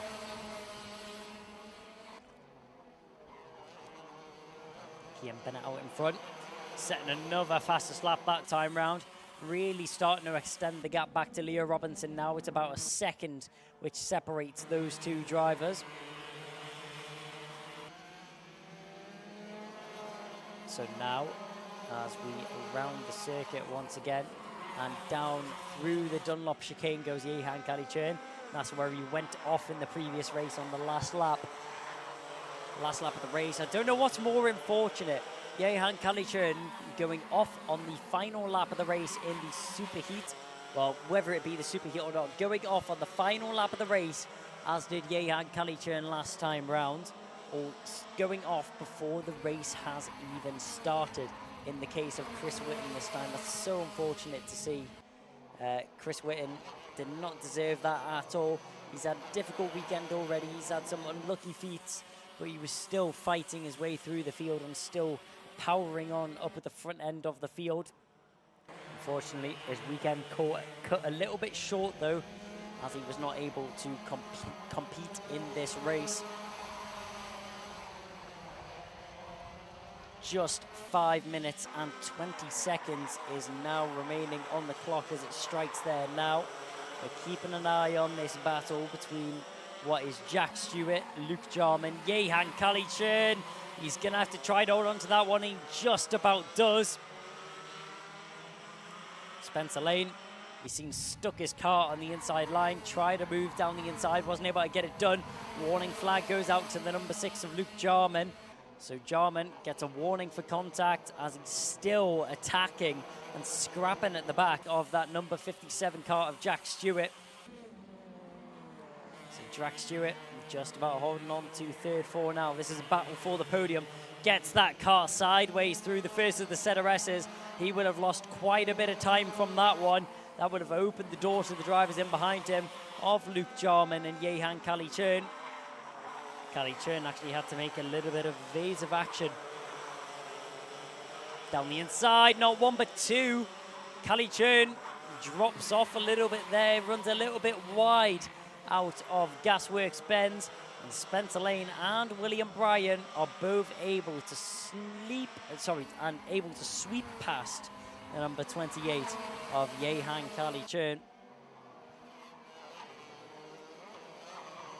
Unfortunate there for Kali Churn. It was all going so well, and then two drivers just able to slip past in the same corner. He's going to have quite a bit of work left to do if he wants to get himself back into a fighting contention for a podium spot. Obviously, Jack Stewart currently sitting on that final step of the podium in third, but as you can see on your cameras, all over the back of him is Luke Jarman. Jarman applying so much pressure to the back of Jack Stewart right now. Stewart in a position where he's not sure what he wants to do. Does he want to start defending, or does he want to keep pedaling on like he is right now, continuing on with the racing line? But the question is, will he be able to give up that overtake to the number 6 of Jarman in behind, as Jarman is looking relentless to find himself in that third position and find himself on that final step of the podium once again. But Kian Bennett out in front right now. Not much of a gap which separates Jack Stewart and Luke Jarman, but there is a huge gap which separates Kian Bennett and Leo Robinson. About 1.86 seconds is the gap between those two drivers. It's an even bigger gap between Jack Stewart and Leo Robinson, 1.8. It's around similar. It's about 1.81 seconds is the gap which separates Leo Robinson and Jack Stewart. Those two drivers just maintaining their gap again. Kian Bennett, surprise, surprise, another fastest lap to go under his belt. Leo Robinson, who was contending for a race lead earlier on in this race and was fighting up at the front end. He was periodically in the race of this lead. In the lead of this race. I'm getting my words muddled up now.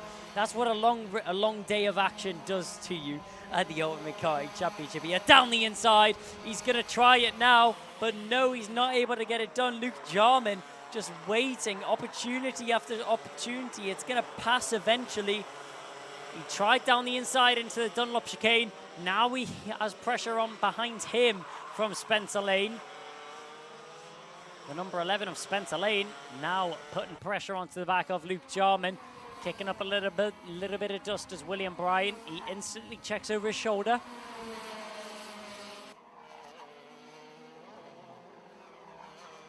So as the drivers make their way through the dogleg and down towards St. John's once again, these four drivers tied together right now. No one looking for an overtake just yet. Jack Stewart going defensive on that inside line, and then he gives it up in the second. Gives up the inside line into the second of the center S's, and that was all that Luke Jarman was waiting for.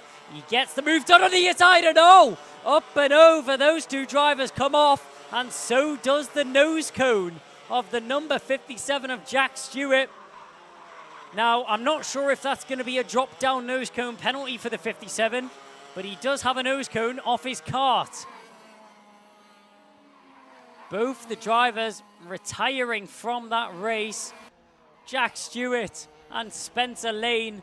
It all goes from two tight-knit battling to absolute chaos up at the front end as the drivers come together, bang wheels, ride over each other. It all comes spitting off the circuit. That was all started by Luke Jarman's overtake in the second of the center S's. Jarman went on the inside. Then it looks like Spencer Lane thought he could have got a little bit of the action. The drivers, unfortunately, standing by on the exit of where they came off now. But after all that happening and all the trials and tribulations, Kian Bennett, it's been a textbook race from him. You couldn't have asked any more from the number 5. It may not have been a lights to flag finish, but it has been a dominant victory indeed, and you cannot take that away from the driver out in front. Our winner at the first round, he didn't feature on the podium last time out in the Ultimate Karting Championship, but he restores his faith in his championship bid once again, as it looks like he's returning to top form. The number 5, Just has a couple more corners to go before he's once again victorious in the Ultimate Karting Championship. Cian Bennett, he's had fastest lap after fastest lap. Pace has been immense. Take a bow. Cian Bennett, one fist to the sky as he crosses the line, takes another race victory under his belt, taps on the steering wheel. He's clearly elated with the result, which he's been able to walk away with this weekend. Cian Bennett just took opportunity, wasn't rushing any overtakes, was patient for his chance, got the move done and drove away. Cian Bennett walks away with the victory here in the TKM Extreme Final. Leo Robinson will come home in second position from Luke Jarman in third after managing to get that move done eventually. William Bryant comes home in fourth from Yehan Kali-Churn, then Harrison Morrow, Jessica Fitch-Hall, Jack Stewart and Spencer Lane, though, it all ended up in heartbreak. 3 laps to the end, they both came off. But you've got a feel for Chris Whitten. He didn't even get to take the start. Big smiles on the face there of Luke Jarman after he was able to get himself into the final podium position, as they now come down off the weigh scales, meaning we will very shortly go down to the grid as Kev Harris will catch up with our top 3 drivers. Well, there we go. The third place man, Luke Jarman, just putting himself on the scales there, but it was a great result from that man who came home in first. That was Cian Bennett, and just behind him, Leo Robinson. They've been battling all weekend long, but in the end, Cian Bennett took the win there, as we just still have pictures there on the weighing scales. Kart number 6, who started on the 6th row of the grid as well, Luke Jarman, bringing it home in third place. Just a little moment with the scale, so we'll just have a little look behind us there and see what the other lads are up to. We got Leo Robinson and Cian Bennett there, and I think we can probably, as soon as Luke has got himself off the scales, we'll start doing some interviews. But nice and calm down here with the TKMs, only the 10 of them running, of course. Leo just taking a moment to just catch his breath, have a think about what's just gone on. But those 2 youngsters or young drivers that you're looking at there, Cian and Leo, both really sort of got themselves out in front. It was all going on behind, wasn't it? For a moment there, watching that one, it looked like Jack Stewart was going to get himself in third. But in the finish, that didn't quite happen, did it? While we're waiting, I think we'll probably just get Leo up on the spot. We'll have a chat with Leo first, because a little bit of a delay on the scales there with Luke Jarman. So we'll just let Leo get his race protection off and the overall zipped up. Coming up to the spot, sir. Well done, mate. So, Leo, second on the weekend, and not a bad weekend for you overall. You're running fast from the off, it seemed, this time. Yeah, we had a really good weekend. We scored really good points yesterday. We had 2/3 in heat 1 and 2, and then second in the super heat, and then second again in the final, which is really good points after obviously got taken out at Whitwell Mill. So it's good to claw back in the championship. Yeah, brilliant. Really well done to you. That super heat was fantastic to watch. I was commentating that earlier on with Kai Bacini. Super heat, a lot more action, it seemed, than perhaps that super final. The pair of you in the super final, they were running away with. The super heat, it was another battle altogether, wasn't it? Yeah.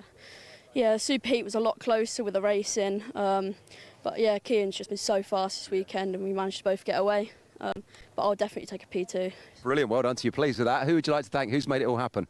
Tim Wilson Motorsport, FF Course for their GT Driver Academy, my dad, my mum, my grandma and granddad for the support, and just everyone else involved, really. Brilliant, lovely words, great stuff. Credit to you, well done. We're going to see you at the next round, round 3. We're off to Warden Law, 3 sisters. Yep, of course. Fantastic, well done. Great work, young man. We'll see you a little bit later on, and we'll see you for the next round.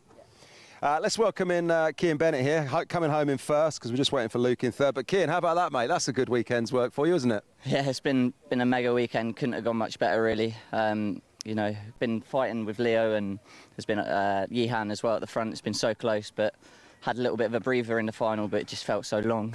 Yeah, I was just saying to Leo that I was commentating that super heat. It was like there was more fighting and more racing going on in the super heat, and in that super final you sort of settled into it and you're out on your own. Yeah, just got a good start. I mean, we dropped behind Leo. He wanted to take the lead at the start and then managed to get him back. But after that, I mean, it's obviously hard to see what's going on behind. But yeah, just kind of tried to focus on my own race and do my own thing. And, you know, we ended up with the win. So yeah, happy with that. Back on the podium after last time out when you missed out. So who would you like to thank? Firstly, I'd like to thank my mum. Obviously, she always brings me racing and has done since a kid. And my family for the support. Rob Saw Racing and Kathleen Saw for, just all the help and advice she gives me. Brilliant stuff, well done. So we'll see you for the podiums a little bit later on, but also as well, just thinking outside of the podium, so the championship's concerned, Chris Whitten, I think, was leading going into that one, and he's not made the podium, so that's helped you no end.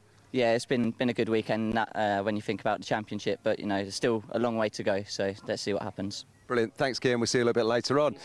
Seems that our third place man has gone AWOL, so I'll step in there and hand back to Kai. Great racing in the TKMs. I really do love it. Well done to all of them. And don't forget, of course, happy birthday to Jess for on her birthday weekend.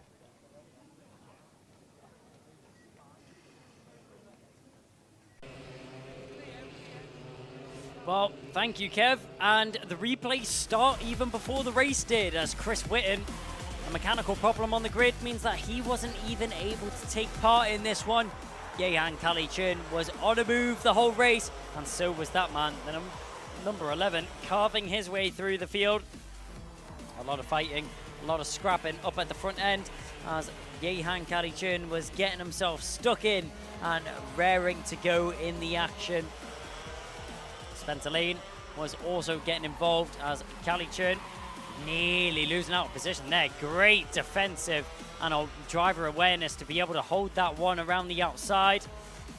We look a little bit further on in this race. There was the move that we were waiting on this whole race, and this is where it all kicked off. It all exploded, and quite literally exploded did the karts, as we seen a front bumper come off.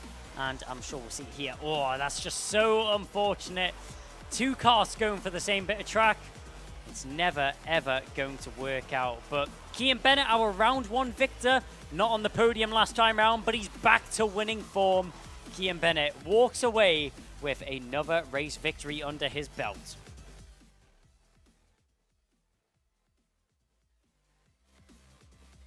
So I've just got news in here that one of our podium finishers in third position in the TKM Extreme race was 3 kilograms underweight.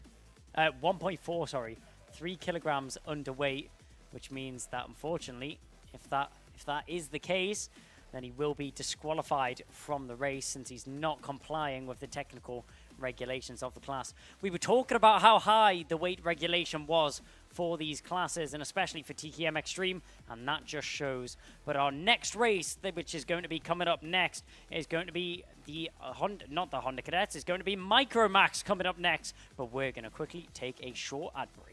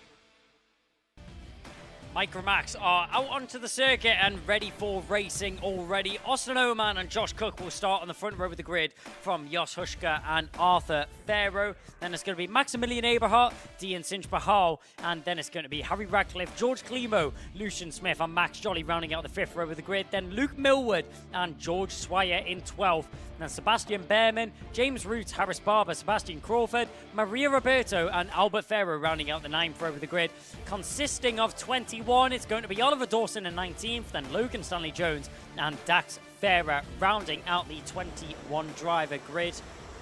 And there we go. That's how fast you can round off 21 names in the space of half a lap, as the drivers are now ready for racing action. We're all formed up and we're all ready to go here for the Micro Max final. One of the smaller grids that we have here, 21 drivers, yet still so much to go. Well, so much to go after we go around once again.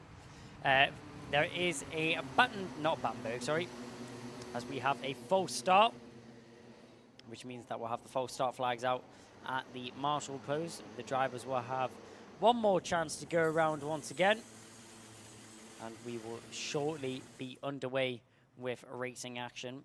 It's good for us. Gives us a little moment to catch your breath, get yourself prepared, and get yourself some nice snacks and drinks ready for the start of the Micro Max action there at home. The Alpha Live channel have done a great job. Alpha Live Productions have done a great job at bringing such a brilliant broadcast over the course of the day so far. And they will continue to for another 4 races on your screens. We've got Micro Max, then Honda Cadets, Senior Rotax, and then rounding out the day with the Junior Rotax class. Down towards the final corner we go. Accelerating out. Will we go green this time? No, we won't. So this is the first time this weekend that we've had a double false start. So a false start once again. The drivers will get given one more chance to get going again and have no problems on the next restart. But if we do have problems on the restart next time, what is normally the case is it will be red flag. The drivers will be stopped on the circuit. The race directors will have a little word with the drivers at the front and a little word with the drivers on the grid. And then normally we will get back to racing action once again.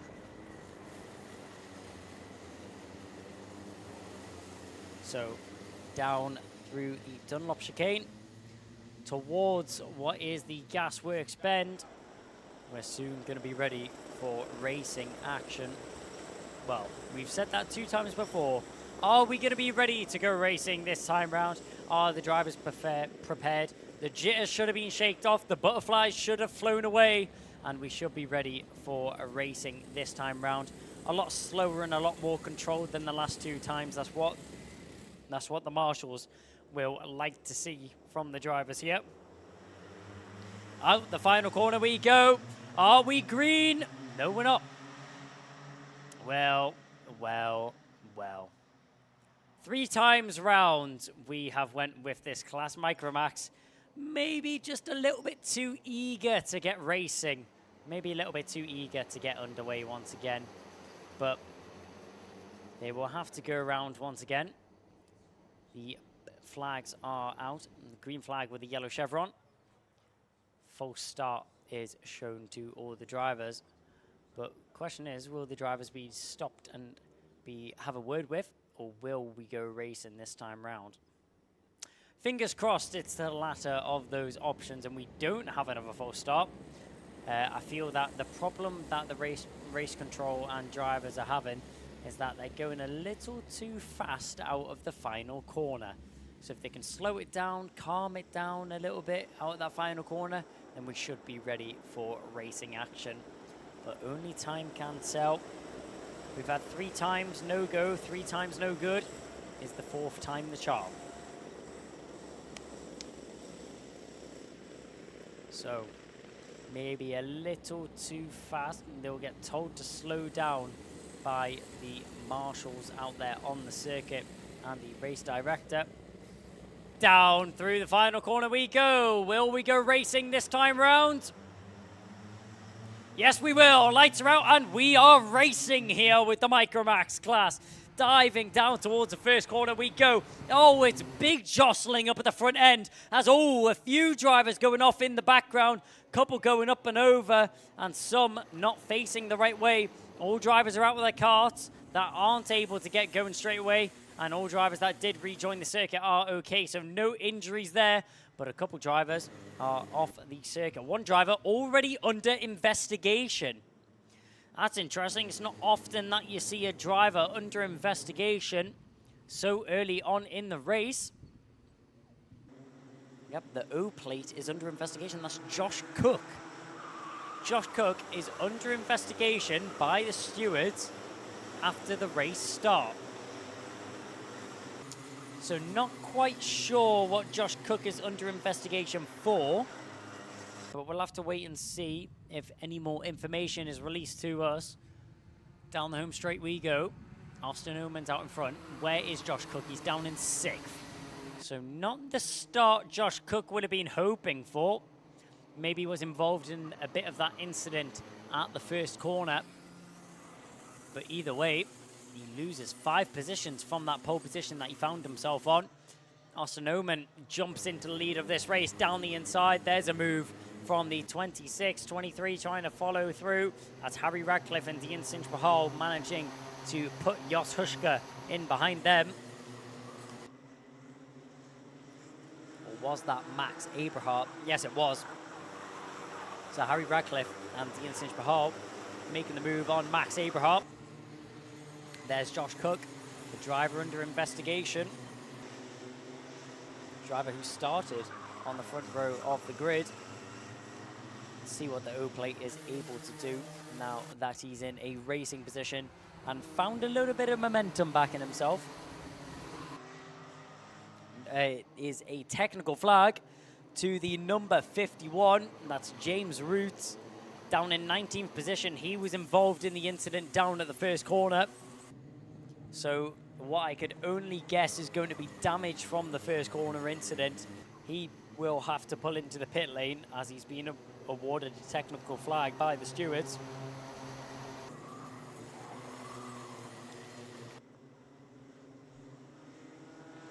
Down the back straight, nose and tail, down the inside. There goes Harry Radcliffe. Sinch-Bahal would made that overtake just a few corners ago.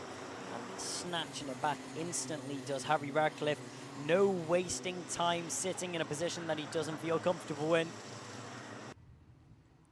Check over the shoulder from all the drivers as we dance down the home straight. Into the first corner we go once again. It's still Harry Radcliffe followed by Dean Sinch-Bahal.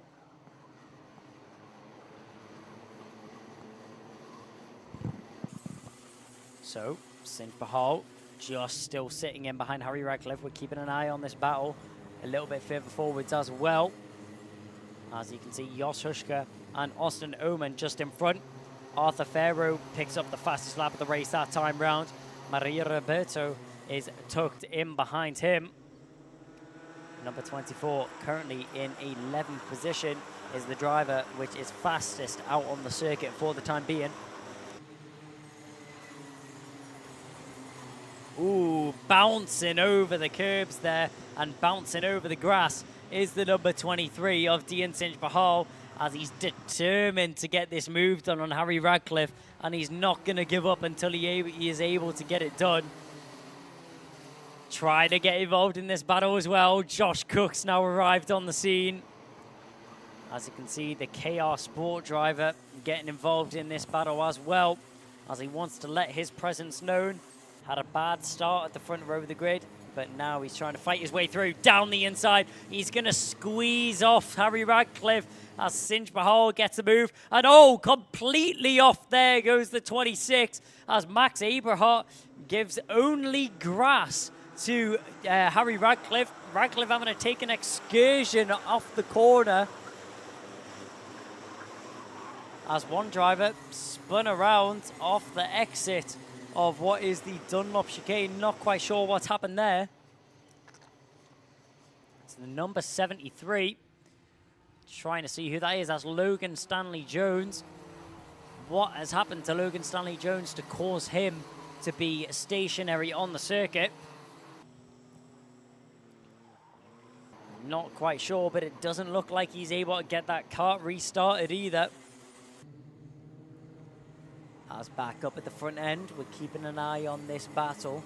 Dean Sinch-Bahal with Josh Cook tucked in behind right now. Just waiting for an opportunity right now is the O-plate of Cook trying to retrieve the time which he lost earlier on in this race. Yellow flags are out up at what is post 7. So green flags at post 7, yellow flags at post 6. So no drivers are able to make overtaking maneuvers going down into the Gasworks Bend. The Gasworks Bend obviously being one of the main overtaking zones for these drivers. But they're not able to make a move just yet until the incident is cleared on the circuit.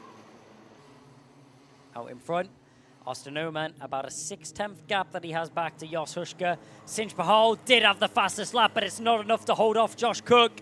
Cook down the inside into the first of the 2 ZRSs, and he'll get that one done with no worries, does the KR Sport driver. He'll dispose of the number 23 and get himself now up into a podium position and fighting forwards to try and catch on to the P2 driver of Jos Hushka right now. 1.5 seconds is actually the gap which separates those two right now, though. I'm sure that gap will have extended a little bit on that previous lap due to the overtake being done. Yes, it has. It's 1.59. That is now the gap which separates all the drivers out there on the circuit. So up through the dogleg we go. Down towards St. John's out in front. Austin Oman, still 6/10 of a second that he has back to Jos Hushka in second position. Jos Hushka setting pretty much identical lap times to Austin Oman. Only 100th is what separates the time between those two. The gap at a steady 6/10. There's our leading driver of Austin Oman. In behind him, Jos Hushka visually doesn't look as far back as he actually is. So he has still quite a bit of work to do, does Jos Hushka, if he wants to catch on to the back of Austin Oman. And it doesn't look like he's made much progression on that mission to get himself up to our race leader, as the gap's now extended even more, just a little bit, as it's now 7/10 of a second. That separates Jos Hushka and Austin Oman. Josh Cook did actually just set the fastest lap of the race on the previous tour of the circuit. A 56.71 was the time that he set down on the boards. A 56.96 was the time which was set by Jos Hushka in front. So Josh Cook gaining inevitably onto the back of the 55, running a little bit wide there. Wouldn't be surprised if he picks up a track limits warning for the number 26 of Harry Radcliffe, as he ran completely wide off the exit of the Dunlop chicane. Not the Dunlop chicane, sorry, it was the entrance to the Dunlop chicane. It was the exit off of the Senna S's. We've seen multiple drivers have issues with that in past races, just carrying a little bit too much speed off the corner and then pulls off onto that little bit of extra tarmac, which is awarded to the drivers. But if they do go onto that tarmac, they will be awarded a track limit warning. Not necessarily a penalty unless they're repeat offenders, but a warning is pretty much inevitable if you go 4 wheels over that white line.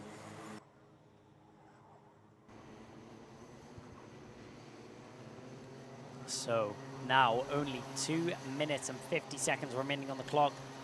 Just shy of 3 minutes is remaining as all the drivers are still touring around the circuit. This 12-minute race has flown by with all the drivers now starting to eke themselves out little bits of gaps between each other.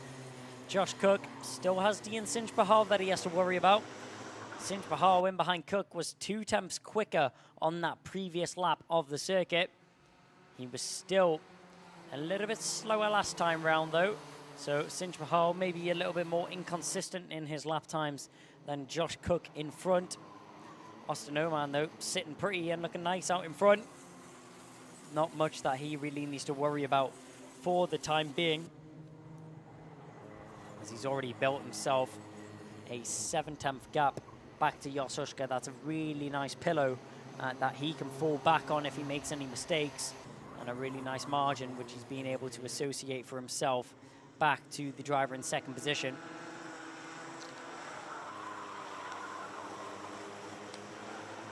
That gap between Jos Huška and Josh Cook, though, looking closer and closer lap by lap. Huška and Cook just getting ever so closer as the laps swindle and count down. Identical lap times between Oman and Huška, with Josh Cook 0.3 of a second quicker than Jos Huška in front of him. You can see visually that gap clawing down as he's starting to chip away at the margin between him and the driver in second position as Josh Huška right now. And with only a minute remaining on the clock, there's not going to be long left for these drivers to associate themselves higher up the order. Max Jolly picked up the fastest lap, and one driver's pulled into the pit lane on my screen.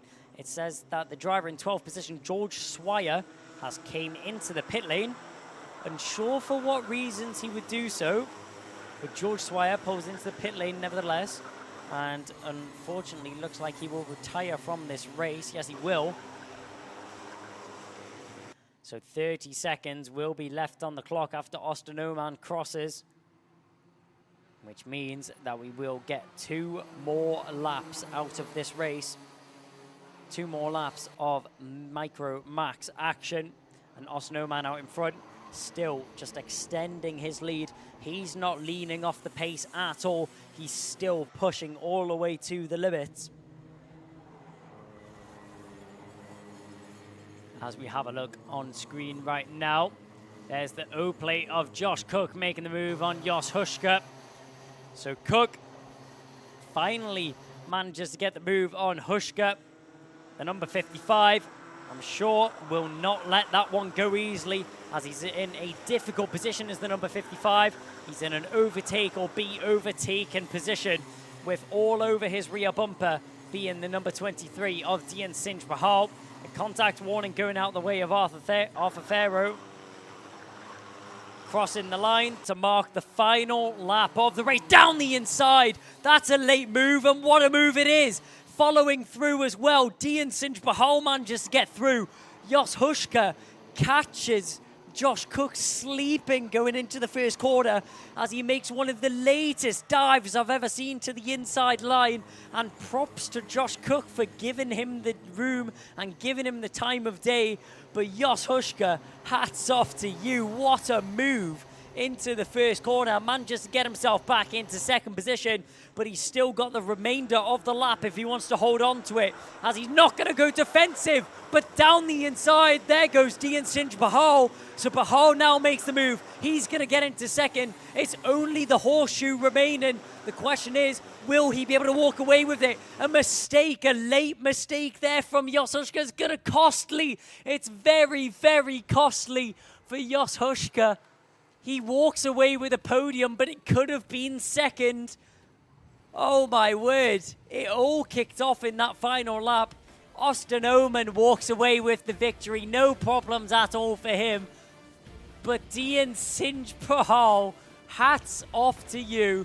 Followed through Jos Huška for that move into the first corner. Waited and waited patiently for that overtaking opportunity. As soon as Jos Huška opened that door going down into the Gasworks bend, who was there to play? It was Dian Sinj Bahal. He snatches up that second position. Jos Huška comes down in third, and Josh Cook, what was going to be second position, becomes fourth off the podium, unfortunately, from Max Abrahart, Lucian Smith, George Climo, Harry Radcliffe, then Arthur Farrow, Maria Roberto, then Harris Barber, Luke Millward, Sebastian Behrman, Albert Farrow rounding out the top 14. Then it is going to be 15th will be Max Jolly from Dax Farah, Oliver Dawson, George Sawia. Then it's going to be Logan Stanley Jones and the 2 retirements, James Root and Sebastian Crawford. But with our top 3 now being in the pit lane and in Parc Ferme, we're going to throw down to Kev to have a talk. Well, there we go then. How about that from Micromax? What a great result and what a great finish for 2 Sam Pollitt Racing drivers there, Austin Oman and Jos Huška. And how about that RCE driver in the middle there, Dian Sinj Bahal, coming home in second. In the closing stages, I wasn't quite sure who was going to take the win, or rather who was going to end up on the podium. It always looked like Austin was going to do it, but who was going to be behind him? And in the finish, it was Jos Huška. And then, of course, it was that man in second, Dian Singh Pahal. So well done to him. Let's try and get a word with our podium finishes in. Let's get Joss in first in third. Come on up in, sir. Joss, how about that, mate? I'm not quite sure in the closing stages of that you were thinking you might be on the podium. Talk me through it. Well, I saw that Cook and Dean were closing in, so I was so scared because, of course, it's a wide track and there's lots of overtaking opportunities, so I thought that any lap they would go in. But I didn't even notice that it was last lap. I was too focused in on the race, and then the photo finish with Cook was insane. Absolutely insane, and we did just see some pictures a moment or two ago of Josh Cook. He just can't believe what's happened, but obviously you've come out on top. Great result for you and great result for Sam Pollitt Racing. What a team it's been. Yeah, I mean, we all were thinking that it was going to be a 1, 2, 3, but unfortunately something happened at the start, and I don't know if Harry was involved, and but yeah, the 1, 2, 3 could have been on, but I don't know what happened with Harry. Well, listen, well done to you. Who would you like to thank? Who's made it all possible this weekend? Ashcott, KPL Supercars, Northern Trading, Romo's Royals, yeah, my mum, dad, my dad who's been on the spanners, Sam Pollitt for all the great setups, and Ethan Jeff Hall for the great data advices. Listen, well done. It's a long list of people to thank, so huge congratulations to you and all of them. Go and high-five your team, and we'll see you for the podiums a little bit later on. Okay. There he goes. Off goes Joss. Let's welcome in Dian. In you come, Dian. Dian Singh. Come and have a chat. Our second place driver. Come and put your feet on the spot here, young man. Just have to bob down a little bit lower for you because you're a small one. But listen, well done. Talk me through the closing stages of that race. Did you think you were going to end up on the podium? At the start, it was crazy. There were a few false starts. I was thinking, if there wasn't a full start at the start, I probably could have won it. But congratulations to Austin for sure. He pretty much clean sweeped it, except from that time when he came second. It was a very hard race. I thought I was gonna get like 2 or 3 or a top three. Wilton Mill, I got a top 3, so I was looking forward to here. Yeah. And I got a top 3, so I got my target. Listen, well done. You were on the podium last time. You're on the podium again. I think last time it was a third. Today it's a second. So the next time we see you, who knows, you might make it first. I will make it first. I love that. You will make it first. Right, who would you like to thank? Who's made it all possible? My dad, my mum, my whole family supporting at home, all my sponsors. I wouldn't be able to drive if they didn't sponsor me. My teammate Max, Dave Richardson, RC owner, but he's not here at the minute. And everybody else who supported me. Listen, well done. Go and high-five all of them. We'll see you for the podiums a little bit later on. A great result for you and a good weekend. Well done. We'll catch you a little bit later on, all right? There he goes. Right, come on in, Austin Oman, the man that's had a good weekend and the man that ran away with it in the final there, Austin. You've been battling hard with Josh Cook. I think you'd probably like to just say a word about Josh because he's been a great competitor all weekend long, hasn't he? Well, pre-final was when he was at his very best. In the final, he just got unlucky. I think someone did something to him, I'm not sure who or what. But listen, you kept your head, you got out in front, didn't you? And you had a really good super final there. That was a strong race from you. Yeah, at the start, I just had to get through, get to first and just go as much as I can. Well, that's what you did. You got through, you got to the front, you went as much as you could and you stayed out in the front for the whole race. Who would you like to thank? I would like to thank my mum, my dad, Nigel Horner, and my little sister, Sam Pollitt, and just everyone that watches me. And everyone else who knows me. Well done. Listen, Austin, congratulations to you. We'll catch you for the podiums a little bit later on. Go and high-five your team. Thank you. There he goes, Austin Oman. How about that? Well, what a great result for those Micromax, or what a great race for those Micromax drivers and for us to watch. Let's replay some of it now then with your commentator, Kai. Thank you, Kev, and a lot of action for us to go over here as it was a chaotic first corner. Multiple drivers being sent onto the grass there. Still not sure what happened there, but I'll tell you what, a lot did happen as we now go down into Gasworks Bend. Move down the inside, that was Josh Cook. After being involved in that incident at the first corner, he had to fight his way all the way through the grid if he wanted to be finishing up at the front end. These two were going at it all the way through. Harry Radcliffe and Ian Singe-Bahal. We've seen some great racing from the two of them. And as we've seen once again, down into Gasworks we go. That was a move there by Harry Radcliffe on Ian Singe-Bahal. Those two drivers were scrapping non-stop. And what a surprise! Which two names is it again? Ian Singe-Bahal and Harry Radcliffe, as they were going to and fro for that whole race, swapping positions. And this is where Josh Cook got involved down the inside, trying to follow through and squeezing him onto the grass to Maximilian Eberhardt, as nowhere to go did Ian Singe-Bahal. Sorry, that wasn't Ian Singe-Bahal. Harry Radcliffe had nowhere to go but take the scenic route and go onto the grass. Out of the center S as he goes, and it was a great recovery drive from Josh Cook after being involved in that incident in the first corner. He started from second position on the front row of the grid, but had to fight his way all the way back through to find himself up at the front row of the grid. But the last lap, this is where it all kicked off. What a move down the inside, so late. Inch perfect to get it done there from Jos Huschka. Following through was Ian Singe-Bahal, and then a slight mistake here from the 55. Didn't go defensive. Why didn't you go defensive, Harry? But sliding through on the inside line, Ian Singe-Bahal managed to get that second position, snatched it up from Harry Radcliffe. And with the replays being done, we're going to very shortly now move on to the Micromax final.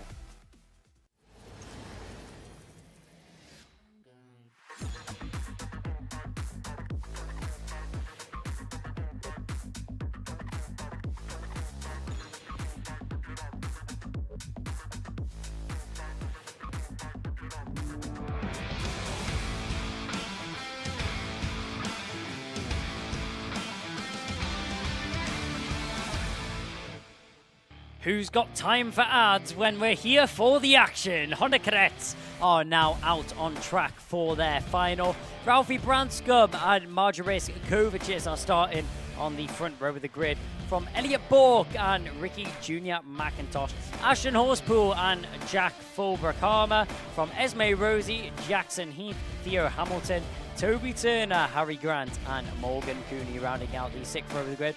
Seventh row of the grid is going to be finished off by Harry Pennington and Shea Hilton. So, 14 drivers here for the Honda Cadets and 14 drivers to put on a show for us. It's going to be interesting indeed. Ralphie Branscombe, he's had a pretty solid weekend so far. The O-plate will be starting from pole position. The bright pink helmet, you can't miss him out on the circuit, and you especially can't miss him when he's starting from pole position. But the question is, can he work his magic from the front row of the grid? All the drivers will now pull up into their grid spots, and it won't be long before we go racing with the Honda Cadet action.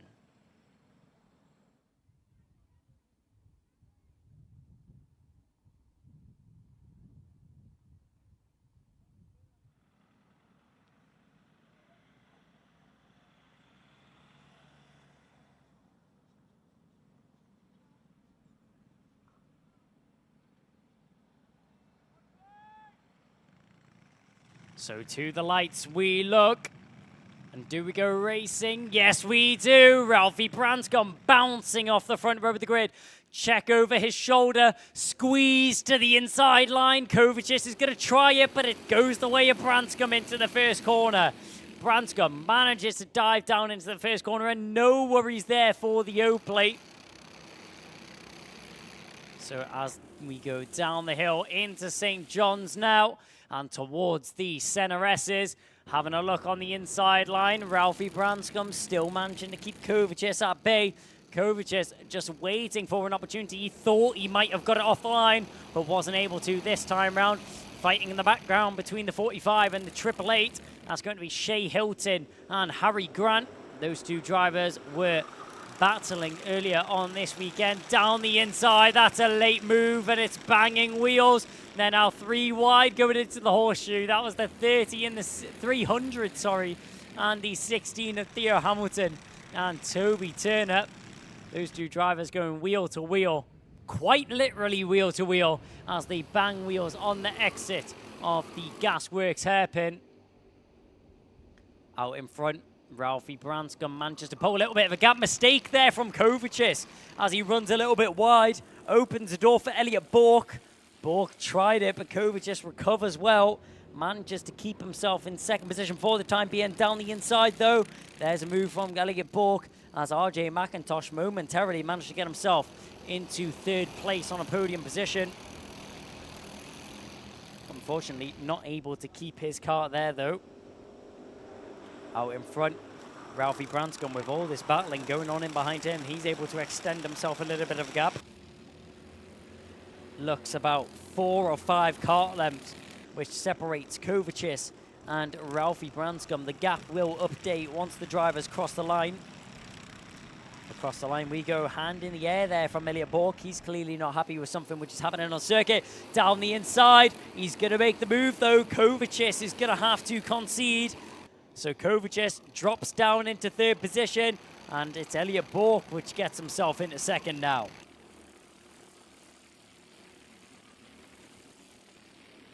So Elliot Bork is now the driver tasked with the challenge of catching onto the back of Ralphie Branscombe.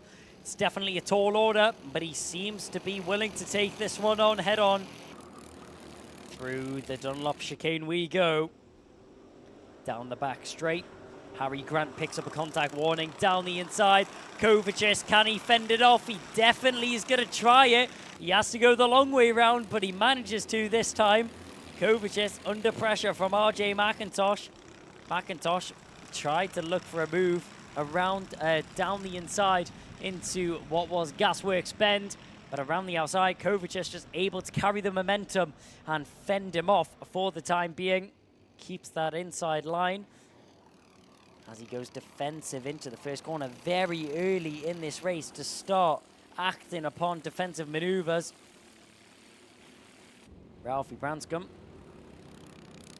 is still out in front right now. Down the inside, there's the move he's been waiting for. RJ McIntosh gets it done on Kovacic. Contact warning actually goes to Ricky Jr. McIntosh. So Ricky Jr. McIntosh picks up a warning there.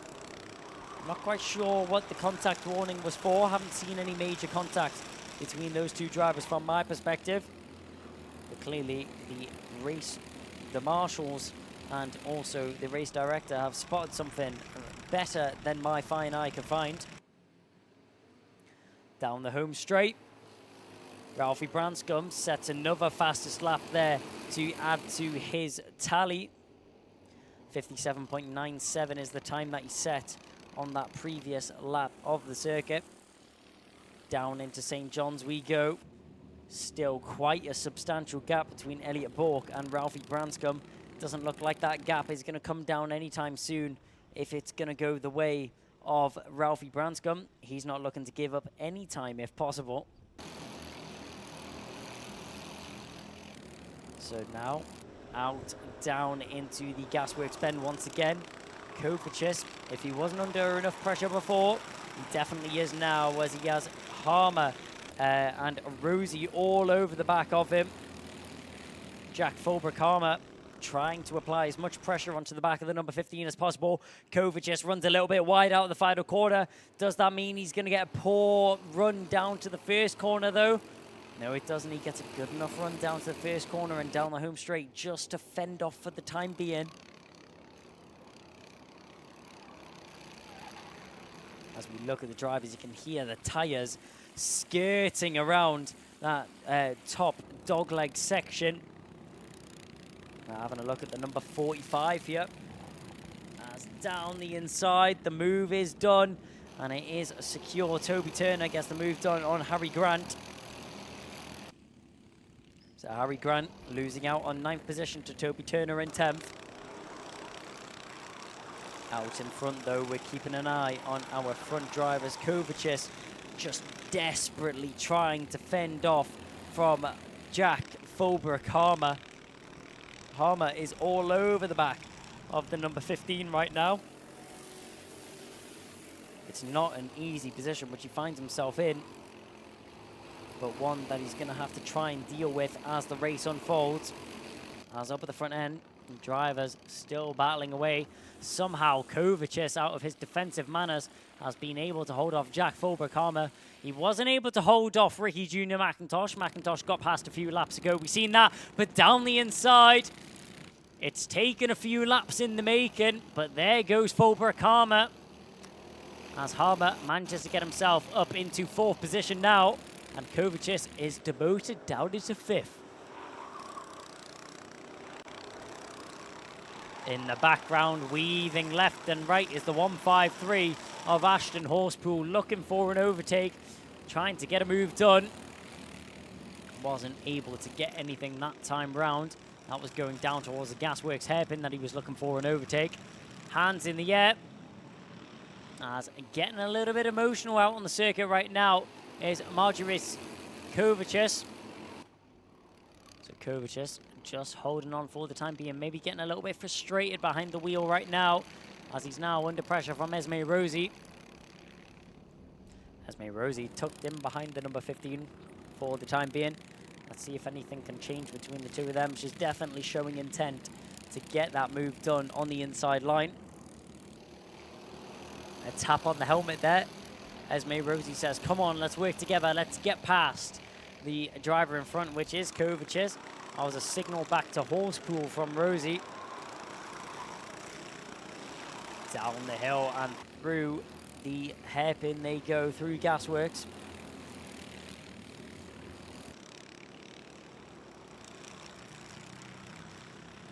Now at the final bend and down the home straight. A check over the shoulder there, and that's Ricky Jr. McIntosh. He earlier disposed of what was Kovacic to get himself into that 3rd position, but now he's got a lot of pressure from Jack Fulbrick-Harmer in behind. Harmer's showing every intent to get himself into that podium position in 3rd. He'll throw everything he has at it if he's able to get that move on the inside. And yes, he is. There goes Harmer. Jack Fulbrick-Harmer down the inside. You'll get that move with no worries. Through the Dunlop chicane they go now. Time is ticking down on the clock. 3 minutes and 30 seconds is remaining. Kovacic still under a world of pressure from Esme Rosie. Rosie has a look on the inside going into the horseshoe. Not able to get anything done this time round. Down into the final bend. Hopping over the curbs in the background is going to be Jackson Heath. Jackson Heath losing a little bit of time off the back end of having a ride over those curbs. But Kovacic still followed by Rosie. Rosie by Horsepool. Horsepool by Heath. Ralphie Branscombe out in front. 1.87 seconds is now the gap that he has to Elliot Bork. Elliot Bork doing a great job in 2nd position to just extend his gaps either way. He has a nice cushion to the driver in front and a nice cushion to Jack Fulbrick-Harmer in behind. Harmer still followed by McIntosh. McIntosh starting to fall off a little bit though off the back of the number 94. McIntosh originally was in that 3rd position until Harmer made the move. As soon as Harmer's made the move, he's managed to pull himself a little bit of breathing room over Ricky Jr. McIntosh in 4th position. Kovacic, though, I don't know how he is dealing with this pressure out on the circuit. Kovacic somehow is still running strong in 5th position. Although the drivers around him are showing similar pace and showing intention, he has not cracked under the pressure. This is a great display of racecraft from the number 15 of Kovacic. Esme Rosie just looking any way left and right to try and get that move done for 5th position on Kovacic. They go down the back straight. Is it going to be into Gasworks? It very much might be. Oh, up and over. Oh no, that's a nasty incident there. As Kovacic latches onto the rear bumper of Esme Rosie, goes up and over. It's going to be a red flag. No surprise there, red flag's out. I'm sure the drivers will get all attention necessary. Esme Rosie, luckily, is sitting in the car looking around all right from that one, but all our thoughts and attention right now are with Kovacic. That was a really unfortunate incident there. Both drivers racing hard, red flag out there on the circuit. I doubt this race will be restarted. So red flags are out. That was, yeah, a difficult incident there. That very, very well handled by the marshals there to quickly get the red flags out and give any attention necessary to the drivers involved in that incident.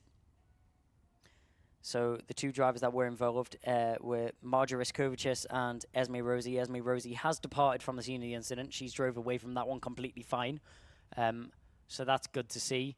But all our thoughts and prayers are currently with Marjoris Kovacic, and we'll definitely keep you updated with any updates or any developments we have in feedback. But during this red flag, we'll take a quick break from the action, give the marshals and paramedics time to tend to the scene of the incident. We'll take a quick ad break here on the Alpha Live YouTube channel.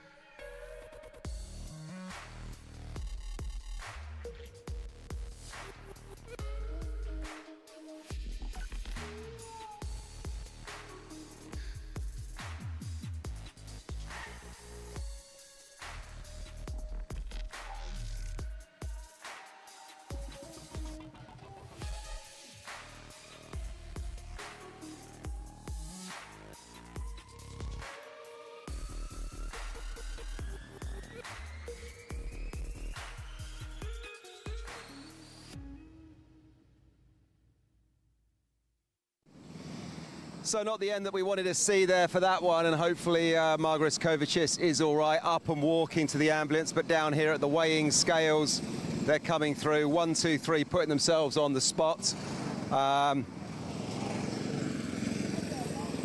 Well done to our 1, 2, 3. That was Ralphie Branscombe, Elliot Bourke and Jack Fulbrook-Harmer there. They're just high-fiving themselves. Jackson Heath coming in for a little bit of a congratulatory fist bump as well. But all eyes on Elliot Bourke on screen at the moment, being congratulated by what I think is his sister there. So, and we've got a happy man in third. That's Jack Fulbrook-Harmer. He was 8th in the championship just before that one, so we'll see what he's got to say for himself. In fact, we'll go straight over to him. Let's get Jack on the spot. Jack, come on over and have a word with us. We'll have a chat with you. Put your feet on the spot there, young man. You're jumping up and down.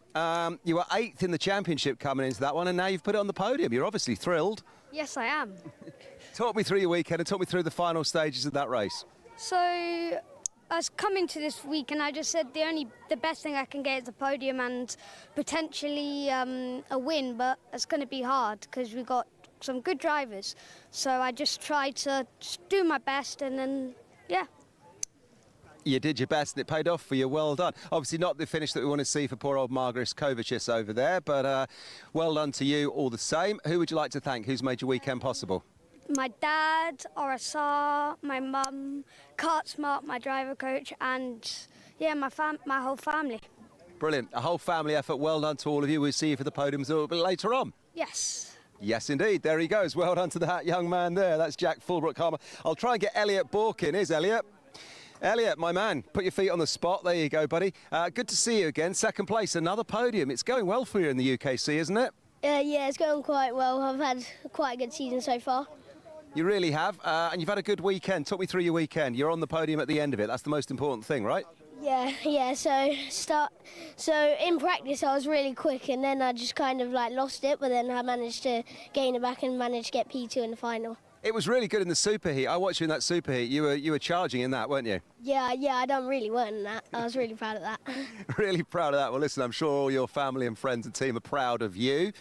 Who would you like to thank? Who's made it all possible? Zipcart, Archie, my mechanic, my mum, dad, sister for supporting me, and my mum, dad for bringing me here, and David and Connor for the driver coaching. Well done to all of that team. We'll see all of you for the podium presentation and celebrations a little bit later on. Go and give them all a high five. Thank you. There he goes, Elliot Bourke. What a champ. Let's welcome in Ralphie Branscombe. Ralphie, come on in. You're growing, young man. You've got a bit taller. I have to stand up a bit more now, but well done. Another first place for you. That's helped your championship no end. Yeah, well, I clean sweeped it all weekend, so I can't complain with that. From quali to final, clean sweeped. Absolutely brilliant. Well done to you. And in that final there as well, you stretched your legs out. You got a good lead in that, didn't you? Yeah, I was quite lucky. I got away at the start, and then I kept pulling. Like, I would pull a little one, and we'd get the same time. And I'd pull a little more, and then we'd get the same time. So it was very close. Yeah, really good. And who's been looking after you once again? Well, I know the answer to this, but who would you like to thank? My dad, my mum, my uncle, and my sponsors. Obviously my team, LMM Motorsports. Lenny's insane. My sponsors like JCC Young Ones, Sharp, Adrenico, and I think that's it. Let me have a check. Quick, check the overalls. Yeah, that's it. And I would like to give a shout out to Shay because he finished his first race all weekend today. Kept having technical DNFs. He did. Good one. Those are some nice words there. That's Shay Hilton, 888 his car, isn't it? Yeah, it is. He did very well to finish because he's just had technical after technical. Brilliant. Kind words. Go and give him a high five. Go and give the rest of the guys in Honda Cadet a high five. And we'll see you for that podium presentation a little bit later on. Thank you. There he goes, Ralphie Branscombe. A clean sweep from him. He's won everything this weekend. And we'll come back to you, Kai, but obviously we are hoping that Margaret is OK. The red flag wasn't how we wanted that one to end. No, well said, Kev. Thoughts and prayers are with the Kovacic family and the driver as well. Good news is that he was up and walking. He managed to walk himself into the ambulance. So any medical attention further will be necessary and will be given to him as proportionary. But back onto replays of this race. We had so much action going on. I mean, so many drivers bustling and racing all the way through the field. We've seen Theo Hamilton and Toby Turner going at it, as well as Harry Grant down the inside. There was Ricky Jr. McIntosh as he was making his way past Kovacic through the field, as drivers just squabbling all the way throughout the race. Kovacic, unfortunately, losing another position there to Jack Fulbrook-Harmer, and this is where Fulbrook-Harmer was let loose.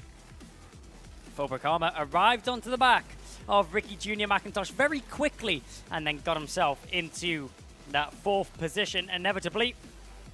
Out in front though, top 3 had already pulled away by now. And this was the number 42 in behind Kovacic. It was Esme Rosie and Kovacic. This battle went on for quite a while between these two. Marjorie Kovacic did a great job to fend her off for so long. But as the drivers went touring around the circuit, we could see that was the 153 getting involved in the battle. Ashton Horspool had a good race as well. But as there is a little delay in proceedings for the time being, good news is that Marjorie Kovacic is walking around and it looks like he is out of the ambulance. So that's a good sign to see. There will still be a slight delay in proceedings. The ambulance will have to drive off the track as the red flag is still out. We're going to cut to a quick short ad break until we resume proceedings.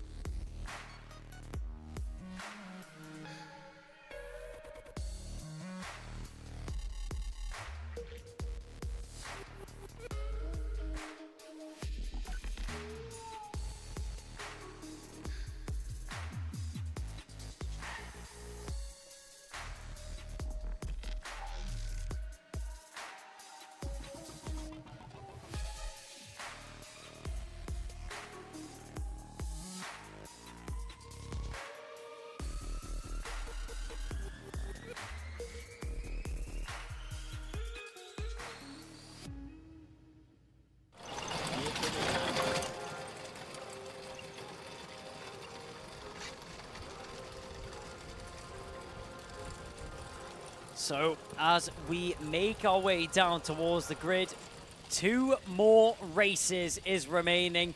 And to kick it off, we've got the big boys coming out to play. It's going to be Senior Rotax Superfinal.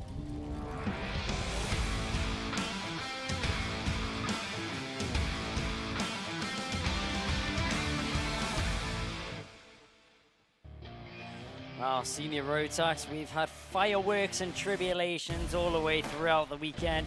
Kai Hunter, the local boy, is starting on pole position. Pearson Bullock Carter is alongside him from Jamie Perley, Teddy Pritchard Williams, Jack Liddy, and Archie Walker. Starting on the fourth row, the European man, Lewis Gilbert, joined alongside by Tyler Harris. A good weekend so far for Alexander Cole. It gets him starting ninth position with Alex Duncan alongside him. Then it's Ewan Charman and twice world champion Callum Bradshaw starting in 12th. Macaulay Bishop, not the weekend he would have been hoping for. He's starting in 13th from Stephen Duncan in 14th. Then Morgan Hudson-Brown, Liam Hartley, Joshua Graham, and Alexander Adams-Acton. Brandon Klein-Nagelvort and Gustav Zuzikovs round out the 10th row with the grid from Reese Bailey, Archie Buttle, Daniel Armstrong, and Jack Collins starting 24th. 13th row of the grid consists of Ethan Martin and John Brown, then Louis Weaver and Sam Breaker on the 14th. The 15th row is Rachel Robinson and David Mitchell. Brian Ward and Reg Hayward start 31st and 32nd from Deacon Russell and Louis Marica, rounding out the 34 driver grid here for senior rotax. Well, what was a double grid here for senior rotax is now cut down into two. And you can see the drivers all making their way down towards their starting positions and getting ready for the start of this race as well. As pushing their carts and trolleys down the grid we go. You can see walking down. If you can't see the Team UK suit, that there is going to be Ewan Charman making his way down the grid and getting ready for the start of that race. As we're having a look down as well, you can see the likes of Callum Bradshaw and Lewis Gilbert standing by their carts. So Joshua Graham, that is, in the Team UK suit, making his way down the field. Very similar hairstyles and very similar suits. Get them mixed up very often. That's completely my fault, especially from a distance. I think I'll, take that one on the chin. I can see Ewan Charman there standing in his Birillart suit. I have seen Ewan Charman wear that Team UK suit before, though. I think I've seen him rep that one before. But yeah, that's my mistake there. That was Joshua Graham walking down the grid in the Team UK suit and Ewan Charman standing on the sidelines with his bright fluoro yellow helmet and his nice clean white Birillart suit as well. As we see walking down the grid, all the drivers just waiting to find their grid positions and their spots on the grid, ready for the start of action and start of proceedings. Starting up at the front end, though, one man who will not be a stranger to the front row of the grid. Obviously, we've got Kai Hunter starting on pole position. And there is the number 40 of Jamie Perley. Perley has been looking very fast and very strong so far this weekend. He's been getting himself involved in the action and fighting up at the front end. I'm sure he will be looking to do so the same in the final race of the day for these guys. Obviously, we still have one more race after this. Rocking for the Hunter Motorsport team, his brother's team, actually. It's Kai Hunter, who a team is managed by Reese Hunter as well. So a little bit of brotherly love there between the two of them as they run the team together. Kai Hunter was with DHR last season. This year, he is rocking the Hunter Motorsport colours and has been very strong so far this season. He's walking home off the back of a championship last year in UKC, and he's looking to do the double if possible, but he's got a lot of drivers challenging him up at the front end if he wants to manage to do so. He's got the likes of Macaulay Bishop. Those two had a little bit of a running together yesterday. It's all been okay today. We haven't seen any issues between them just yet.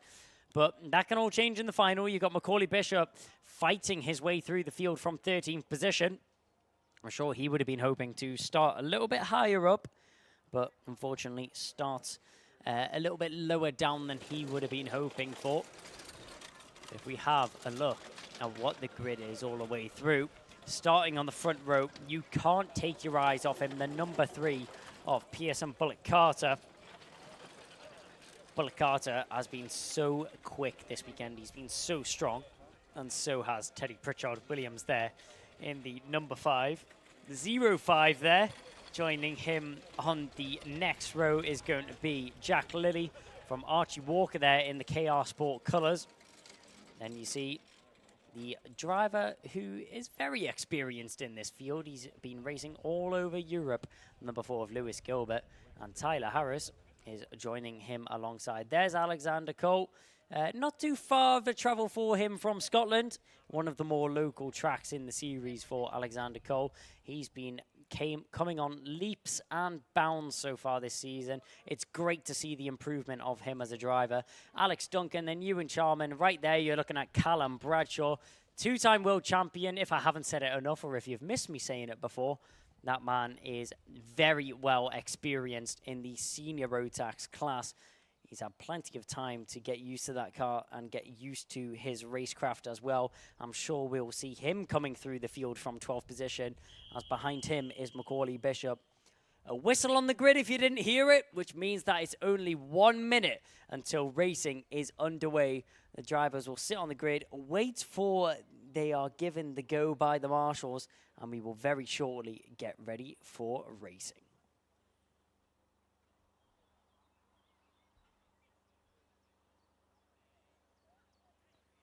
So as the drivers eagerly wait to get ready, they get the signal from the race director.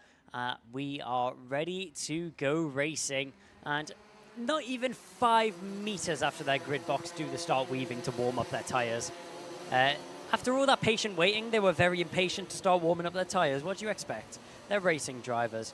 But no, down to the first corner we go, as the drivers will have 1 lap to warm up their tires and get themselves prepared for the start of this senior rotax super final.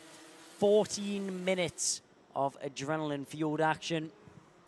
And I'm sure there will be some fireworks indeed. There always is. It's senior rotax. What less would you expect from this class? Kai Hunter, the number 1, starting from pole position. But can he keep the cart there? That's the question. The drivers will now start to form up after they came out of the gasworks bends. Kai Hunter is the one which controls the pace. And will we see one of Kai Hunter's signature slow starts? No, I think he feels the need for a second formation lap. We'll go around once again. Why not? I mean, we're definitely not formed up ready. Around once again. Kai Hunter feels the need for a second lap. Maybe warm up his tyres a bit more. Get himself mentally prepared for the start of the race. He's the one starting from pole position. As we mentioned, he'll dictate the pace, and he's very much dictated the pace by going around again. That may have even been orchestrated between him and Pearson Bullitt Carter. They both look like they knew what they were doing going around again.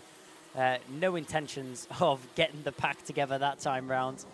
But this time round, I'm sure we will be ready to go racing. As yet, the leading 2 drivers start to slow down now. There's Pearson Bullitt Carter. Alongside him was Kai Hunter. We slow it down going down towards the gasworks bend. And Kai Hunter, I'm sure we will see it once again. His signature very, very slow formation lap here, as he likes to slow down the pack a lot.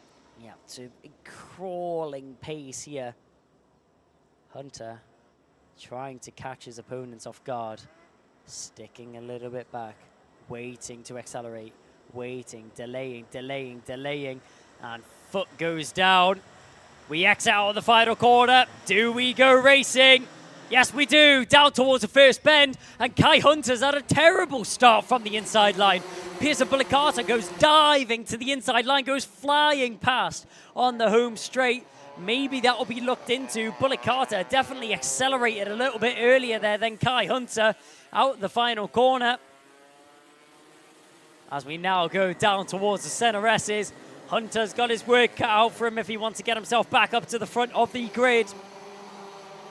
In the mid-pack, though, it sounds like someone has a broken exhaust, and 2 drivers that have came off there. That's the number 37. Couldn't quite catch who the other kart was. Number 37, one of them was Reg Haywood.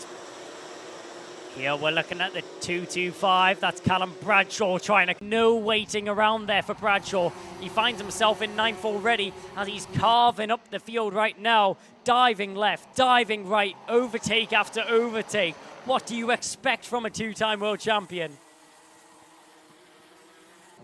As down the hill we go. In the lead still is Pearson Bullock Carter. Teddy Pritchard Williams still in second position right now. You can still hear that broken exhaust. Not quite sure what cart that is. I'll have to have a little look down the order. Rich Haywood has retired from that. It may have been Tyler Harris. That would be unfortunate to see if it was Tyler Harris. He started so high up the grid. It was looking to be a great weekend for Harris, but unfortunately has dropped down to the back of the order. Up at the front end though, Bullock Carter signalling to Terry Pritchard Williams in behind. Kai Hunter still in third from Archie Walker, then Jamie Perley, Lewis Gilbert, Jack Liddy and Callum Bradshaw in 8th. So we're trying to figure out who has that broken exhaust. It looks like it was car 84. Yes, that is Tyler Harris. So my suspicion, unfortunately, is true. And that was Tyler Harris who has the broken exhaust. That really hurts to see. There goes Kai Hunter, and trying to force his way through as well as Jamie Perley. Wasn't able to get that one done on the Jax Motorsport teammate though. Callum Bradshaw, he's made a couple more moves. He's found his way past Jack Lilly, up into 7th, and the fastest lap under his belt. Callum Bradshaw is coming to play.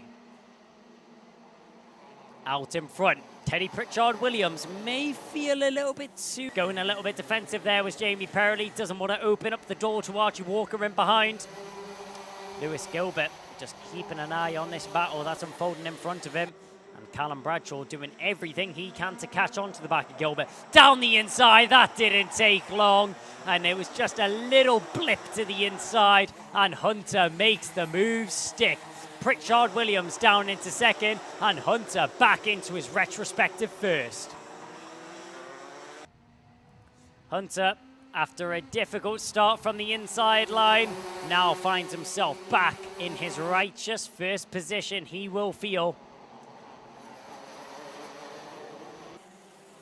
Pritchard Williams in 2nd though. He's not going to give it up easy. We know Pritchard Williams is a very strong driver. I'm sure it won't be long before he tries to make a move back on the inside of Hunter, because the drivers know if they let Hunter get fresh air and they let him drive away, that's when it all starts to fall apart. Pritchard Williams, if he wants any chance of this race win, he needs to get on the inside as soon as possible. And they may be teammates, but no team orders there as Jamie Perley sneaks down the inside of Pearson Bullock Carter, says, thank you very much. I'll snap up that 3rd position and I'll push on forwards. Perley picked up the fastest lap, but it's now handed back to Joshua Graham down in 17th position. As down the hill we go. Oh, Archie Walker's picked up a mechanical flag. The driver in 5th position has a mechanical flag, and that's cart number 7. Can we see what the issue is, though? I can't quite see what the issue is with Archie Walker's cart. The number 7 there, the KR Sport cart. The rear bumper's fine, the front bumper's fine. He's still racing. Oh, never mind. As if a mechanical flag wasn't enough, contact definitely is. He comes off there with Pearson Bullock Carter, and Bullock Carter will be fuming. Damage and contact with a driver which has a mechanical flag. Oh, that's such a shame there for Pearson Bullock Carter. They were both battling for track position and trying to sneak down the inside. It just didn't work out there for the number 7. Either way, Archie Walker would have been awarded a mechanical flag, but I'm sure that was definitely not the way that he wanted to finish this race, having contact with another driver.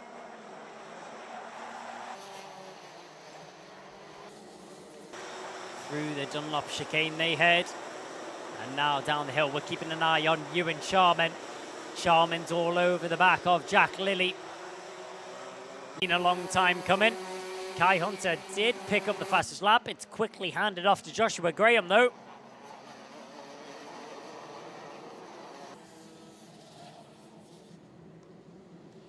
As we watch Kai Hunter pressing on at the front of the field. Confirmation once again that Joshua Graham picked up the fastest lap of the race. Another fastest first sector. Joshua Graham is absolutely flying out there on the circuit. He's setting purple sector after purple sector, fastest lap after fastest lap. Blistering pace there from the driver in 13th position right now. And he will be kicking himself that he's so far down the order, because he definitely has the pace to be leading this race. No question about it. As the rest of the field file through the final corner and down the home straight. As we've been focusing on the front end, where has Callum Bradshaw came from? From what was 10th position, he's now finds himself in 5th. Departing of the field is Callum Kinder, like Noah's Ark departing the Red Sea. No problems at all. Moses parting the Red Sea, sorry, I'm getting my stories mixed up there. But Callum Bradshaw, either way, just carving his way through the field like a knife through butter, no problems at all.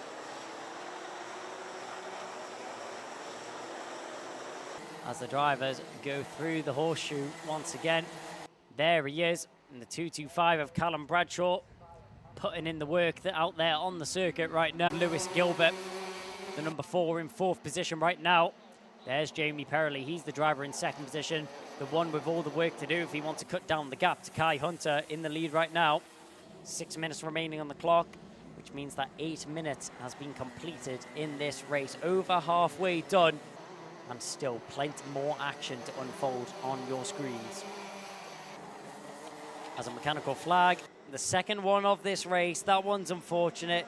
It's handed out to Ethan Martin, the number 75. He's currently in 22nd position, but as if rubbing salt into a wound, the driver in 22nd position, Ethan Martin, is awarded a mechanical flag, which is such a shame because he's still 34 drivers here in the Ultimate Karting Championship get points. So championship points are awarded to all the drivers which make it into the super final. Callum Bradshaw, he's going super fast in the super final. He picks up another fastest lap to put under his belt. 2.4 seconds to the leader out in front. About 1 second to Lewis Gilbert in front, and one driver going off. That was Alex Cole as well. That's the 317. That's Alex Duncan and Alex Cole. The battle of first names, and they both go off the circuit. 12th and 13th position unfortunately collide up at the center S's, and both go off onto the grass, taking a scenic route through the corners. Less than ideal situations. As we go through right now, Macaulay Bishop in the O plate right now in 6th. Stephen Duncan with the A plate on his car. Won that at the A plate event earlier on this year, the Anglian Cup. So Stephen Duncan rocking the A plate. It may look a little bit strange to have a letter on the car. We've got the O plate, we've got the GP plate. You don't very often see the A plate though, so Stephen Duncan will rock that with pride. You can't blame him. It was a difficult event to win. He takes away that one indeed. On the inside, we were waiting for a move in the Team UK suit. No, that's not Ewan Sharman. It's Joshua Graham in the Team UK suit. He makes a move on his teammate in the KR Sport. So Archie Buttle loses out on 1 position, and Joshua Graham gets himself up into 9th position. Now he's the driver which has to chase down onto the back of Ewan Sharman. Macaulay Bishop, the O plate in 6th position right now, started down in 13th. Callum Bradshaw started down in 12th. So both the drivers, nose and tail, have been carving their way through the field and gaining positions retrospectively, lap after lap. There he is, the O plate of Macaulay Bishop, hooking it up very nicely around this circuit. As you can see, it was a solid first sector there from Callum Bradshaw. A good second sector as well from Callum Bradshaw. Doesn't look like it's going to be his fastest lap, but he's still definitely going to cut down the gap a little bit to Lewis Gilbert in front. 1 second was the gap before they crossed the line. And it's now about 9/10 of a second, which separates Callum Bradshaw and Lewis Gilbert. Definitely not much between those drivers. Joshua Graham picks up the fastest lap on that tour of the circuit. So the driver in 9th position sets a new fastest lap of the race, snatches it away from the grasp of Callum Bradshaw. And 2 minutes and 26 seconds remaining on the clock. But out in front, I mean, is it a surprise at this point? Kai Hunter, 8/10 of a second clear of any other driver. Jamie Perley in second. He has been trying his best and he has been pushing very hard to try and catch on to the back of our race leader, but just nothing has been working for him, unfortunately. Jack Lilly on the back of Archie Buttle there, you see him heading down the home straight. There's our leading drivers. And there is the number 22 of Archie Buttle with Jack Lilly all over the rear bumper of his KR Sport machine. They go through St. John's, down towards the Senna S's. But back up at the front end, there's Jamie Perley currently sitting in second position. Teddy Pritchard Williams is applying a good amount of pressure to the rear bumper of that number 40 kart. 1 minute and 30 seconds is remaining on the clock right now. There is Joshua Graham. He's in behind Ewan Charman, the Team UK teammates. They're going to battle it out on the circuit. Birolart versus KR Sport. Who's going to be victorious out of this one? Down the home straight. Different nose cones, different drivers, different teams, different chassis as they go pedaling up the hill up towards what is the dog leg, now down through St. John's. Looking over his shoulder, Ewan Charman, but down the inside, there goes Joshua Graham. We knew that was going to happen eventually. He then goes defensive into the second part of the Senna S's. Ewan Charman, unfortunately, loses out on that 8th position. Joshua Graham, as well as the fastest lap, now finds himself in 8th. There's Jamie Perley. Teddy Pritchard Williams is all over the rear bumper of the number 40 right now, and he's came at the right time. 30 seconds remaining on the clock right now. There is not long left for these drivers out on the circuit. Kai Hunter out in front. Jamie Perley still in second, but he's gonna have to keep an eye on the drivers in behind him. Teddy Pritchard Williams is all over the rear bumper of that number 40 car. Lewis Gilbert is also getting involved in this battle. These three are gonna have it out. Watch out for Callum Bradshaw. Where's he came from? He's now arrived onto the back of this battle. So from what was a 2-kart battle is now a 4-kart train, all squabbling for second position. And it's going to get a little messy here as we make our way onto the final lap of the race. Kai Hunter, 8/10 of a second. He's out the window. We're not focusing on him right now. We're focusing on this battle for second place. Jamie Perry, defensive in the background goes Gilbert. He's going to give up the chance of a podium as he goes defensive from Callum Bradshaw. Bradshaw is now going to be desperate to get himself into 4th as they go down the hill through the dogleg, now into St. John's, parking it on the apex, using his experience as Lewis Gilbert. Experience aplenty also has Bradshaw. He's going to try the switchback. Can he go round the outside? No, he can't. Here comes Bishop on the inside line. Bishop gets on the inside line of Callum Bradshaw, and he'll get that move done. Trying to follow through was Stephen Duncan. The A-plate wasn't able to get it done, though, as they all congest going down into Gasworks Bend, into the horseshoe now. On the inside, Bishop, he bumps into the back as they're all barging. It's a finger in the sky. He knows he's won Kai Hunter, but nothing changes there. Oh, my word. What a final couple of corners there from Senior Rotax. I mean, if it wasn't difficult enough to decide on the replays, you've definitely got your work out for you now. The Alpha Live production team. Kai Hunter walks away with a victory there. Jamie Perley in second from Teddy Pritchard Williams. Lewis Gilbert comes home in 4th after fending off Callum Bradshaw and Macaulay Bishop. Stephen Duncan comes home in 7th from Ewan Sharman, Josh Graham. Archie Buttle rounds out the top 10.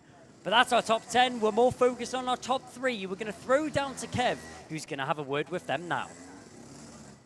Well, there we go then. Senior Rotax comes to an end. What a great race that was. We had some big names lining up this weekend, and all weekend long it didn't disappoint. In the end, though, Kai Hunter takes the win from Jamie Perrelly and Teddy Williams there, cart number 5. But I was a bit confused down here. I don't know what it's like where you were, but I was still watching on my iPad that's got the live timing.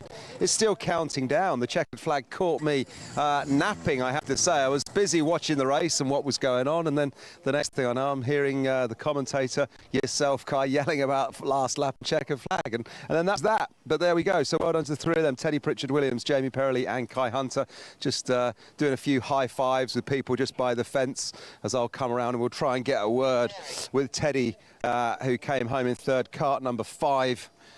Jump on in, sir. Yeah, come on in on the spot. Let's have a quick... That's it. Put feet on the tape, feet on the mark, sir. Well done to you. It was all going on in the closing stages of that one, wasn't it? Yeah, it was a bit scrappy, and 14 minutes around here is a long time. I think I've got arm pump. Yeah, I'm not used to being in a go-kart. Well, listen, you did well in the go-kart this weekend. Just tell us how it's all played out for you from start to finish. How have you got on up to this point? Really struggled Friday, Saturday morning. Quali night, finished 4th and won a heat, and then just found a bit of pace. We worked really hard, so I'm glad, and it's a really good stepping stone for next weekend now. Yeah, exactly. You've turned up this weekend to just get a bit of lap time in before the British.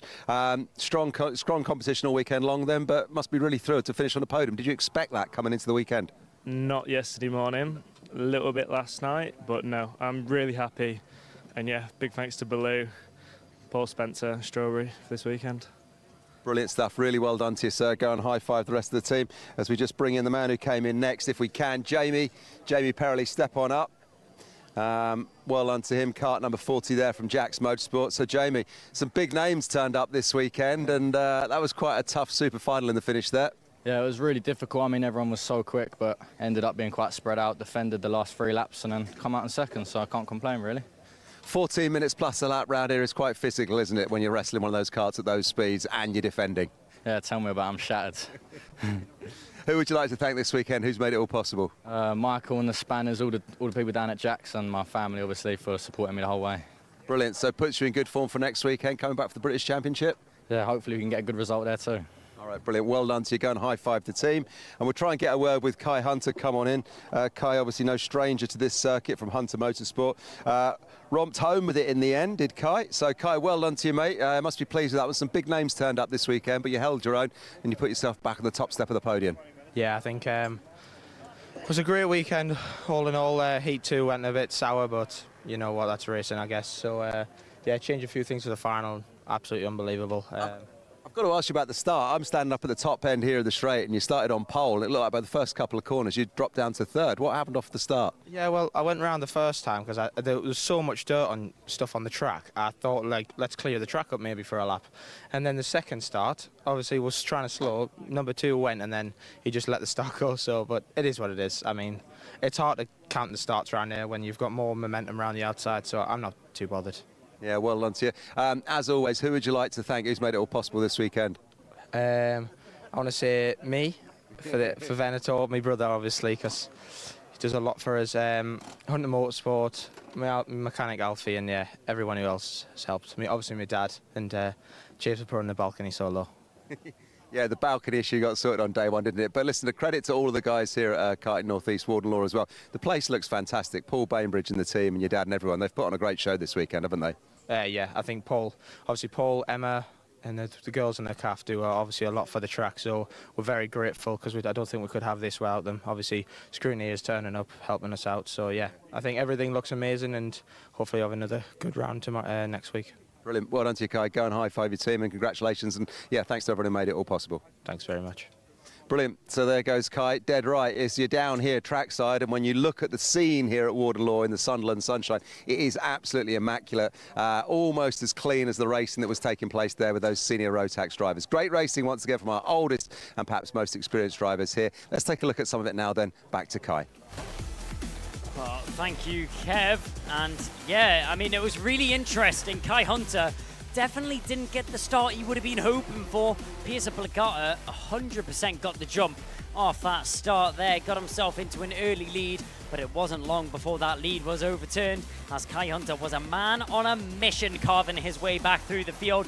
On the On the inside, there goes Pearson Carter. All he had in front of him now was Teddy Pritchard-Williams, and it wasn't long before that happened as well. On the inside, Kai Hunter, textbook overtake, doesn't need to worry about it, dispatches himself back into the lead once again. A comfortable position there for Kai Hunter as he gets himself into the lead of the race. Jamie Perley was going at it with his teammate of Pearson Carter as those two were going to and through throughout that race. As number 7, Archie Walker, after getting a mechanical flag, comes together with Pearson Carter on the exit of Gasworks Bend. Those two unfortunately dropped down towards the back of the pack. Ewan Charman and Joshua Graham, the two GB drivers, were going at it. There goes Alex Cole, and there goes Alexander Walker as well. Back up at the front end. Joshua Graham down the inside of his teammate. Great move there to make himself past Archie Buttle. But here is Jamie Perley trying to fend off Teddy Pritchard-Williams. Ewan Charman couldn't defend from the Team UK teammate for much longer as Graham dove down the inside, and no worries for that overtake to be done. On the inside, this is really where it kicked off. Lewis Gilbert, Callum Bradshaw and Macaulay Bishop on the inside managed to get that move done. We went into the Horseshoe Complex and it was all argy-bargy as we went through the Horseshoe Complex. Now, it was a hand in the sky and an easy win there for Kai Hunter, but Macaulay Bishop crossing the line just manages to jump Callum Bradshaw.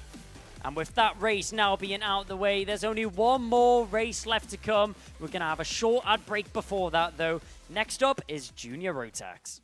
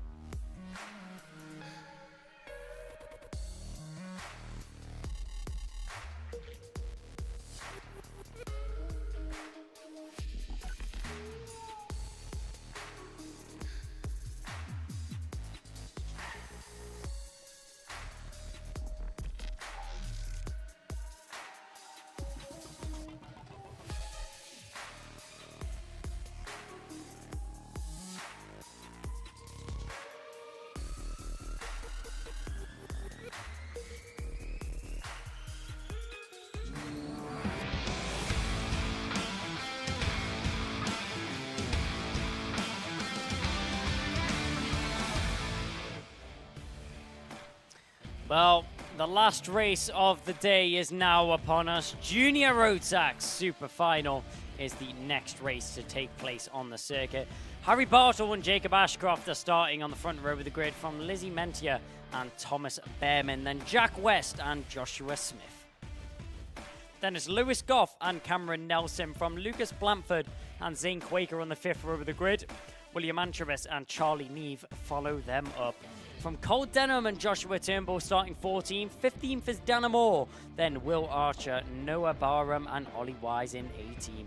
10th row of the grid is Jake Flewitt and Kai Clark rounding out the top 20, then Finley Buck, Jared Fox-Whiteley, Joe Anderson and Adam Wooden in 24th. The 13th row is Elliot Powell, then Jack Thompson. The row behind them is Oakley Garthright and Rory Armstrong, then Shun Sekiguchi and Thomas Min-Spearing. Rounding out the 17 rows is row 16, first of Zach McDonald and Jake Woods, then Charlie King and Albie Lapa. Rounding out the 34 kart grid here for Junior Rotax. What was 3 separate groups and 3 separate grids is now combined into one. These are the 34 quickest and best drivers from over the course of the weekend, and we can't wait to see the Warriors go to action.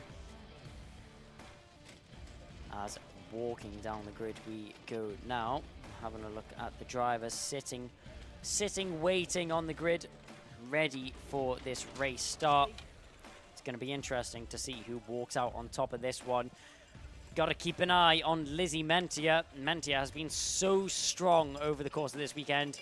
Amazing pace, amazing racecraft, and I definitely think she's going to throw a big problem the way of some of the drivers if they feel that they've got it easy up at the front end of the grid. Talking about the front end of the grid, you can't keep your eyes off Harry Bartle, the young gun with something to prove. He's had a lot of success out in Europe. He's had a lot of success in the UK, and he's not looking to stop anytime soon. At the young age of 13 years old, he's probably one of the best drivers in this class. Starting on pole position, rocking the Oakley as well. As we walk down the grid, the drivers just getting in their carts, getting themselves ready for the start of the race. And I can tell you what, after a long day of racing and a packed day of racing as well, there's never been a dull moment, and Junior Rotax, I can tell you now, will not disappoint either.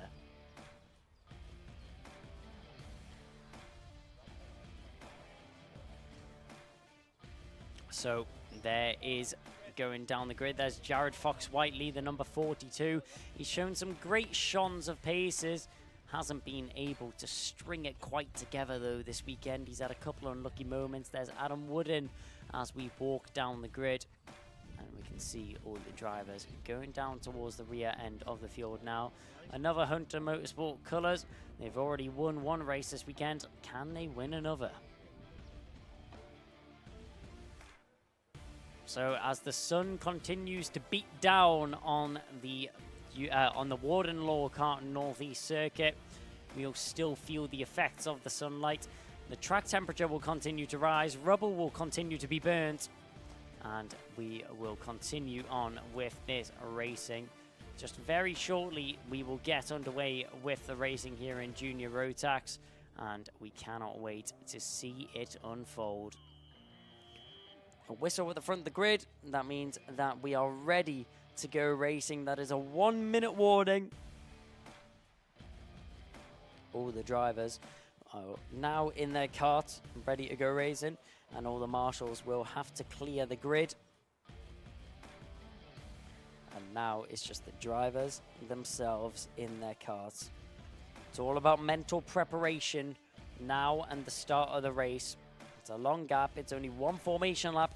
You don't have much time to warm up your tyres. You don't have much time to get yourself mentally prepared for the start of the race.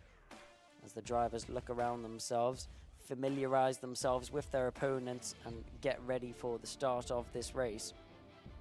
A couple of drivers stretching their arms. You can't blame them after sitting so compact in the kart for a while. But up at the front end, Harry Bartle and Jacob Ashcroft. Two big names. Ashcroft, currently the leader in our championship. The 222 isn't looking for a second place finish. although he may have 3 of them on his kart. Harry Bartle, though, starting from pole position, looking to keep it that way. Lizzie Mentia going to be looking to throw an upset towards them.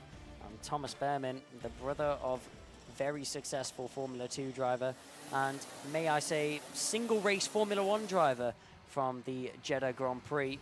Thomas Behrman, brother of Oliver Behrman, which it wasn't long ago before we seen him racing in these categories.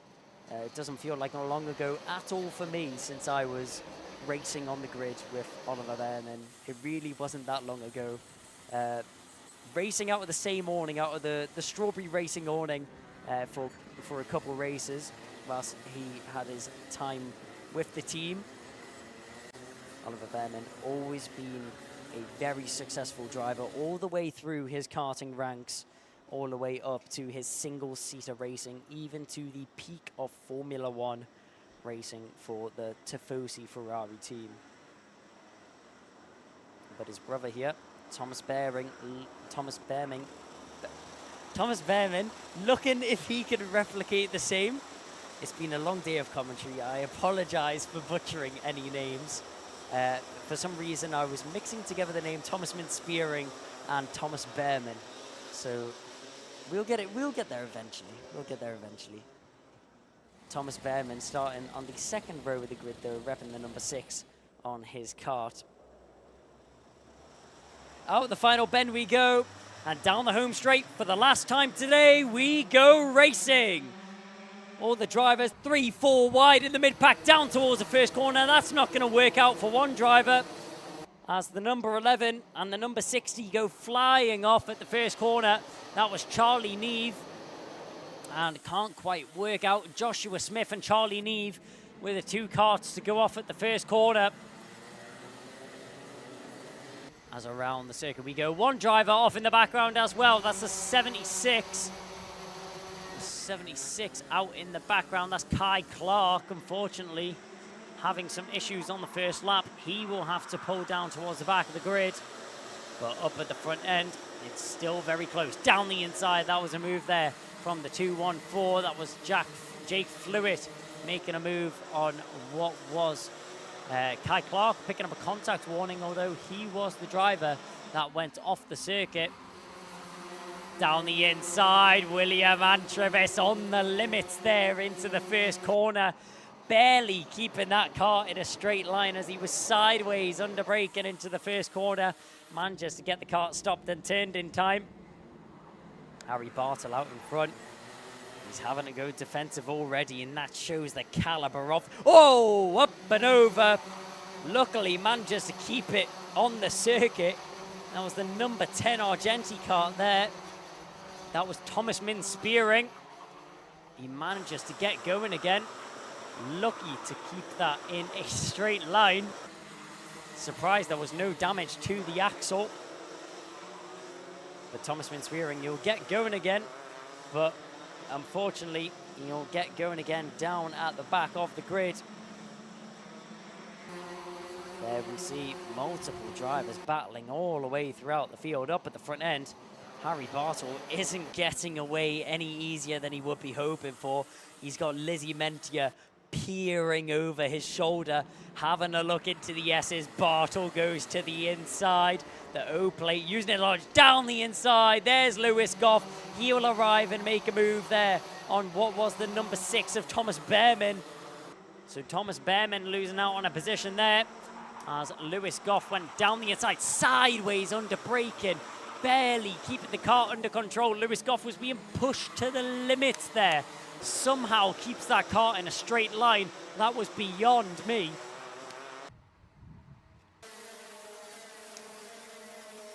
As down the home straight we go. All of the drivers still so close together. Charlie Neve, fastest lap of the race. Unfortunately, a little bit further down the field, but there's a move. Thomas Behrman, he may have just lost a couple of positions, but he isn't going to sit around and take that. He's going to go straight back on the inside of Lucas Blanford and take back 5th position. Up at the front end, Harry Bartle still just trying to fend off Lizzie Mentia. Mentia cannot be shook off. She's there to stay. As in the background, a move on the inside and a tap on the helmet. That was the 140 making a move in the background. as we see drivers fighting all the way through. That was Oakley Garthright gaining a couple of positions, fighting his way through the field, as we have a look at Lucas Blamford. Blamford trying to hold his own out there on the track. As out in front, we're still seeing Harry Bartle.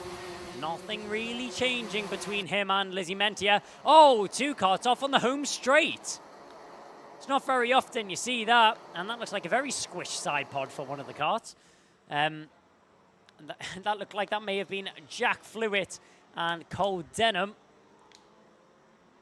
Jake Flewitt, the MLC colours with a very flat side pod after coming together with Cole Denham on that home straight. Under braking, going defensive. That looked like that was the number 20 of Joshua Turnbull, having to pin it to that inside white line to fend off Adam Wooden in behind him. Down the home straight. This camera angle really gives you a sense of how fast these karts go in a straight. Harry Bartle still not able to shake off Lizzie Mentia. Mentia isn't going anywhere, and overall she's actually quicker than Harry Bartle at the moment by 0.08 of a second, so nearly a tenth faster a lap than Harry Bartle in the lead. Mentia clearly not desperate to go for the move just yet, just applying the pressure to Bartle, keeping constant pressure, hoping, waiting for a mistake to be made by Harry Bartle out in front. Just loading the pressure onto the back of that O-plate car. There's the 222, our championship lead, the start he would have been hoping for. He finds himself between Dan Amal and William Antrobus.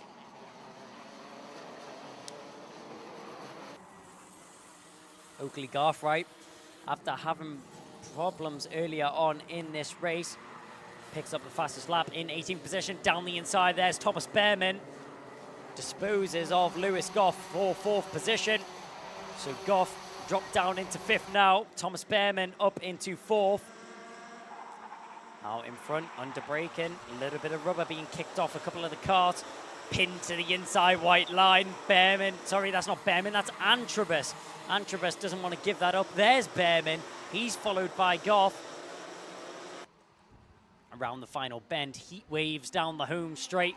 Jack Thompson picks up a contact warning. And Harry Bartle out in front, able to pull a little bit of a comfortable gap back to Lizzie Mentia. Nearly half a second is now what separates the two drivers.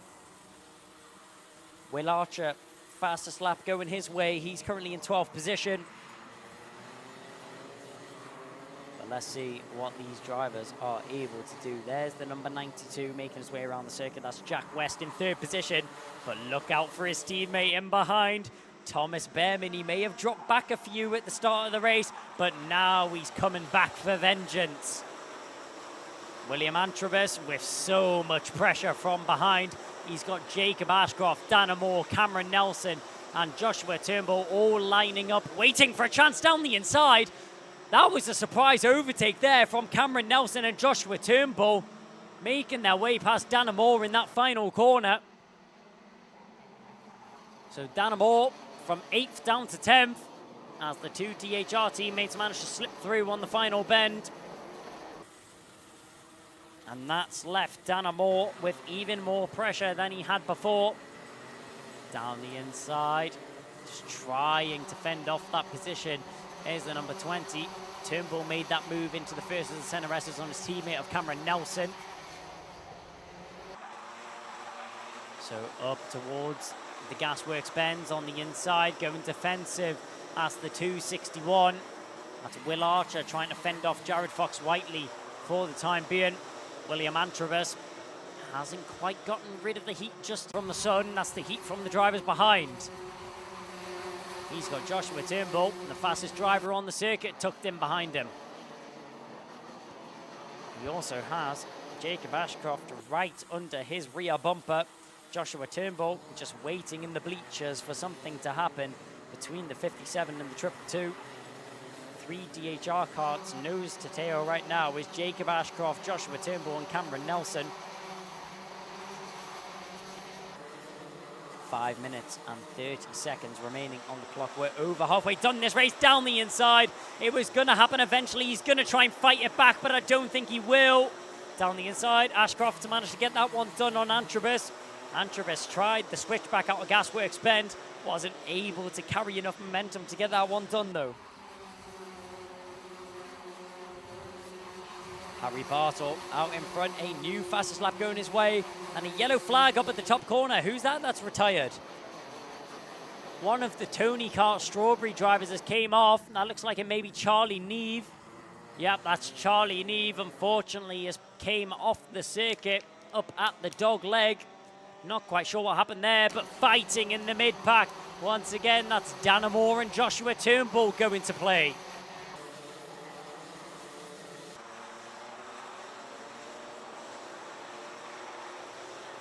It's all going down here for the last race of the day. Junior Rotax have came to put on a show, and moves being made every single corner. Up at the front end, we've got to keep an eye on the drivers. Harry Behrman, who's even faster than both of them. Jacob Ashcroft, fastest car out on the circuit right now, but only fractionally, only by 200ths for Thomas Behrman. There's our leader, Harry Bartle with the pink helmet. Pink and green helmet, pink and blue helmet, sorry, in behind of Lizzie Mentia. Mentia doing a good job to not fall off the back of Harry Bartle. She's actually looking even closer than she has been recently. 3 minutes and 50 seconds remaining on this clock. This could be a great confidence booster for Lizzie Mentia going into the second half of the season if she can get this move done. Down the home straight we go. Harry Bartle, followed by Lizzie Mentia, then Thomas Behrman. Behrman's putting on the burners. He's not running for the bleachers. He's running straight for the home court advantage as he's pushing down home. 1.1 seconds separates Behrman and the leader. Only 0.8 between him and Mentia. And that gap is falling lap after lap. The time separating the top three is minimal. 51.09 from Bartle, 51.05 from Mentia, 51.02 from Behrman. It's so close between these top three. And in the mid-pack, they're still going at it. Will Archer has not had a moment to breathe as Joshua Turnbull's having to defend to hold him off right now in 10th position. To 9th down the inside. There's a move from Jacob Ashcroft, on Lewis Goff. Oh no, that was Lewis Goff and Jacob Ashcroft, followed by William Asheris down the inside. That was a late move, and he's managed to get that one done with no problems. Yo, maybe that's a little bit of a push and pass there from Antrobus. A little bit of a naughty move there from the 57, but he'll take it and he will run with it. A little bit of a push under the braking zone into the back of Ashcroft. But they'll push forwards, and having to go defensive now is Lewis Goff as he's holding up all the drivers behind him, parking it on the inside line. Ashcroft is coming for vengeance. He's not happy about what's just happened behind him. Contact warning going to Jacob Ashcroft. Contact warning being handed out to Jacob Ashcroft. Maybe they feel that Jacob Ashcroft was a little bit vigorous with that move that he made on Lewis Goff before. Yellow flags going down the hill, so no moves can be made into St. John's. Into the set of S's, peering over his shoulder. Antrobus isn't comfortable. But oh, a little bit of congestion there, and that's opened the door widely. They're going to go through the set of S's and up through the Dunlop chicane. How have they kept it all on the circuit?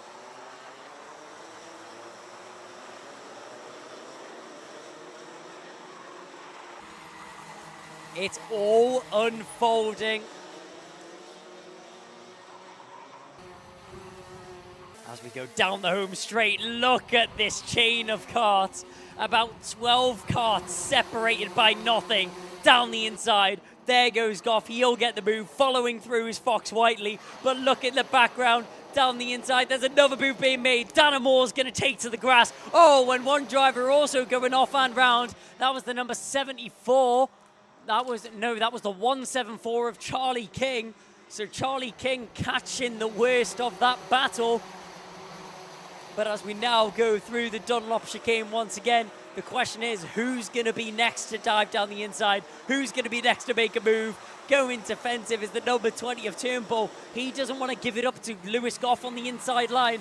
Goff's going to have to try and fight back on this one. Harry Bartle brings home the fastest lap of this race. There's going to be 2 more laps of junior rotax action here. A 50.84 was the last lap, which has been set by Harry Bartle, extending his lead over Lizzie Mentia. Mentia just not able to respond to the lap times being put down by the O-plate out in front right now. We're looking at Lewis Goff. He's coming down the hill through St. John's. He's got a lot of pressure on his shoulder right now from Rory Armstrong. Down the inside, the 2 teammates. Are they teammates for much longer? Well, at least there's no team orders going on there as Turnbull banzais down the inside of Cameron Nelson into the center S's. The 2 teammates banging wheels. And they may be friends off the circuit, but there is no friendships on the circuit. I can tell you that for free. Now, as we go down through what is going to be the horseshoe section and down into the final corner, down the home straight, final lap of the race. Oh, one driver off. That's Thomas Mintz-Spearings. Mintz-Spearings went off. He's had troubles earlier on in this race, and he's had troubles again. The number 10 will pull off and retire from the race. Harry Bartle out in front. Mentia's close, but will she think about an overtake? She just looks a little bit too far back. Doesn't look close enough to make a move, but second place is still an outstanding result for Mentia. Bartle's done a brilliant job at fending her off this whole race. Around the final bend we go, and down the home straight. It's victory once again for Harry Bartle, and Lizzie Mentia, hats off to you, comes home in second position from Thomas Behrman, picking up the final spot at the podium. But who knows who's going to finish where after the chaos which has just unfolded. I mean, the cameras couldn't even keep up with it, and there's about 50 of them around the circuit. So much going on for these drivers, and some drivers even hitting each other coming into the pit lane, and then maybe still thinking they're racing. Harry Bartle comes home with another race victory to put under his belt. Lizzie Mentia comes home in second from Thomas Mintz-Spearing. Jack West in fourth from William Antravis, then Jacob Ashcroft, Jared Fox-Whiteley, Joshua Turnbull, Cameron Nelson, and Lewis Goff rounding out the top 10. And wow, what a final race of the day. You couldn't have asked for any better from Junior Rotax to round it out for the classes. It's like the whole day was building up to that race. And with the top 3 now being in Parc Ferme, we're going to throw it down to Kev to round out the day's action. Well, here we are then down in the Parc Ferme area. The 1, 2, 3 off the scales. It's a 1 through 1, 2, 3. Then Harry Bartle, Lizzie Mentia, and then of course in third place Thomas from KR Sport. Lizzie Mentia, huge congratulations to her. Just having a word with her mechanic there. I think I'm right in saying that's the first time she's ever got a second place on a weekend. Third place is the best she's done prior to this, but been brilliant all weekend long. Did well in the heats, did Lizzie. Got herself a third, a second. I think I'm right in saying a first in her pre-final as well, and now second overall. Harry Bartle, though, congratulations from him just on the left-hand side there, number 1 spot. He's obviously won everything all weekend long. First in the heat, first in the second heat, and first in his super heat, and the first in the final. We'll just get a word then with straight away with the youngster that's come home in third, and that is Thomas Behrman. So, Thomas, come and jump up onto the spot here, mate. Well done to you. Quite a race out there weekend. Quite a race out there and quite a weekend for you. Easy for me to say. Did you expect to be on the podium come the end of this one? I always knew it was going to be a challenge. Missing a day of testing and coming straight from a European track to a British track. It's still grippy, still sunny, but different classes, so it's tough to adapt. But I think we did a good job to get where we got, starting P5, and I think we probably maximised our result for what we could achieve this weekend. So I think a pretty decent job. Yeah, really decent job. And it seemed to me like the longer that race went on, the longer that super final went on, you 3 out in the front really just had to sort of keep your heads, because it didn't look like those positions were going to change much. Lizzie was a little bit too far down the road for you in the finish there? Yeah, I thought in the middle of the race, I thought I had a shot at catching her. But at the end, I don't know. I lost it a little bit, but mega job to her, to be honest with you. She gapped me a little bit at the end, but yeah, it was a tough race, physically and emotionally, I guess. But yeah, I think it was a secure P3 secured. A really secure P3. Great to watch from where we were standing. Who would you like to thank? Who's made it all possible? Thanks to Steve, my mechanic. It's been great, and all the KL boys, Ash, Martin, Sean, for help this whole weekend on setup, driver coaching, and everything. Well, brilliant. Huge congratulations to you. We'll see you for the podiums a little bit later on. Thank you. Let's get Lizzie in here, get a word with her, because she's had a fantastic weekend. Well done to Thomas. Lizzie, how about that? Am I right in saying that's the first time you've ever got a second place at a UKC round? Yeah, first one. First one, well done. So you've had a third, you've had a second. The one is the first top step of the podium's only a few rounds away, I'm sure. But talk us through your weekend, because you have been strong all weekend long. It was amazing quali. Obviously, qualified high up. Second overall. We were, 400ths off first overall. In my heats, I got a second and a third. Set us up great for the pre-final. Super heat, sorry. Won the super heat, and then obviously started third and finished second. Yeah, I mean, you're in great company there as well. You got Harry Bartle, he won everything. Jacob Ashcroft won everything, and you were just on the bubble behind him. So you must have known you were quick this weekend. Yeah, obviously, like top 5 all weekend and everything, so it went amazing.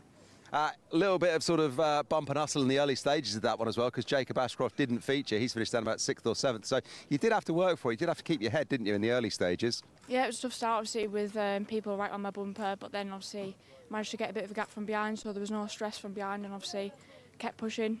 So brilliant. Well done to you. Who would you like to thank? Who's made it all possible? FHO Racing, Still Clean, Race Her, Alpine Stars, and then obviously my team, DHR, Mum and Dad, and just everybody behind me. And your mum and dad are behind you just over there, so go give them a high five. Well done. We'll see you for the podiums a little bit later on. Thank you. Right, well done to Lizzie. Huge congratulations. Let's get Harry on up. Harry, huge congratulations to you, mate, as well. You can't do better than that in a weekend, can you? Win everything and the final. Yeah, obviously, great weekend for the championship. Trying to claw back some points from round 1. Team did a great job setting out the kart, so it was enough to keep me in front. And you got out in front and stayed there. It seemed to me that once that race was sort of up and running and a couple of laps had gone by, you just found a rhythm and you were really flowing through the track. Yeah, I was starting a bit at the start, and once we got going, found some pace, and we were able to hold the gap at a sensible like time, so she couldn't go in. And then towards the end, it got a bit closer, so I had to defend, but it came across the line first. 14 minutes plus a lap. It's quite physical. It's quite mentally tiring keeping yourself in that position, isn't it? Yeah, obviously every race is going to be mentally, but just happy to be in front. Brilliant. Well done to you. Who would you like to thank? Who's made it all possible? Strawberry Racing, Cream Racing Engines, my mum, my dad, all my family that supported me, Big Stu on the spanners, and all my sponsors, Auto Slick Cars, AB Race Cruisers, Autocraft, and then everyone else who's helped me through.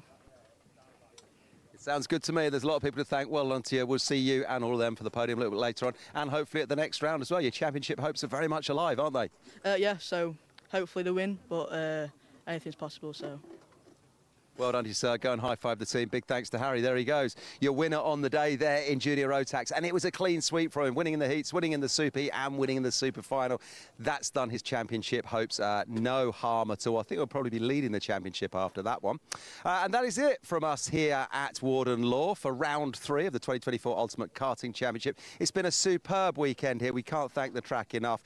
Paul Bainbridge and all the team at Karting North Hills have had this place looking absolutely immaculate. They've run a really tight ship all weekend long. So huge thanks to everyone, from the marshals, the cafe staff, all the guys running around making it all possible, and of course the hunters themselves for putting on a great event here, and Paul Bainbridge, general manager, circuit manager, putting it all on. It's been a fantastic weekend's racing. Right, next time you see us, we'll be coming to you from Three Sisters near Wigan, and that's the last weekend in July, 26th, 27th, 28th of July, and we'd love it if you could join us then. But for now, from myself, Kev Harris, and all the UKC team, until then, follow us on the social media at UKC Official. But for now, we're going to say, see ya.